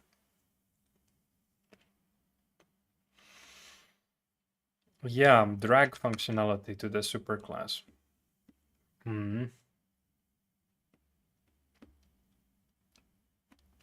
There's a problem with the drag functionality. Now these shapes are defined as points somewhere in the space, but it would be much more helpful if these shapes would have some kind of origin, like maybe the center of this shape, or the top left, or the top right, or anything really. The origin of these shapes in many applications is also selectable. Because you might want to rotate this shape from different origins, different anchor points, depending on the terminology. So now there's actually a big problem with that, because all of these shapes are defined relative to the same origin, which is the top left corner of the whole canvas, which is the 0, 0 point. So if you were to try to implement rotation for any of these things, you would need to know where its center is. Otherwise, it would rotate, like this would rotate on this, and so on.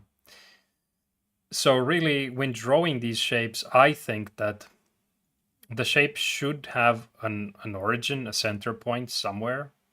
And then all of these points that constitute it need to be recalculated based on this difference there.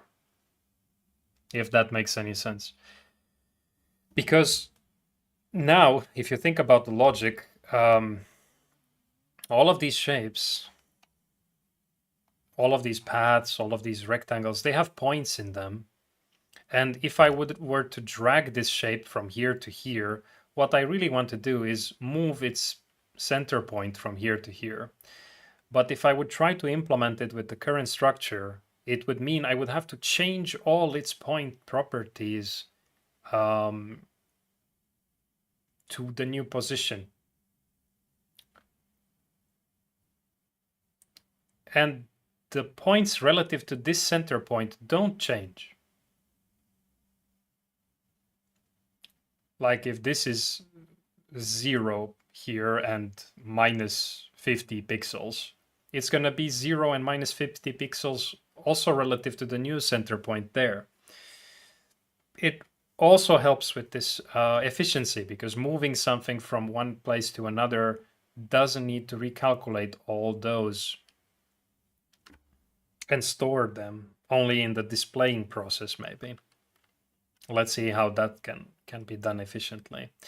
But yeah, so there is a problem. I need to think, yeah, the origin center is the center of the gizmo. But I mean, some applications like, I'm scared to open now Adobe Animate. I probably mentioned this many times already, but I used to be a Flash developer, and Animate has changed some things recently. Recently, maybe, I don't know, in the last many years. I haven't used Flash since I don't know, maybe 2017 or something.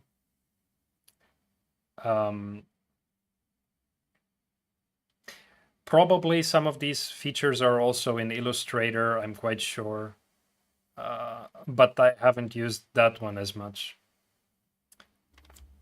But anyway, in Adobe Animate, you used to, at least, when you have a shape like this, you could convert it into a movie clip. So, or any kind of object really, but grouping, I think, yeah, grouping was not enough.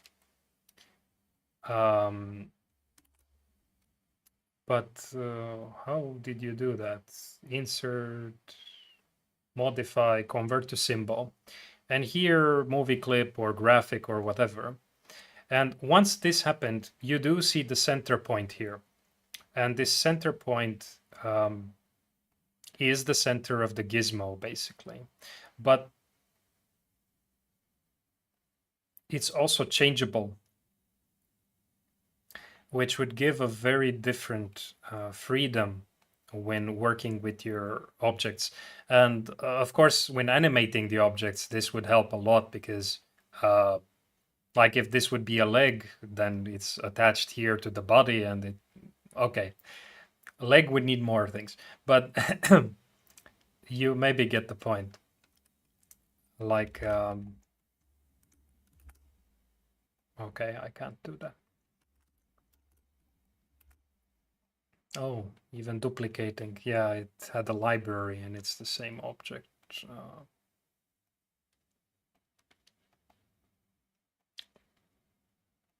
Like you could have something like this where this would, oh wow, no, something crazy is happening here. I don't remember exactly how any of these things work. Some weird stuff is happening. I don't know if it always used to be like that, but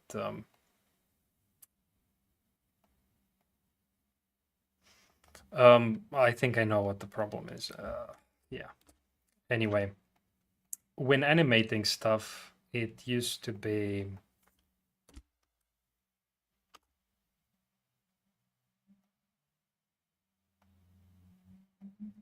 I stretched the object after I created it, and I think that was the problem.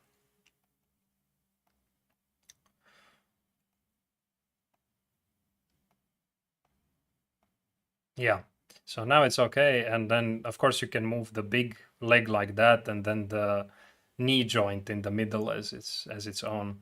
I think, meanwhile, Flash has also some other crazy stuff there, this animate. But anyway, this center point of the object, it's actually different. This is the origin of the object, but now this gizmo point here, it's another point. There are two different key points now for this object.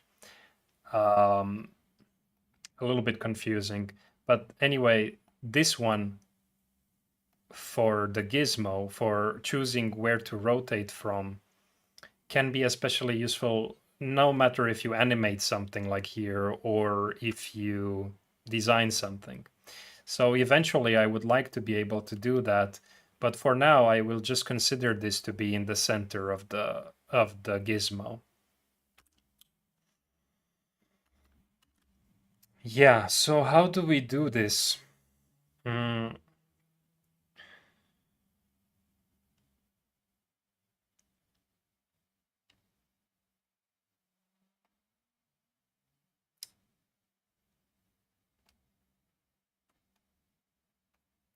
I think mm,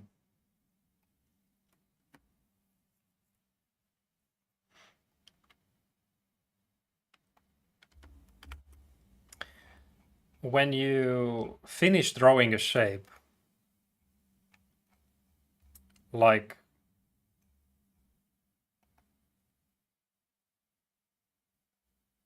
in this up call back here for okay, rectangle here.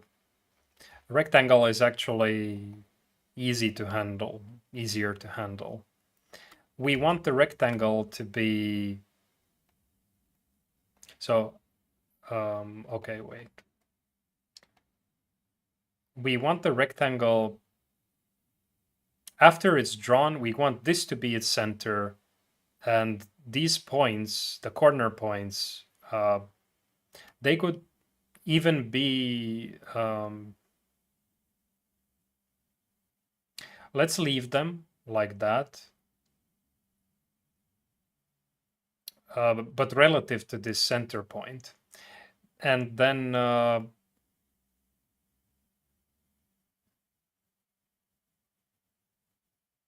yeah, it could also be defined with the width and height actually, after those corner points are decided. Interesting. Okay, there are many things that we could do here.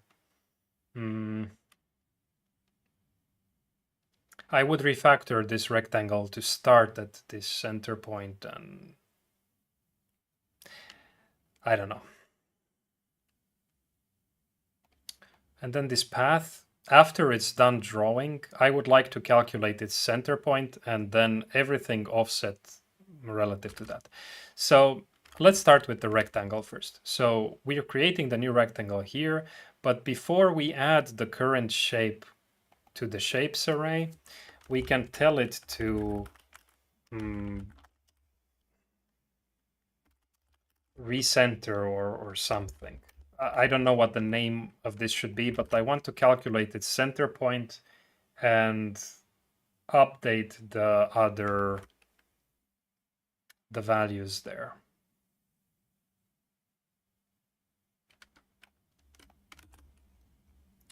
And the same thing would go also for the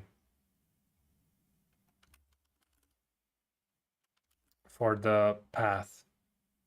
Let's start with the path. So basically, and this is going to be a general thing eventually, so all shapes would need to do that. But now the points here are in an array and the rectangle has two different points, so it's a little... Yeah, if we would implement the rectangle as a path with 4 segments, then that would solve that problem really. Let's see, maybe eventually we convert everything to paths like what PowerPoint seems to be doing. But recenter now, so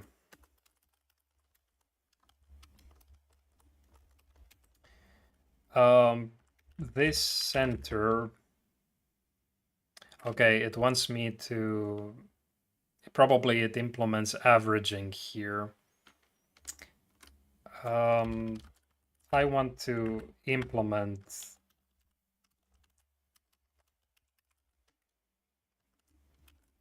some utility function for this. I think we will need vector operations here. Okay, and now for all the points, what do we want to do? We want them to be relative to the center point.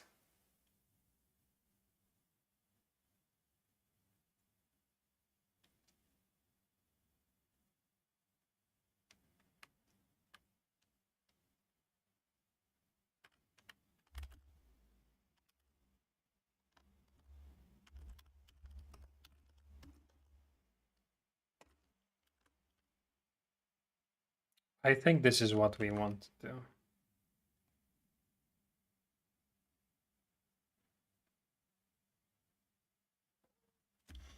But if you think about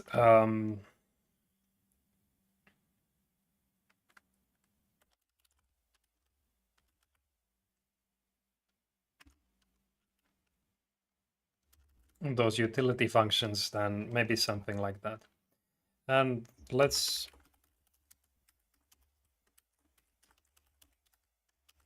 have them in a separate file.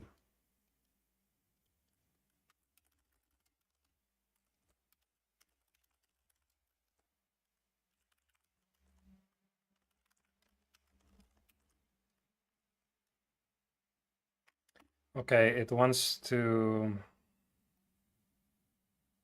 do reduce here, initialize it with the 0, 0, add all the points, and then divide by the length. This is okay. And it needs add points for that, so yeah. Subtract points is what I want to implement also, so that's fine.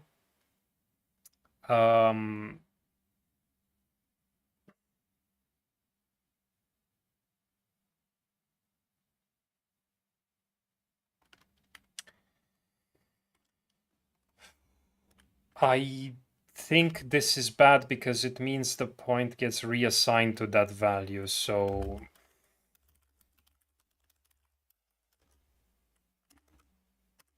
I think this is going to work.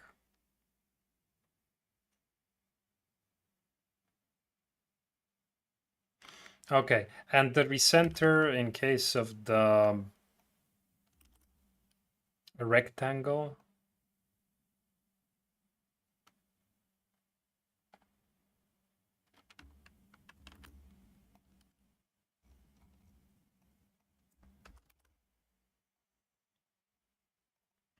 Average points, an array of corner 1 and corner 2.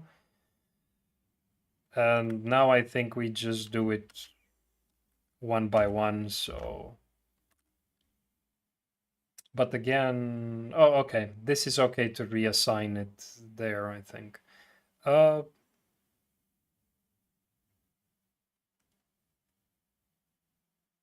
Yeah, we'll have to check if reassigning here was a problem or not, and if we really need to do this thing, changing the properties. But this should work. The only thing is that now the drawing is going to be messed up. So let's just see what happens. If we draw a shape, and now if I release, okay. Okay. I draw a shape, I release, but nothing gets redrawn because we don't redraw on mouse up. But when I click and move and start to draw a new shape, this moved to 0, 0. And now this other one moved to 0, 0. And when I click again, this other one will move to 0, 0. And so on. And the reason why this is happening is because when we stop drawing the shape, we do that modification, that recentering. And the same for the rectangle. So this rectangle, you can see it's centered now here at 0, 0. But when drawing it, we need to always draw it relative to the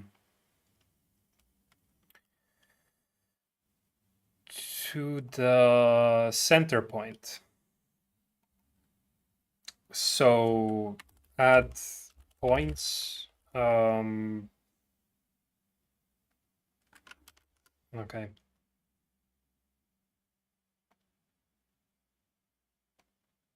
Maybe we just write here this center x and min y plus this center y. We have to offset it like that. And the same will go here as well. This is something I don't like. Let's fix this also somehow. This code duplication here, I really hate it.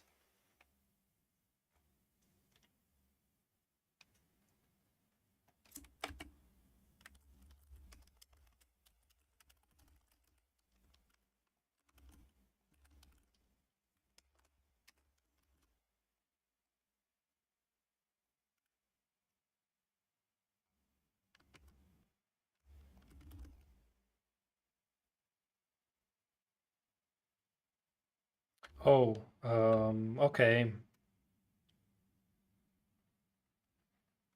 Yeah, the gizmo also needs that. True.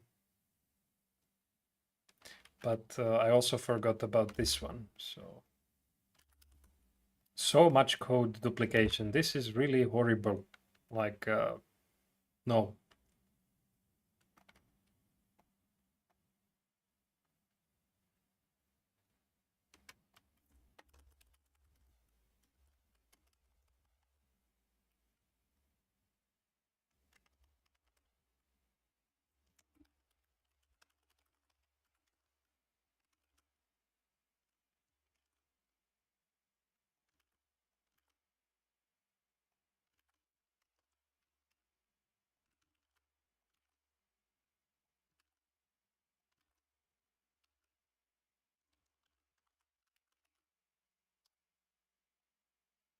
Oh, now we have some errors here.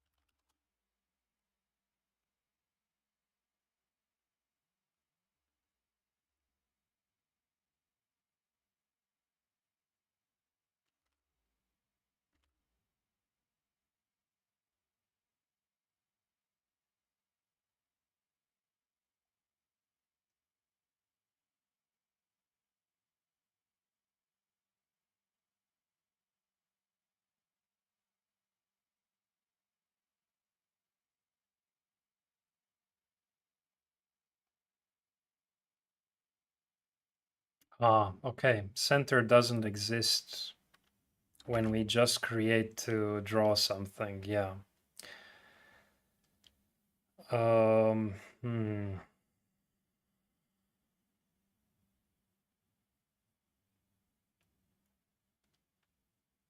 Horrible. I don't like this at all.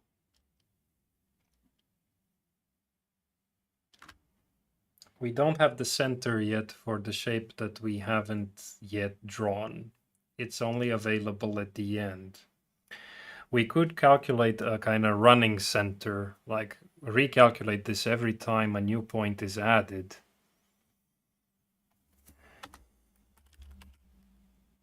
Like this, and this should solve the problem. I don't know how time consuming it's gonna be.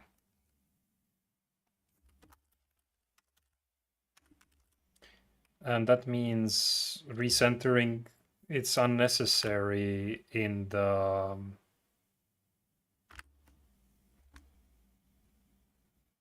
I think this is not gonna work.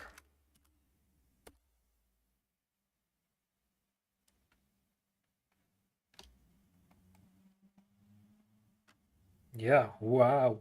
Very crazy stuff happening. Yeah, it doesn't work, but it does make some clever effect happening there.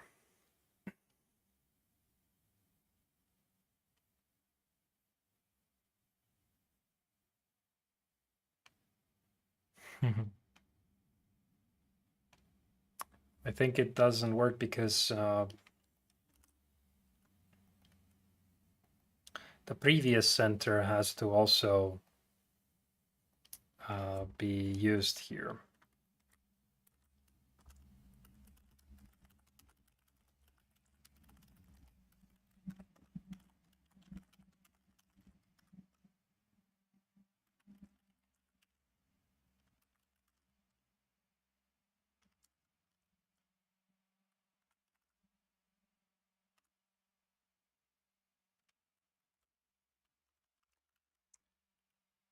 Maybe something like this.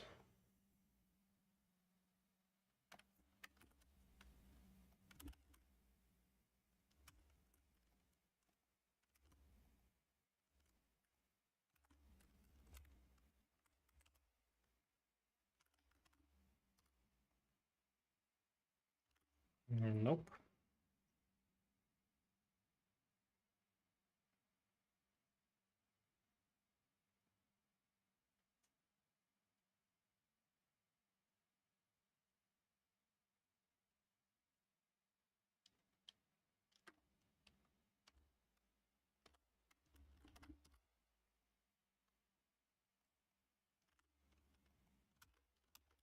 Yeah, I'm starting to get tired and somehow can't really concentrate now on the math so much. But maybe I don't want this at all. I think that it's just too much computation to do on each step. So maybe the center can actually be calculated only when needed, so only when it ends. So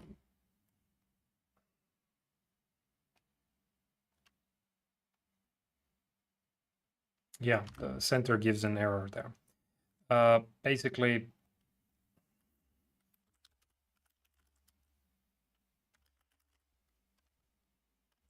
if there is a center, then use it, otherwise 0, 0, and I'm gonna, yeah, I'm going to replace these with that. So there is no center.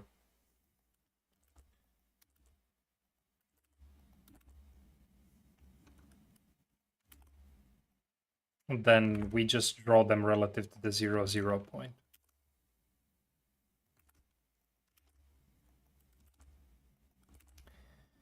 Okay, probably confusing in this part, but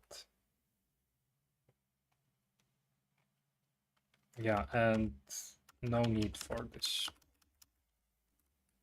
Okay, and no need for that, and that, and that.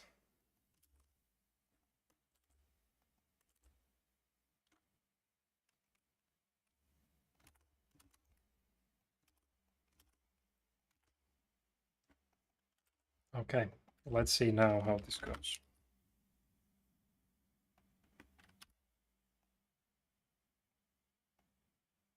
Okay, now everything still works as before, but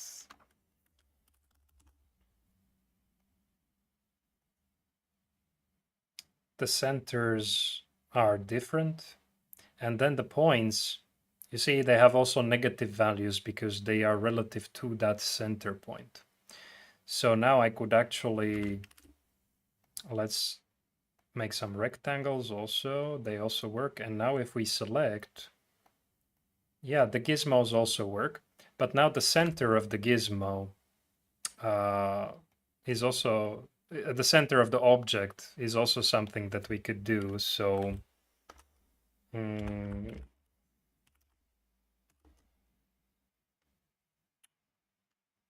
yeah, this is what I want.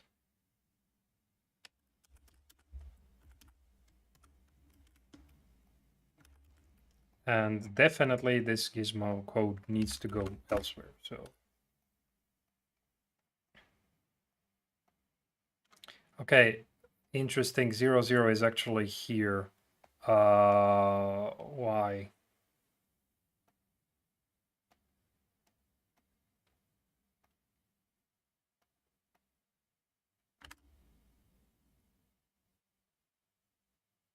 Oh, I don't want the minimum plus. I just want the center.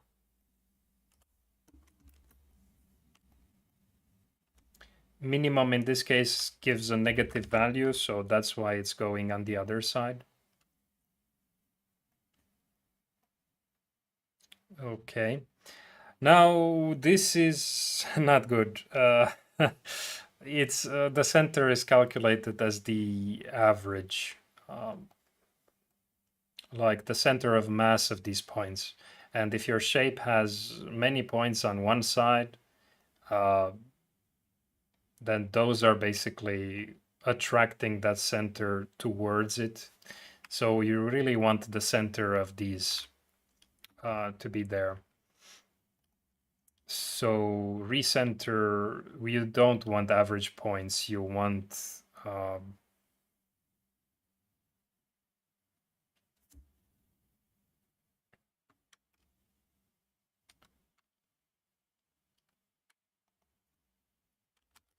get midpoint, maybe.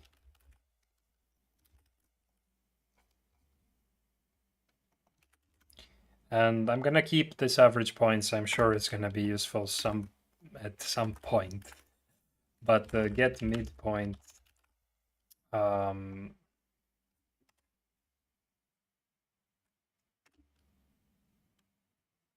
Yeah, that's what I want to do.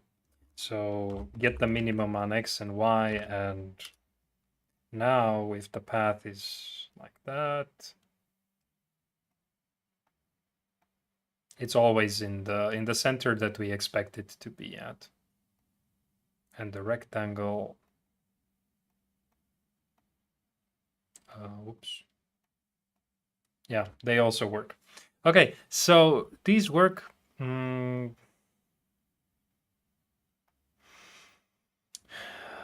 As expected, but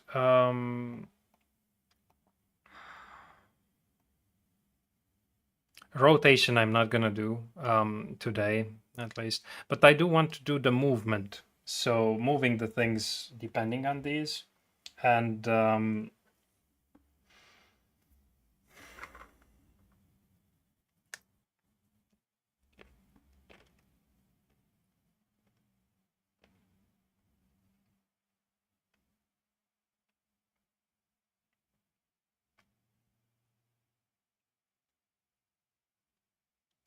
or deleting.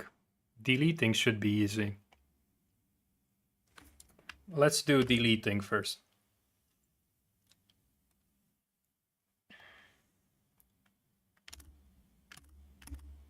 Moving also is important, I think. Okay. So moving.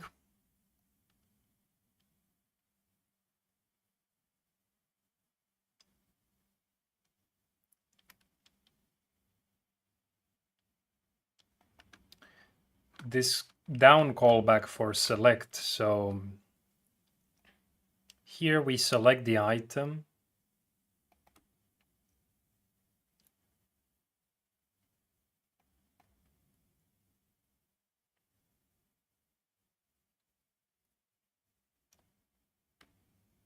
Here is where we also want to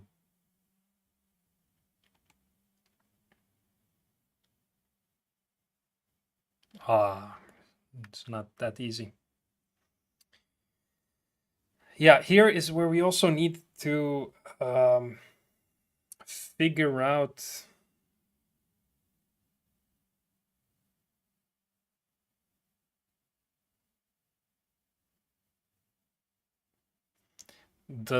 set a new center for something. Again, I don't like implementing these multiple times, and I will find a clever solution for this. I would like to do it today so that this code doesn't stay messy. Because we are really just copy pasting a lot of stuff here. But let's implement this part also, and then after that, see the commonalities and structure things a little different.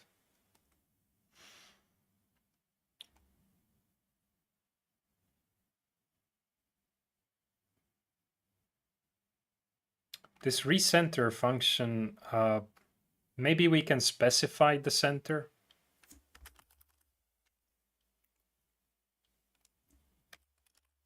By default, it's null.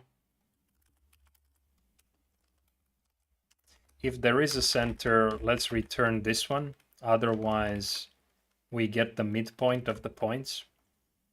So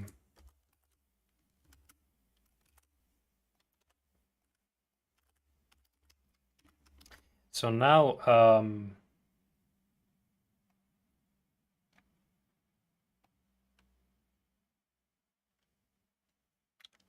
let's try to recenter the shape at the mouse position, just debugging something. So now if I click on this,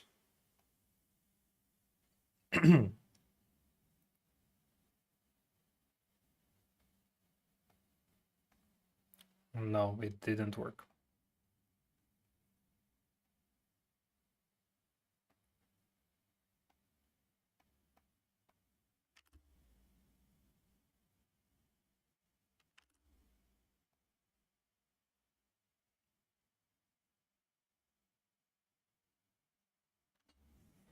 center is here where I'm clicking, but oh yeah, it's calculating. Oh no.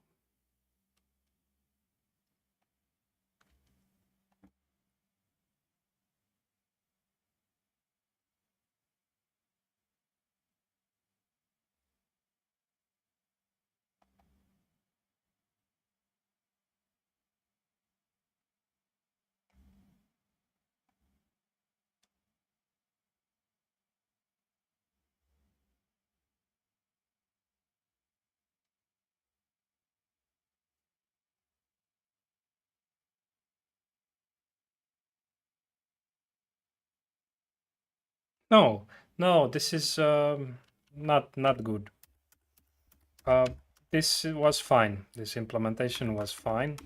Um, I wanted set center, and all I really need to do is just that, because the drawing takes care of that.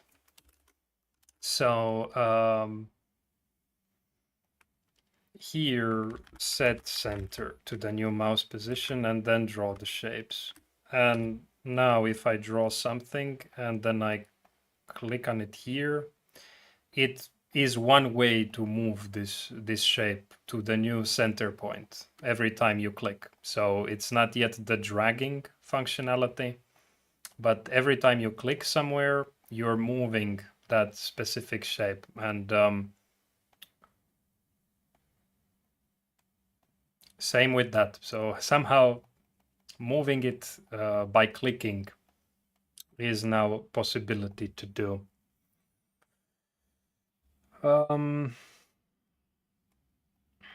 Yeah, so it's possible to do this, but we don't want to do it on mouse down, and we also don't want to necessarily change the object position on click. This is something that is really annoying. I mean, if we want to drag this from here to here, or if we want to move this just a little bit to the right, and I'm going to click here, I don't remember anymore where it was. You really want, when you click on something, to start moving only when you do small changes from that location. So actually, you don't want the mouse position. You want the difference.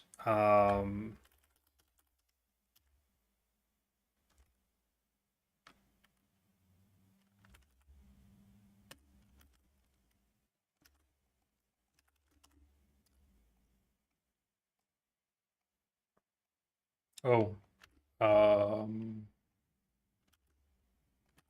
I think it's the other way around. No. Okay. Wait. It was okay, but we have to add this.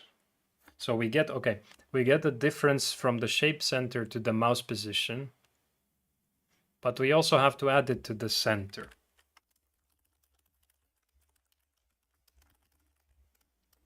I think like this.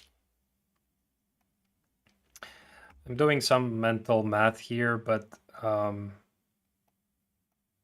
no, wait, now what am I doing?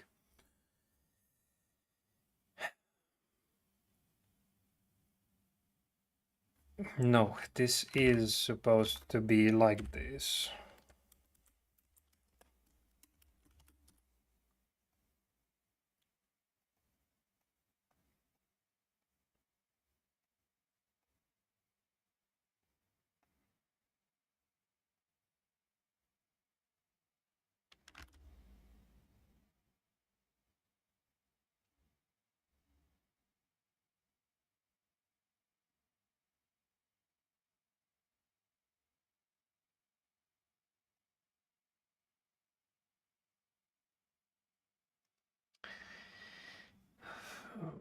Yeah, we can implement undo in a second, or maybe later.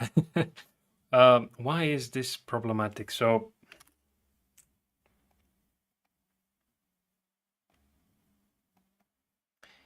if I have the object here and I'm clicking here, I want to get the difference from the center.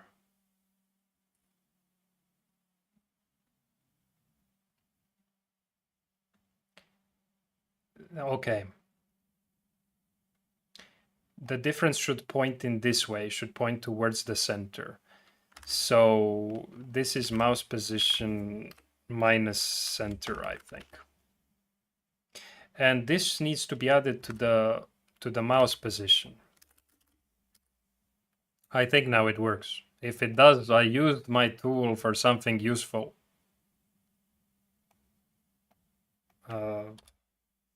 It's an error.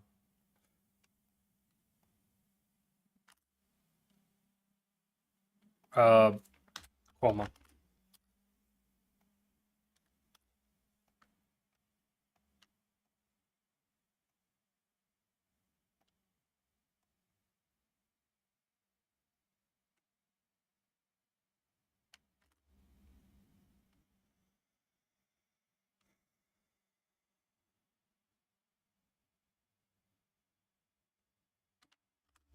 Okay. I'm so tired. I don't remember how the A minus B works.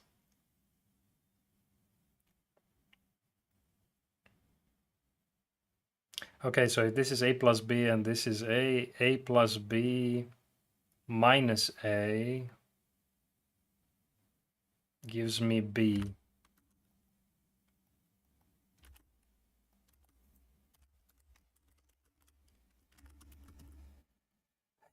Why do I have to do this now after so many hours? Okay, finally. It looks like nothing, but it's just not moving because I have the difference calculated here properly. So now with this difference, oh, and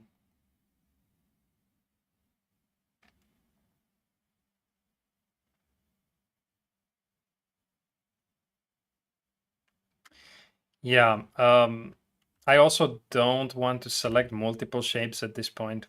But anyway, with this difference, I can implement mouse move, pointer move, and pointer up. Let's copy these code structures from here.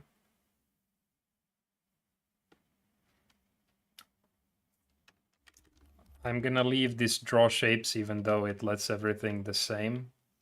But move callback and up callback here.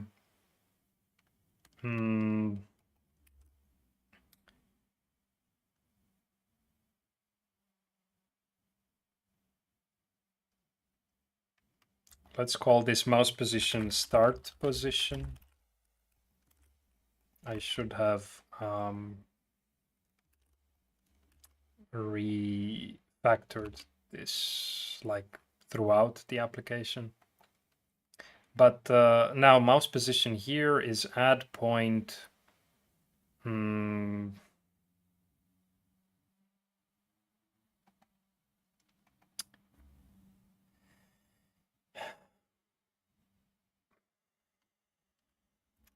Subtract points.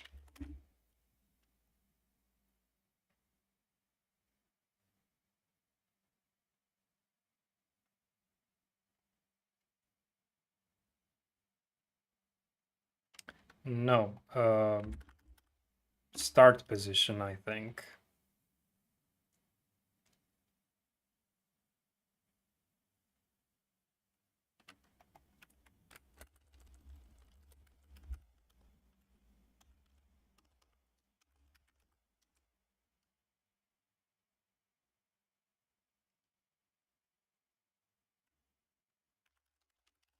I have a bad feeling about this.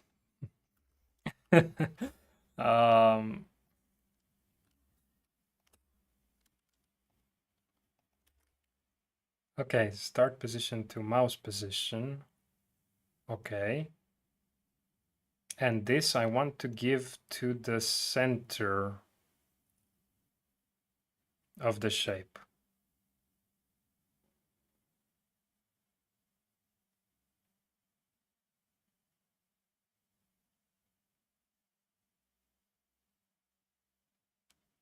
Hmm.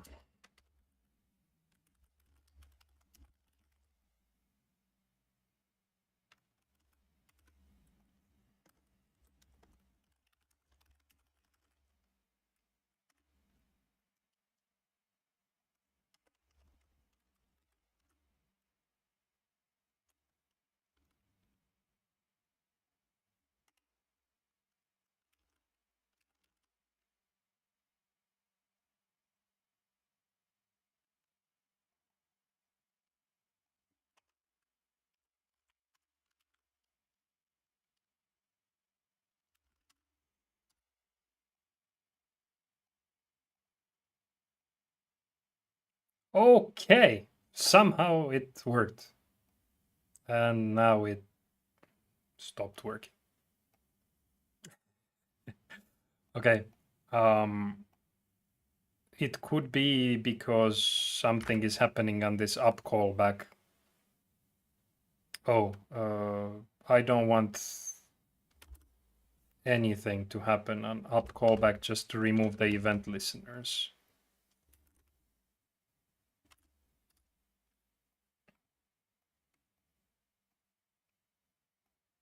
Okay, great.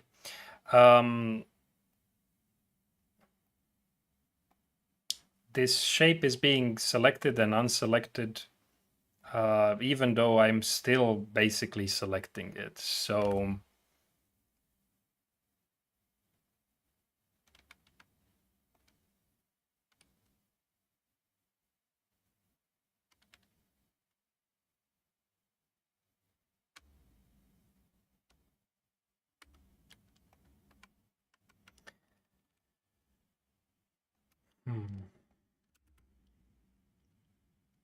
on the up callback, if mouse position equals, or okay, I don't have a point class, but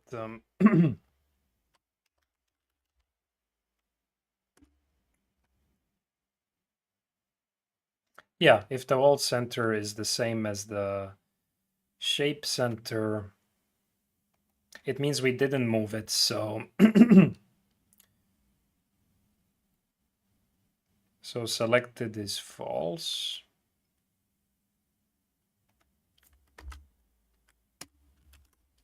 Selected is true. Okay, and these equal points. So this is very messy and very bad me explaining it because I am tired. But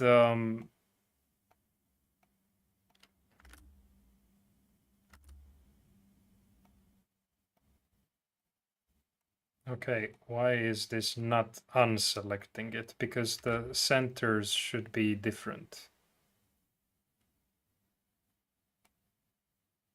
It should go here.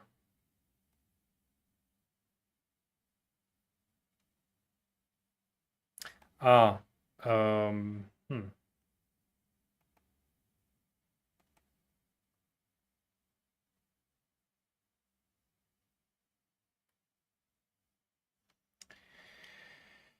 Okay, no, not good, because we are moving according to this difference there, which is, I don't know if I need to do anymore. Let's see.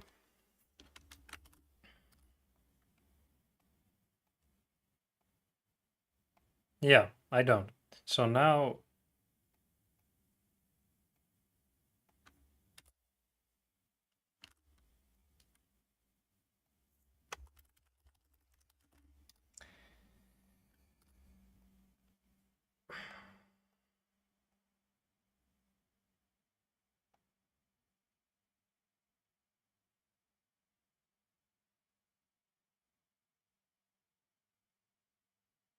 these are the same. So it should, it should, unselected, but it should also draw the shapes after unselecting it.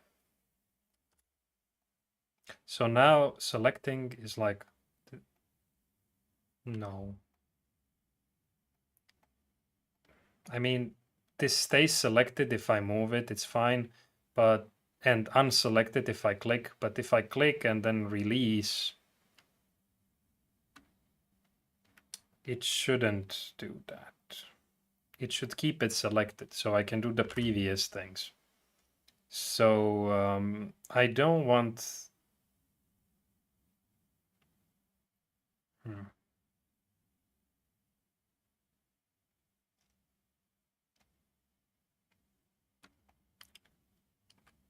Yeah.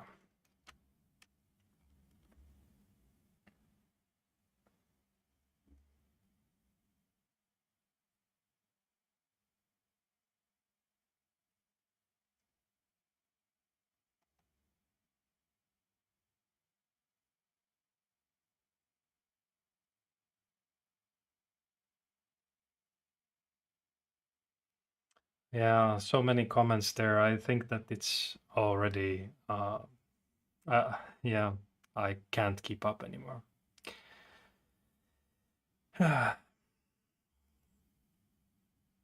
Let's try to get this fixed and then do a little bit of cleaning and...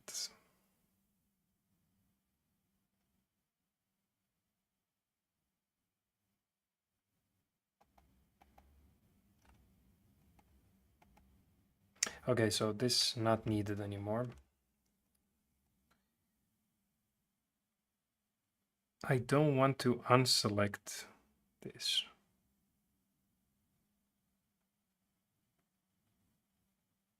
No, I don't.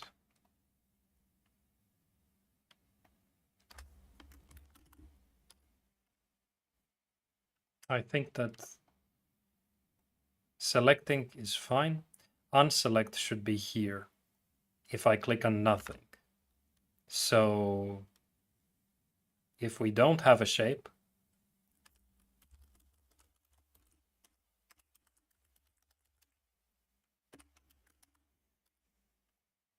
okay, so now several shapes, selects it, and I don't really want multiple selections. I think it's also gonna be, yeah, some crazy thing because I don't have yet multiple select properly implemented for the moving of the items.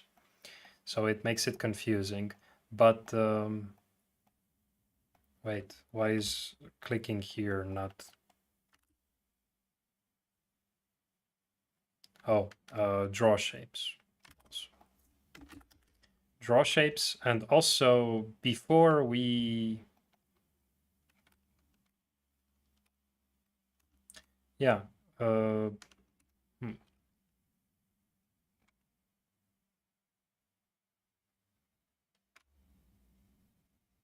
Maybe this can be before this if condition.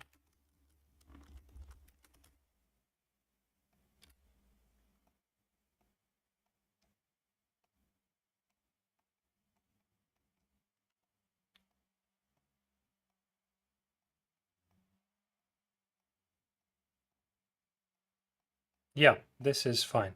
So now I can color things differently. I can change their widths and... Okay, some issues here, like I'm selecting an item like this. I would actually like to set this color to that selected item. Maybe. Because now it's here in the blue thing. I think it depends. Different applications might use different ways of doing this. Like if I change this one to red. Okay, this one didn't change the color. But PowerPoint, I think, does. Or no. Okay, let's just leave it like this. It doesn't seem to change the colors. So, moving things around, coloring things. This is fine. Deleting the things. So deleting the shape. So let's just do a callback for that.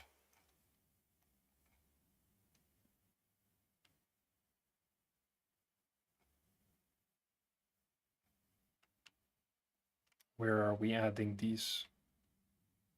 Okay, this should be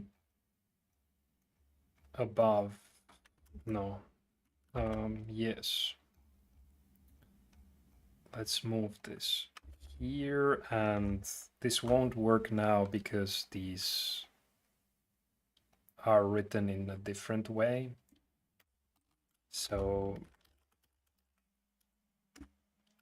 this way they can be accessed before their definition.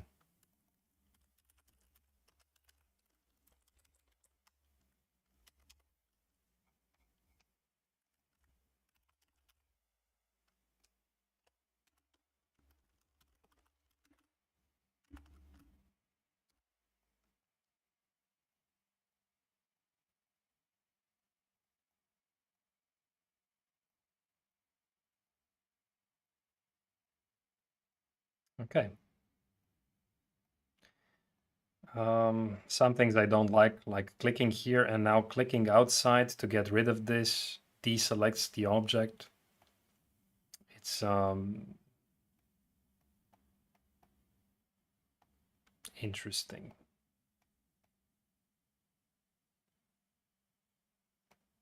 Yeah, have to think about that.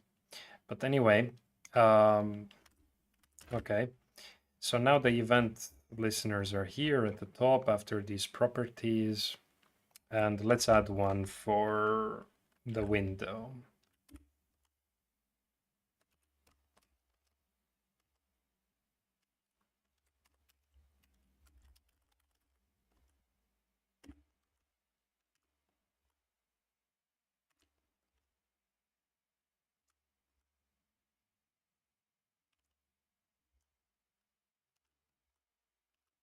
Yeah, I think this is going to work. So delete now. If I select something and I press delete, it goes away.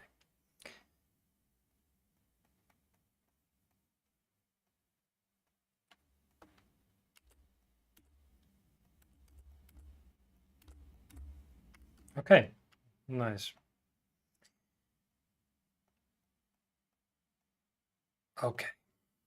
Now let's check real quick the comments and then maybe do a little bit of cleaning, decide what we do next time, and I will share the code eventually.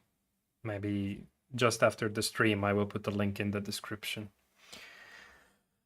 Okay, sorry for that. It's crazy. I just got really tired in a very, very sudden way. But basically all the things about the vectors, I do have them in these videos explained, like the vector operations. I have them in this one. So if some of those things were not clear, and definitely I got confused by some things and I was making some silly mistakes from time to time. I wanted a difference at some point, but then I realized it's not necessary anymore as long as I have the start and end location of the mouse, because that difference is what we use relative to the old center point. That's how the logic works. But I tried different things and implementing it step by step instead of thinking about it, and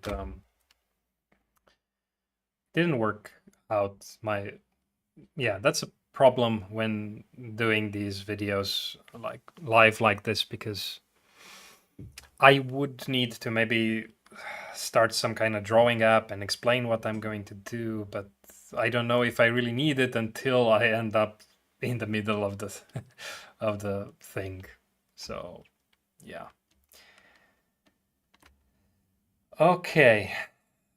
Wow.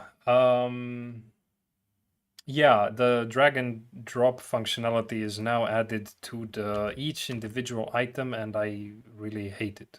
So I want to fix this today, now. Yeah. Hi. Okay. People from Mexico, Brazil. Okay, fun competition. I guess that means the JS 13K games. Yeah, okay. Somebody should check it out. I I don't have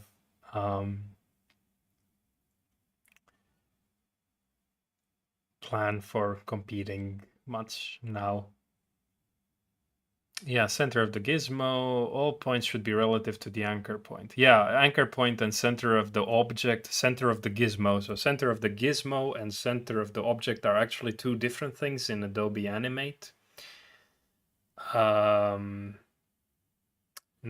they are one and the same for us, really. But eventually, maybe we consider different things. Yellow rect and its functionalities should be outside the canvas. Not sure what that means, but actually, one thing that I get carried away with right now is that if you think about these objects, like commonly the way to change their properties, like their width and height, is not using the gizmo, but entering here values in these kind of applications. And we are lacking this. I think that probably we should have started with this, with basic inputs that can be very useful if you want to make some precise things. And then think about the interface that is more intuitive for changing these values, because these are essentially the properties of this whatever shape we are creating in Animate here. So and rotation must be also somewhere. I just have no idea where things are at the moment. I haven't used this for so long, and it must be. I'm sure. Yeah. Yeah. No idea. um,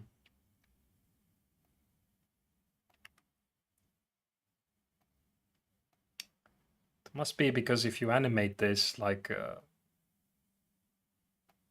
this, and maybe add a tween like this. I mean, the rotation property is changing from one value to another, but I have no idea where they are. I think they used to be there. Don't quote me on that. I just... Okay, here. Uh,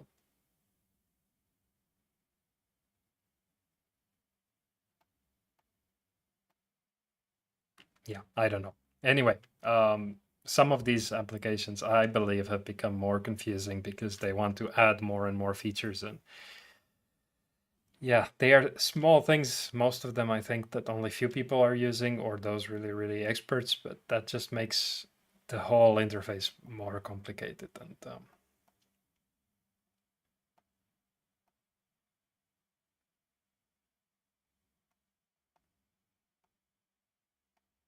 yeah, some of these editing features in the lines in this animate that used to be different. Also, these selections. I like the way of selecting part of the objects like this. This is quite unique to this, I think. Anyway, we'll see in the future what happens there. So I'm not sure what that yellow rect and functionality is, but I guess you mean the gizmo. I want to somehow keep synonyms to the outside the canvas. Maybe you mean that properties window. Yeah, data taken from the, yeah. Okay, you might be talking about what I'm thinking about now. And again, I don't know if maybe what I explained now has to do with your comment. Maybe I got the idea from you.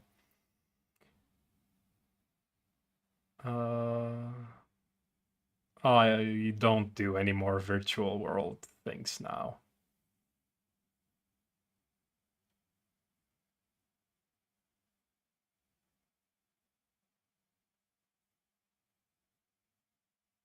Yeah, I mean, virtual sensors, if you want to run simulations for something that is really expensive, like the self-driving cars, then definitely simulation is the way to go. I mean, anybody who tries to do the self-driving must have a simulation running and not risk endangering people or losing equipment for nothing.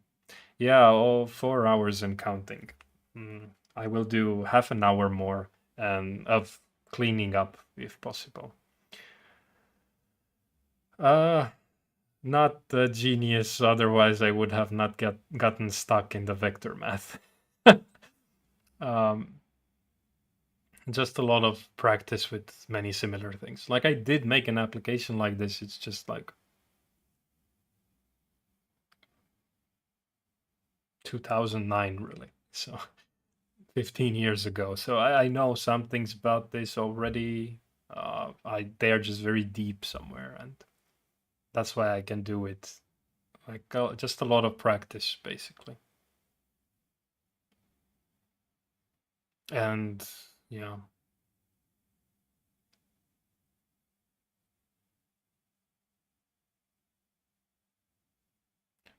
Virtual storage space of any size. Well, of course, you have to store it somewhere, so you have to either buy the hard drives or rent them, cloud storage. I don't know. I mean, if you don't use large data centers, existing large data centers, I think you need your own. Um, I'm a bit confused, but anyway. So this was to Nix's Talchik replying. And then undo feature. Yeah, undo. Hmm. Well, some things now are a little bit more tricky how to implement because undo could be made so that we store the position of every item in some kind of stack, and then we pop from the stack to undo. But that's kind of memory intensive, and I wouldn't like to do it. Some applications do it like that, really. You can tell because they have limited undo operations. But the other thing would be to store the reverse of each operation that you do. Like that's a very small thing that you would need to save. But yeah, so undo, it's really not rocket science if you want to uh, have a basic version of it, but it will run out of memory eventually. So, like here, maybe we can have a basic version of it. Uh,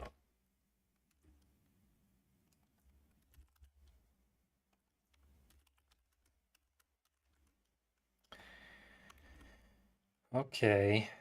Um, hmm. And it's not really.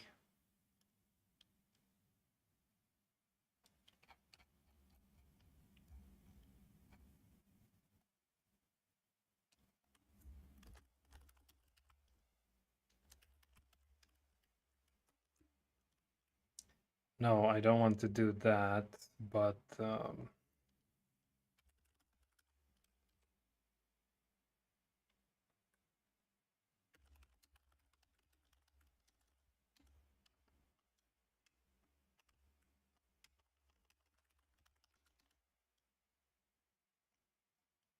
okay, and maybe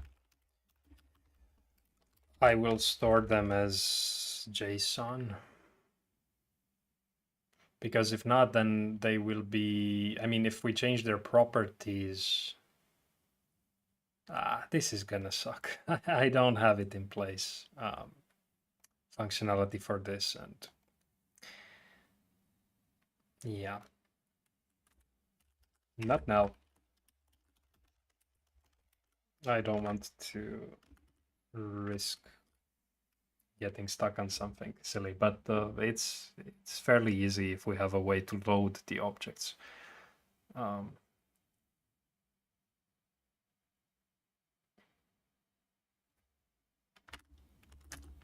Yeah, or I don't know.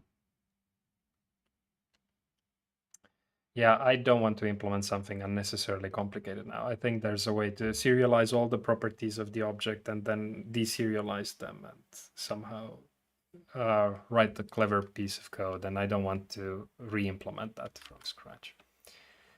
Yeah, okay. Okay. Mm.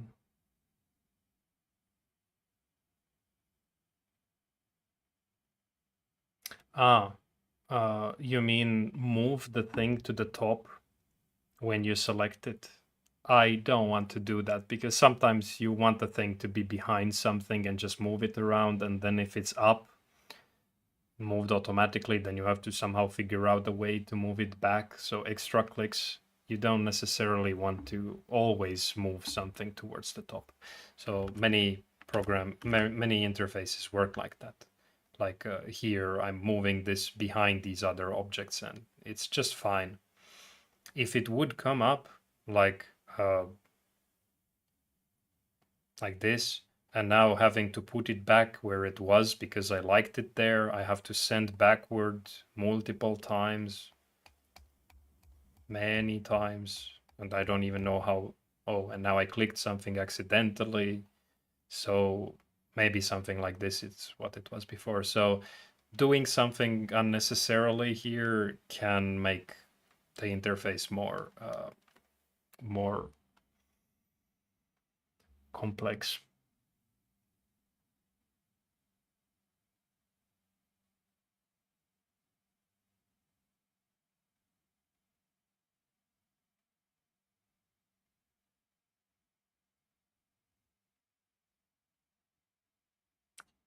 Uh,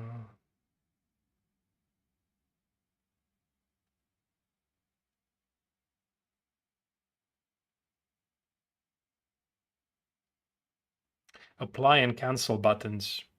Yeah.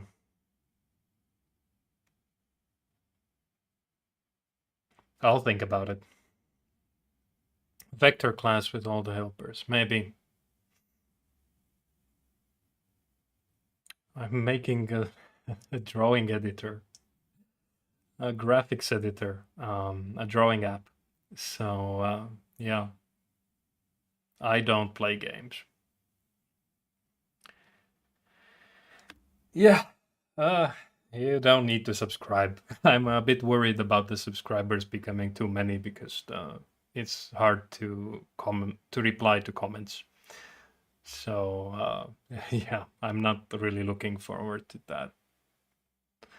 Okay, not sure what in the select tag, but okay. So final thing, let's just try a little bit to clean up this code. Let's look at the script real quick and see anything that is really annoying. So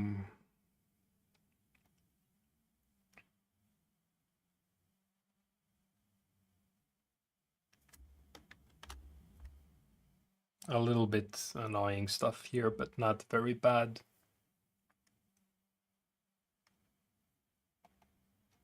Let's rename this helper CTX to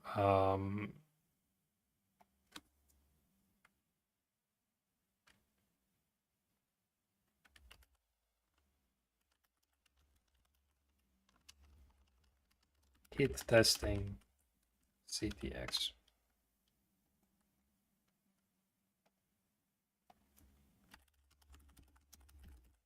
Hit test canvas.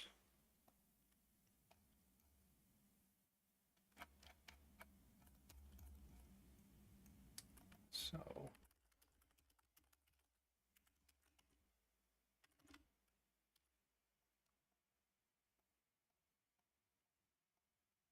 okay, these work. And here the shapes and the current shape are something globals. Okay, and we have that callback for the path, a key down for the delete. Now these,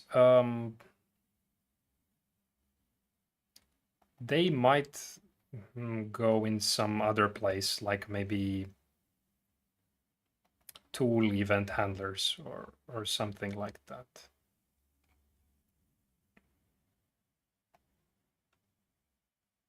These, yeah, let's remove these and say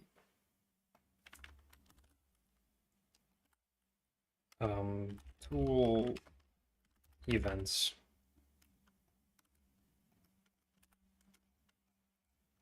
It's not really a proper place now because it's using these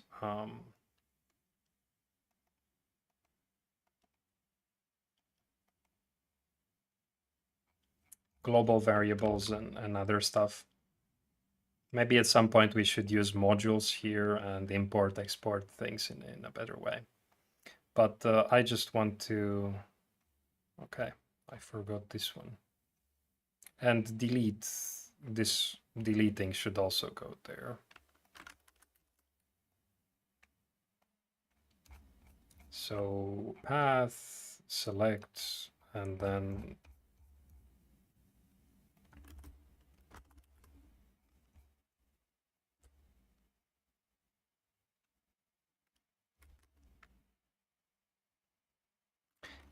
this actually shouldn't go there because these are only event handlers, really. So adding this should be clear that it's happening in the main page. The event handler here is just short enough that I don't have a designated handler for it. Changing the tool, drawing the shapes, getting the options. Yeah, getting the options from those things, not from a given shape, but that might also be useful. Clearing the canvas. I think I'm going to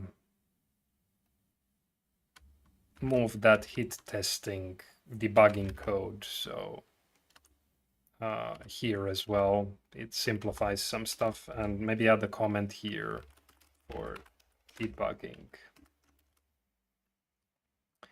Change fill color, change fill, stroke color, stroke width, and then undo is not implemented. But okay, script is fine. Utils, this is now pretty much the vector class, but it's not written as in an object-oriented way.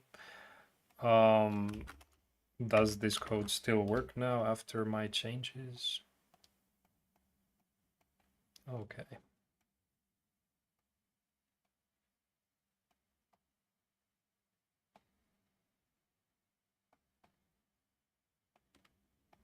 Okay, seems to work. Now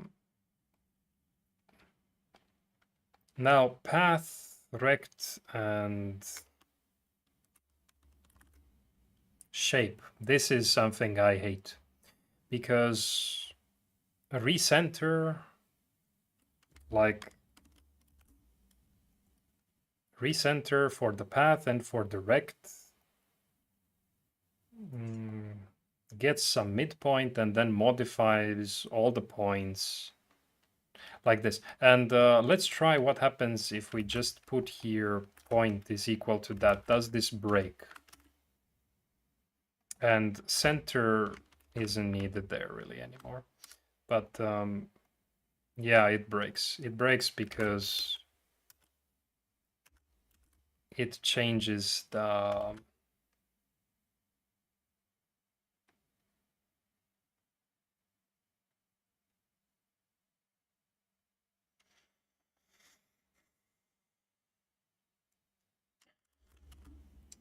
points themselves and not just the attributes of the points. Okay, but otherwise, these are doing very similar things, getting a midpoint of some points and then subtracting them. Of course, I could set these as, yeah. Okay, how about each of these, like the path has a method here for get points. And return this points. And also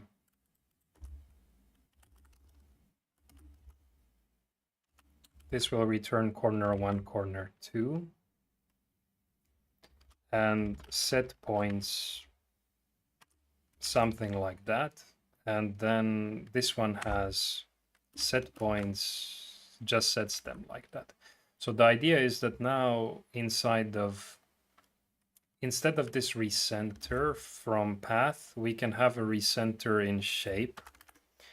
And this is probably not the best thing. Or let's see, get points.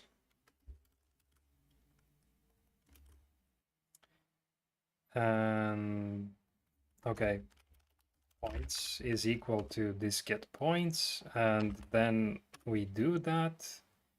And for each point of these points, of just points now, we modify them like that. We set their x and y, and then set points. So,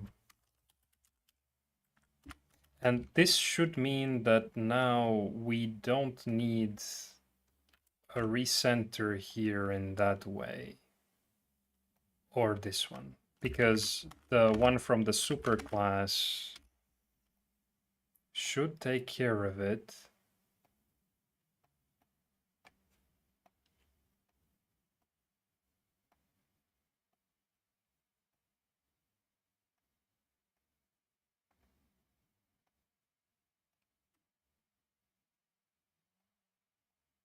Yeah, I think what I did works. So because, okay, and center is not needed there. So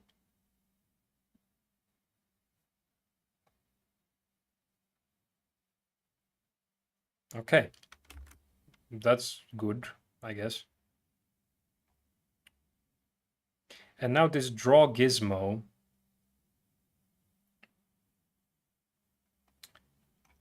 for the path and for the rect, both of them have a center point.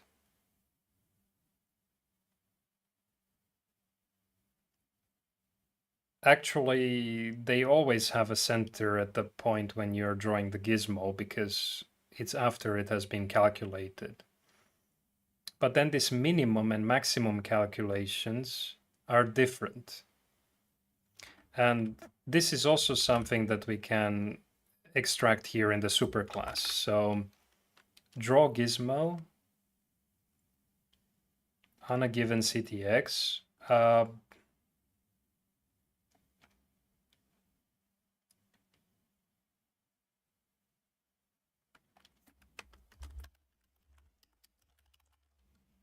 We get the points, and then from that variable we do that. If they're the corners, then that's fine. Is it so easy? Maybe. Let's see. So now draw gizmo shouldn't be needed here and shouldn't be needed here anymore because it's coming from the superclass. So let's have few rectangles and few shapes. And it broke. Draw gizmo in the shape class now doesn't need to throw an error here.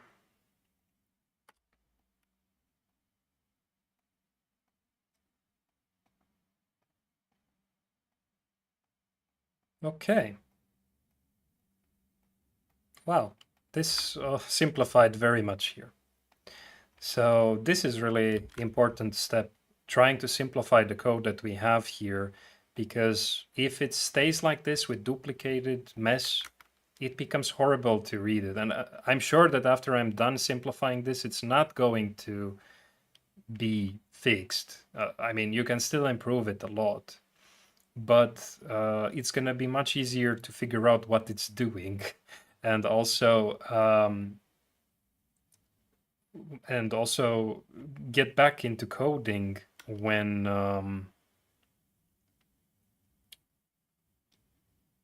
you have less of it next time. So any kind of reducing duplicates is it's fine.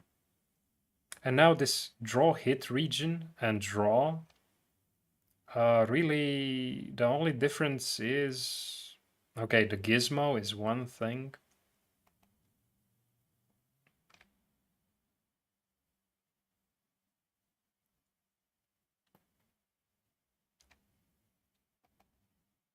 But other than that, we begin the path, we have the rectangle, and then we apply either these styles or these styles. And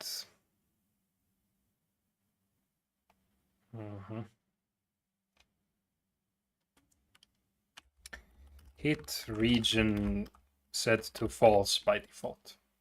If the hit region is set to true, we apply hit region styles. Else we apply styles. And if this is selected, we draw the gizmo. And draw hit region is not needed anymore. Yeah. Okay.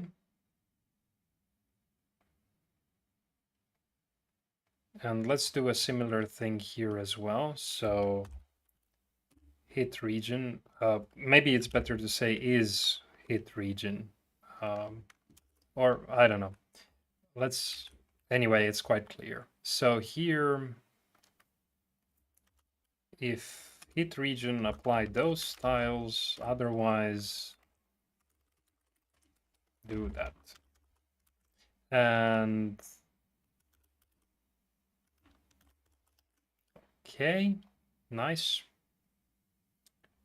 And let's add some spacing here. Get points, set center. Okay, so this can go to the superclass. So we can remove it from there. And set center can be removed from here. Get points, set points. This is something that the superclass should know about, and something that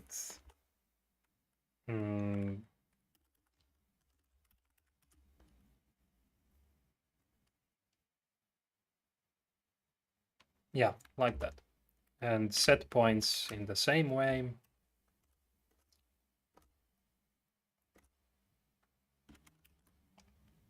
These might become properties or something else, because points, like if you think about the circle, it's defined by the radius, so maybe it's not just points. But anyway, later, stuff to worry about later. But now, okay, rectangle path.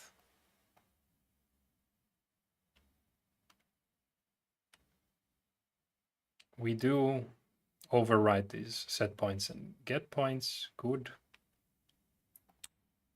The draw is now like this. And the draw here is like that. And the shape, apply styles, apply hit region styles. Okay. Maybe this can be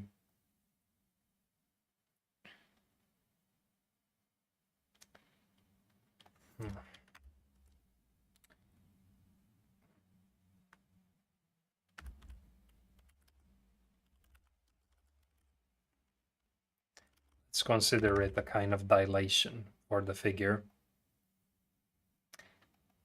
Now we know why it's there and what it means. It's not just some 10. That means nothing really. And then this gizmo, I don't think this center needs to be calculated in that way.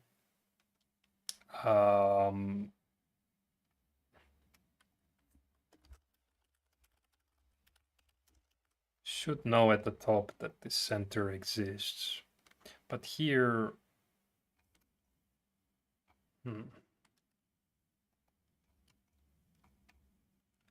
I think it never goes there. So, I mean, before the center is generated. So I think this is just fine.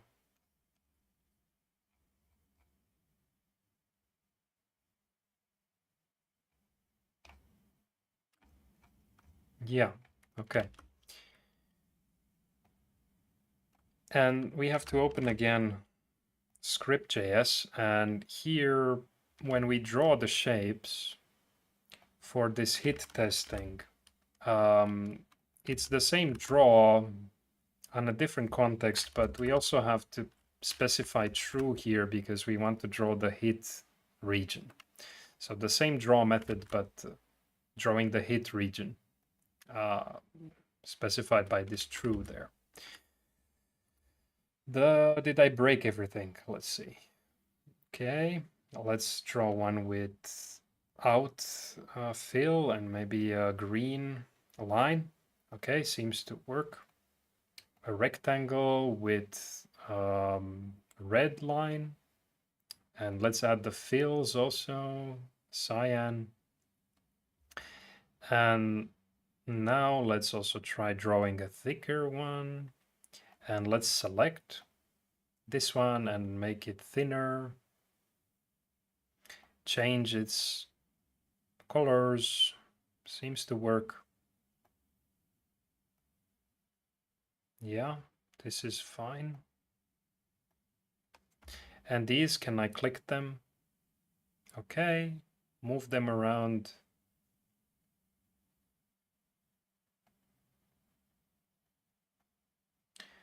And I can click anywhere. Oh. Why am I not? I'm not selecting it here, and I think the reason is the line caps. They are not round on the other context, on the other canvas. Here, clicking does nothing, only close to this. So here, clicking is a problem. It should work.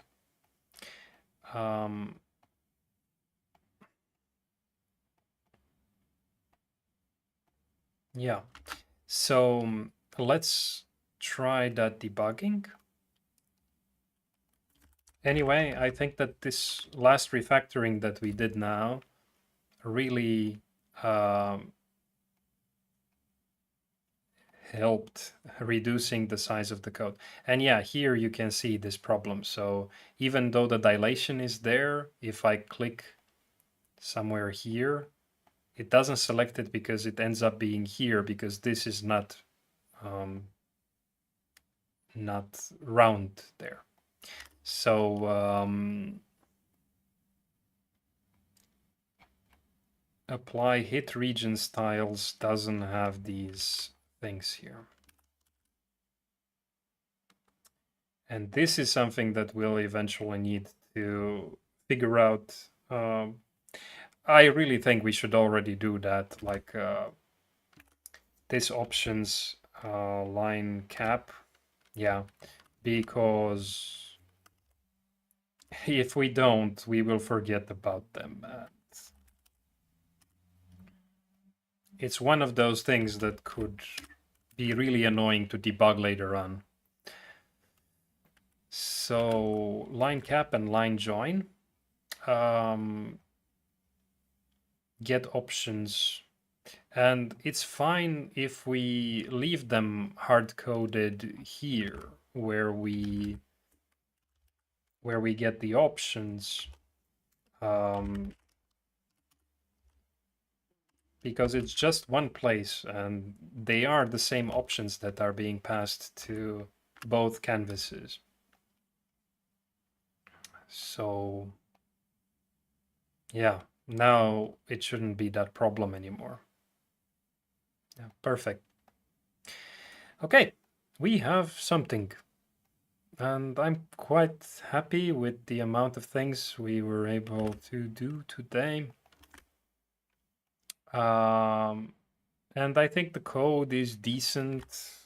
I can think of many ways to make it better, but maybe you can also give it a try. It's really good practice.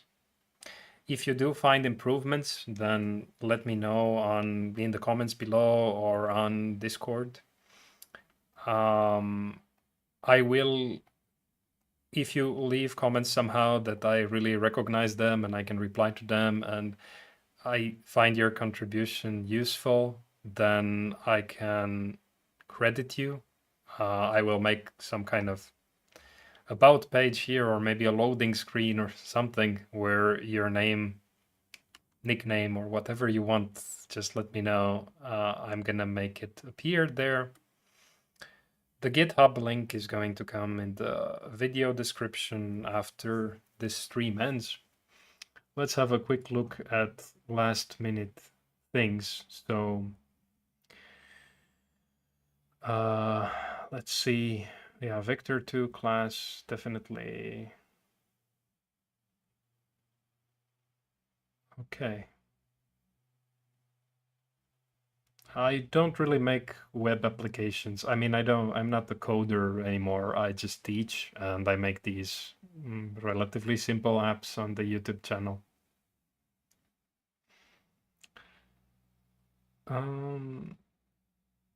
Yeah, array of objects.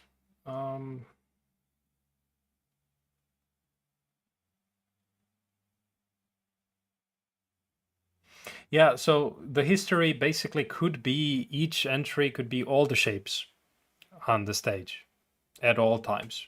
So every time a new shape is added or removed, just store everything in the next entry in the array and then just display everything. That's the simplest way to implement. But it takes up a lot of memory. So what you describe is just fine. But the problem is you need a way to reverse it. So anytime if your command is change from red to black, you need to remember that the inverse is change from black to red. Also, so both of those components go in there, red and black. Otherwise, when you undo, you don't know what to change the black into. Same goes for the moving and whatever. And that's more tedious to implement. But it's what I remember doing 15 years ago. And it saves a lot of memory. And it's not rocket science to implement, but all of those inverse operations need to be like the before and after. You have to somehow specify them. The previous version I mentioned with storing everything works, but that tends to use up a lot of memory, and I didn't implement it now because I think we could do better. So it's a to-do thing, this undo functionality.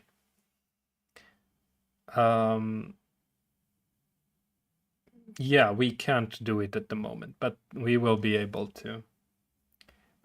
Pull requests, I don't know if I accept them like so that the code changes, but if you comment there, and if it's something that I really like, most likely it is if you do something, then I will start the next stream by looking at it and implementing that thing, because I want these videos to somehow really show everything that happens. And if I just accept everything and then show, and now the new code is this, then it doesn't connect. So feel free to make them, and I will try to look into them and to take what is valuable from each of them. And I really want to make a list of people who are contributing here and feel free to comment also down below in the comments or on Discord, and any contribution from anybody is going to be listed somewhere. And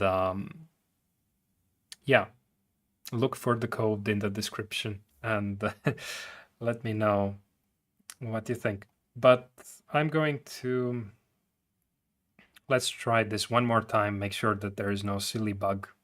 So final demo here, drawing a few rectangles. Let's try to change the color. Okay, and now let's try a thicker stroke and no stroke and no fill with the stroke.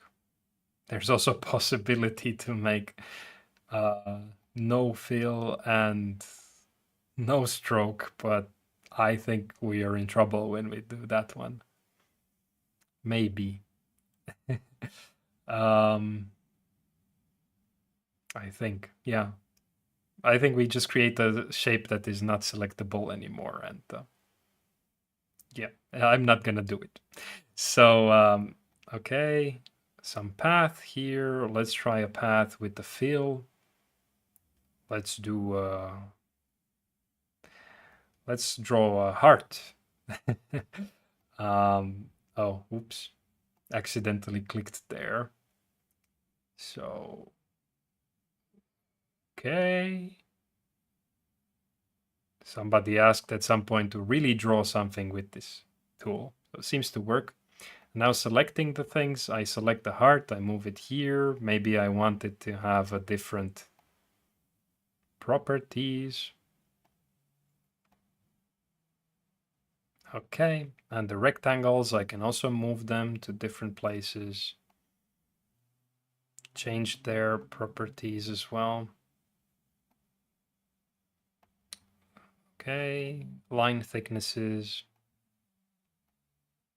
Everything seems fine to me. I'm curious what you think if you are going to test this application. Do let me know in the comments what you think about it and what you would like to have different. But at the moment, I'm happy with this. Of course, rotation, scaling, using the gizmo, these are definitely things that I want to have in the next update. Maybe also that possibility to import export, because it's really yeah.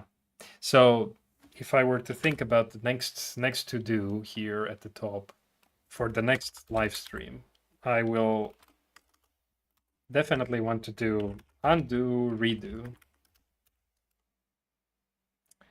redo with asterisks. Let's try the undo first. Undo, redo. I know how to do it. And then gizmo resize, rotate. But also, wow, I don't know what conva.js is, but it sounds very familiar. I think it's some library. Anyway,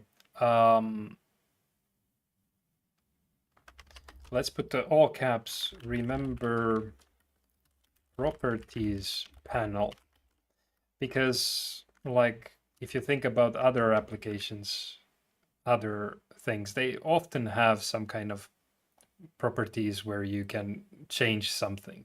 So like using sliders or whatever. Okay, this is a bad example, but here, like these kind of changes are something that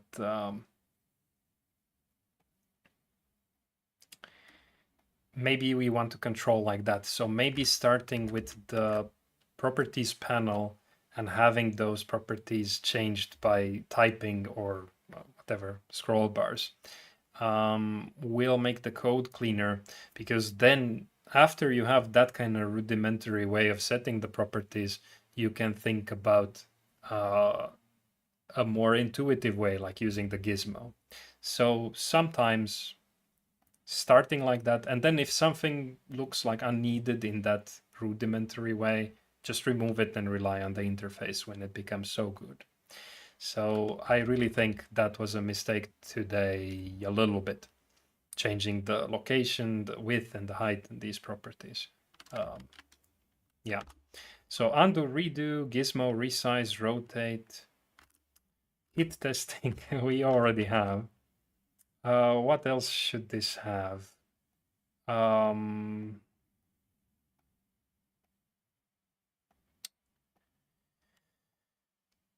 I think maybe circle, maybe width and height, oval, maybe oval, the oval tool. So maybe we won't have a circle tool. Maybe we will have an oval tool like PowerPoint has.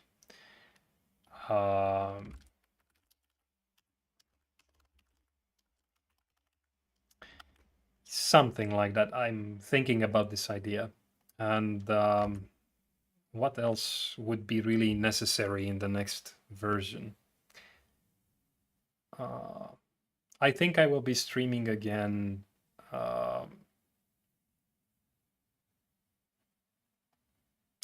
Not next week, but week after that. So next week will be just a regular video. I didn't work for Adobe ever. I don't know exactly how their system works there, but I have built some similar things in the past, and things that are no longer existing because they were in Flash. So Flash disappeared. So yeah. But anyway, no, I just speculate how those things work. I don't know for real. I don't have any insider telling me the inner workings. And I'm not really focusing just on Adobe products, but in general, any kind of drawing features. Like I like PowerPoint a lot. It can do many, many surprising things. And I'm gonna take some of those from there and not just from Animate or Photoshop or Illustrator or these other things. But yeah, so yeah, resize, rotate. I think that once we have that, I don't know if we should start this oval tool. Maybe we should, maybe pen tool, because that one is really the one that introduces the Bezier handles, and then the oval tool is basically setting those handles to something. And these curves are also nice to have. I will think about it, and let's see what you guys also think that the next step should be about. Yeah, okay. Thanks. I'm glad you liked that. It's the self-driving car thing. I tried to make it somehow more interesting, but I mean, the main reason I did it is to find a reason to teach like fundamental stuff. So yeah, adding text.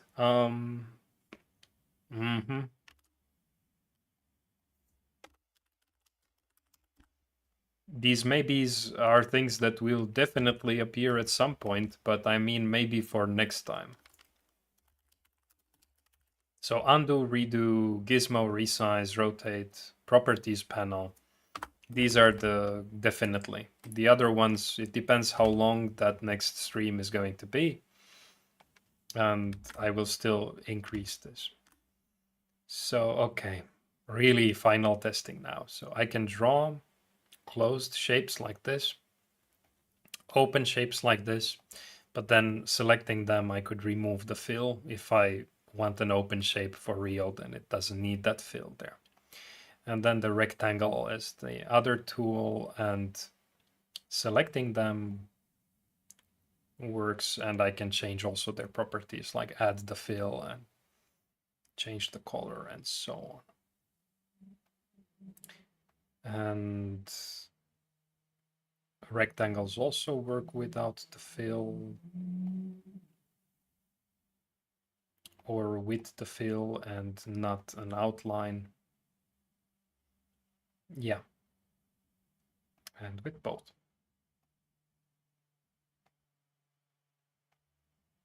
Okay. I think that I'm ready for today. So thank you all for joining in. I hope it wasn't too boring. I think it's kind of different when you think about the scripted type of tutorials.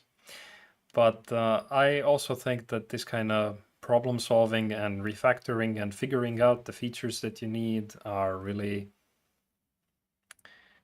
essential for one to know when developing. And this is kind of supposed to be that demo of how to really problem solve and also think about the code quality and refactoring and why you write the code in a certain way and what makes it difficult to expand certain things. And I think now we got it in a way that it's fine. So yeah, see you most likely in 2 weeks with another stream, but next week just a regular video. So see you guys.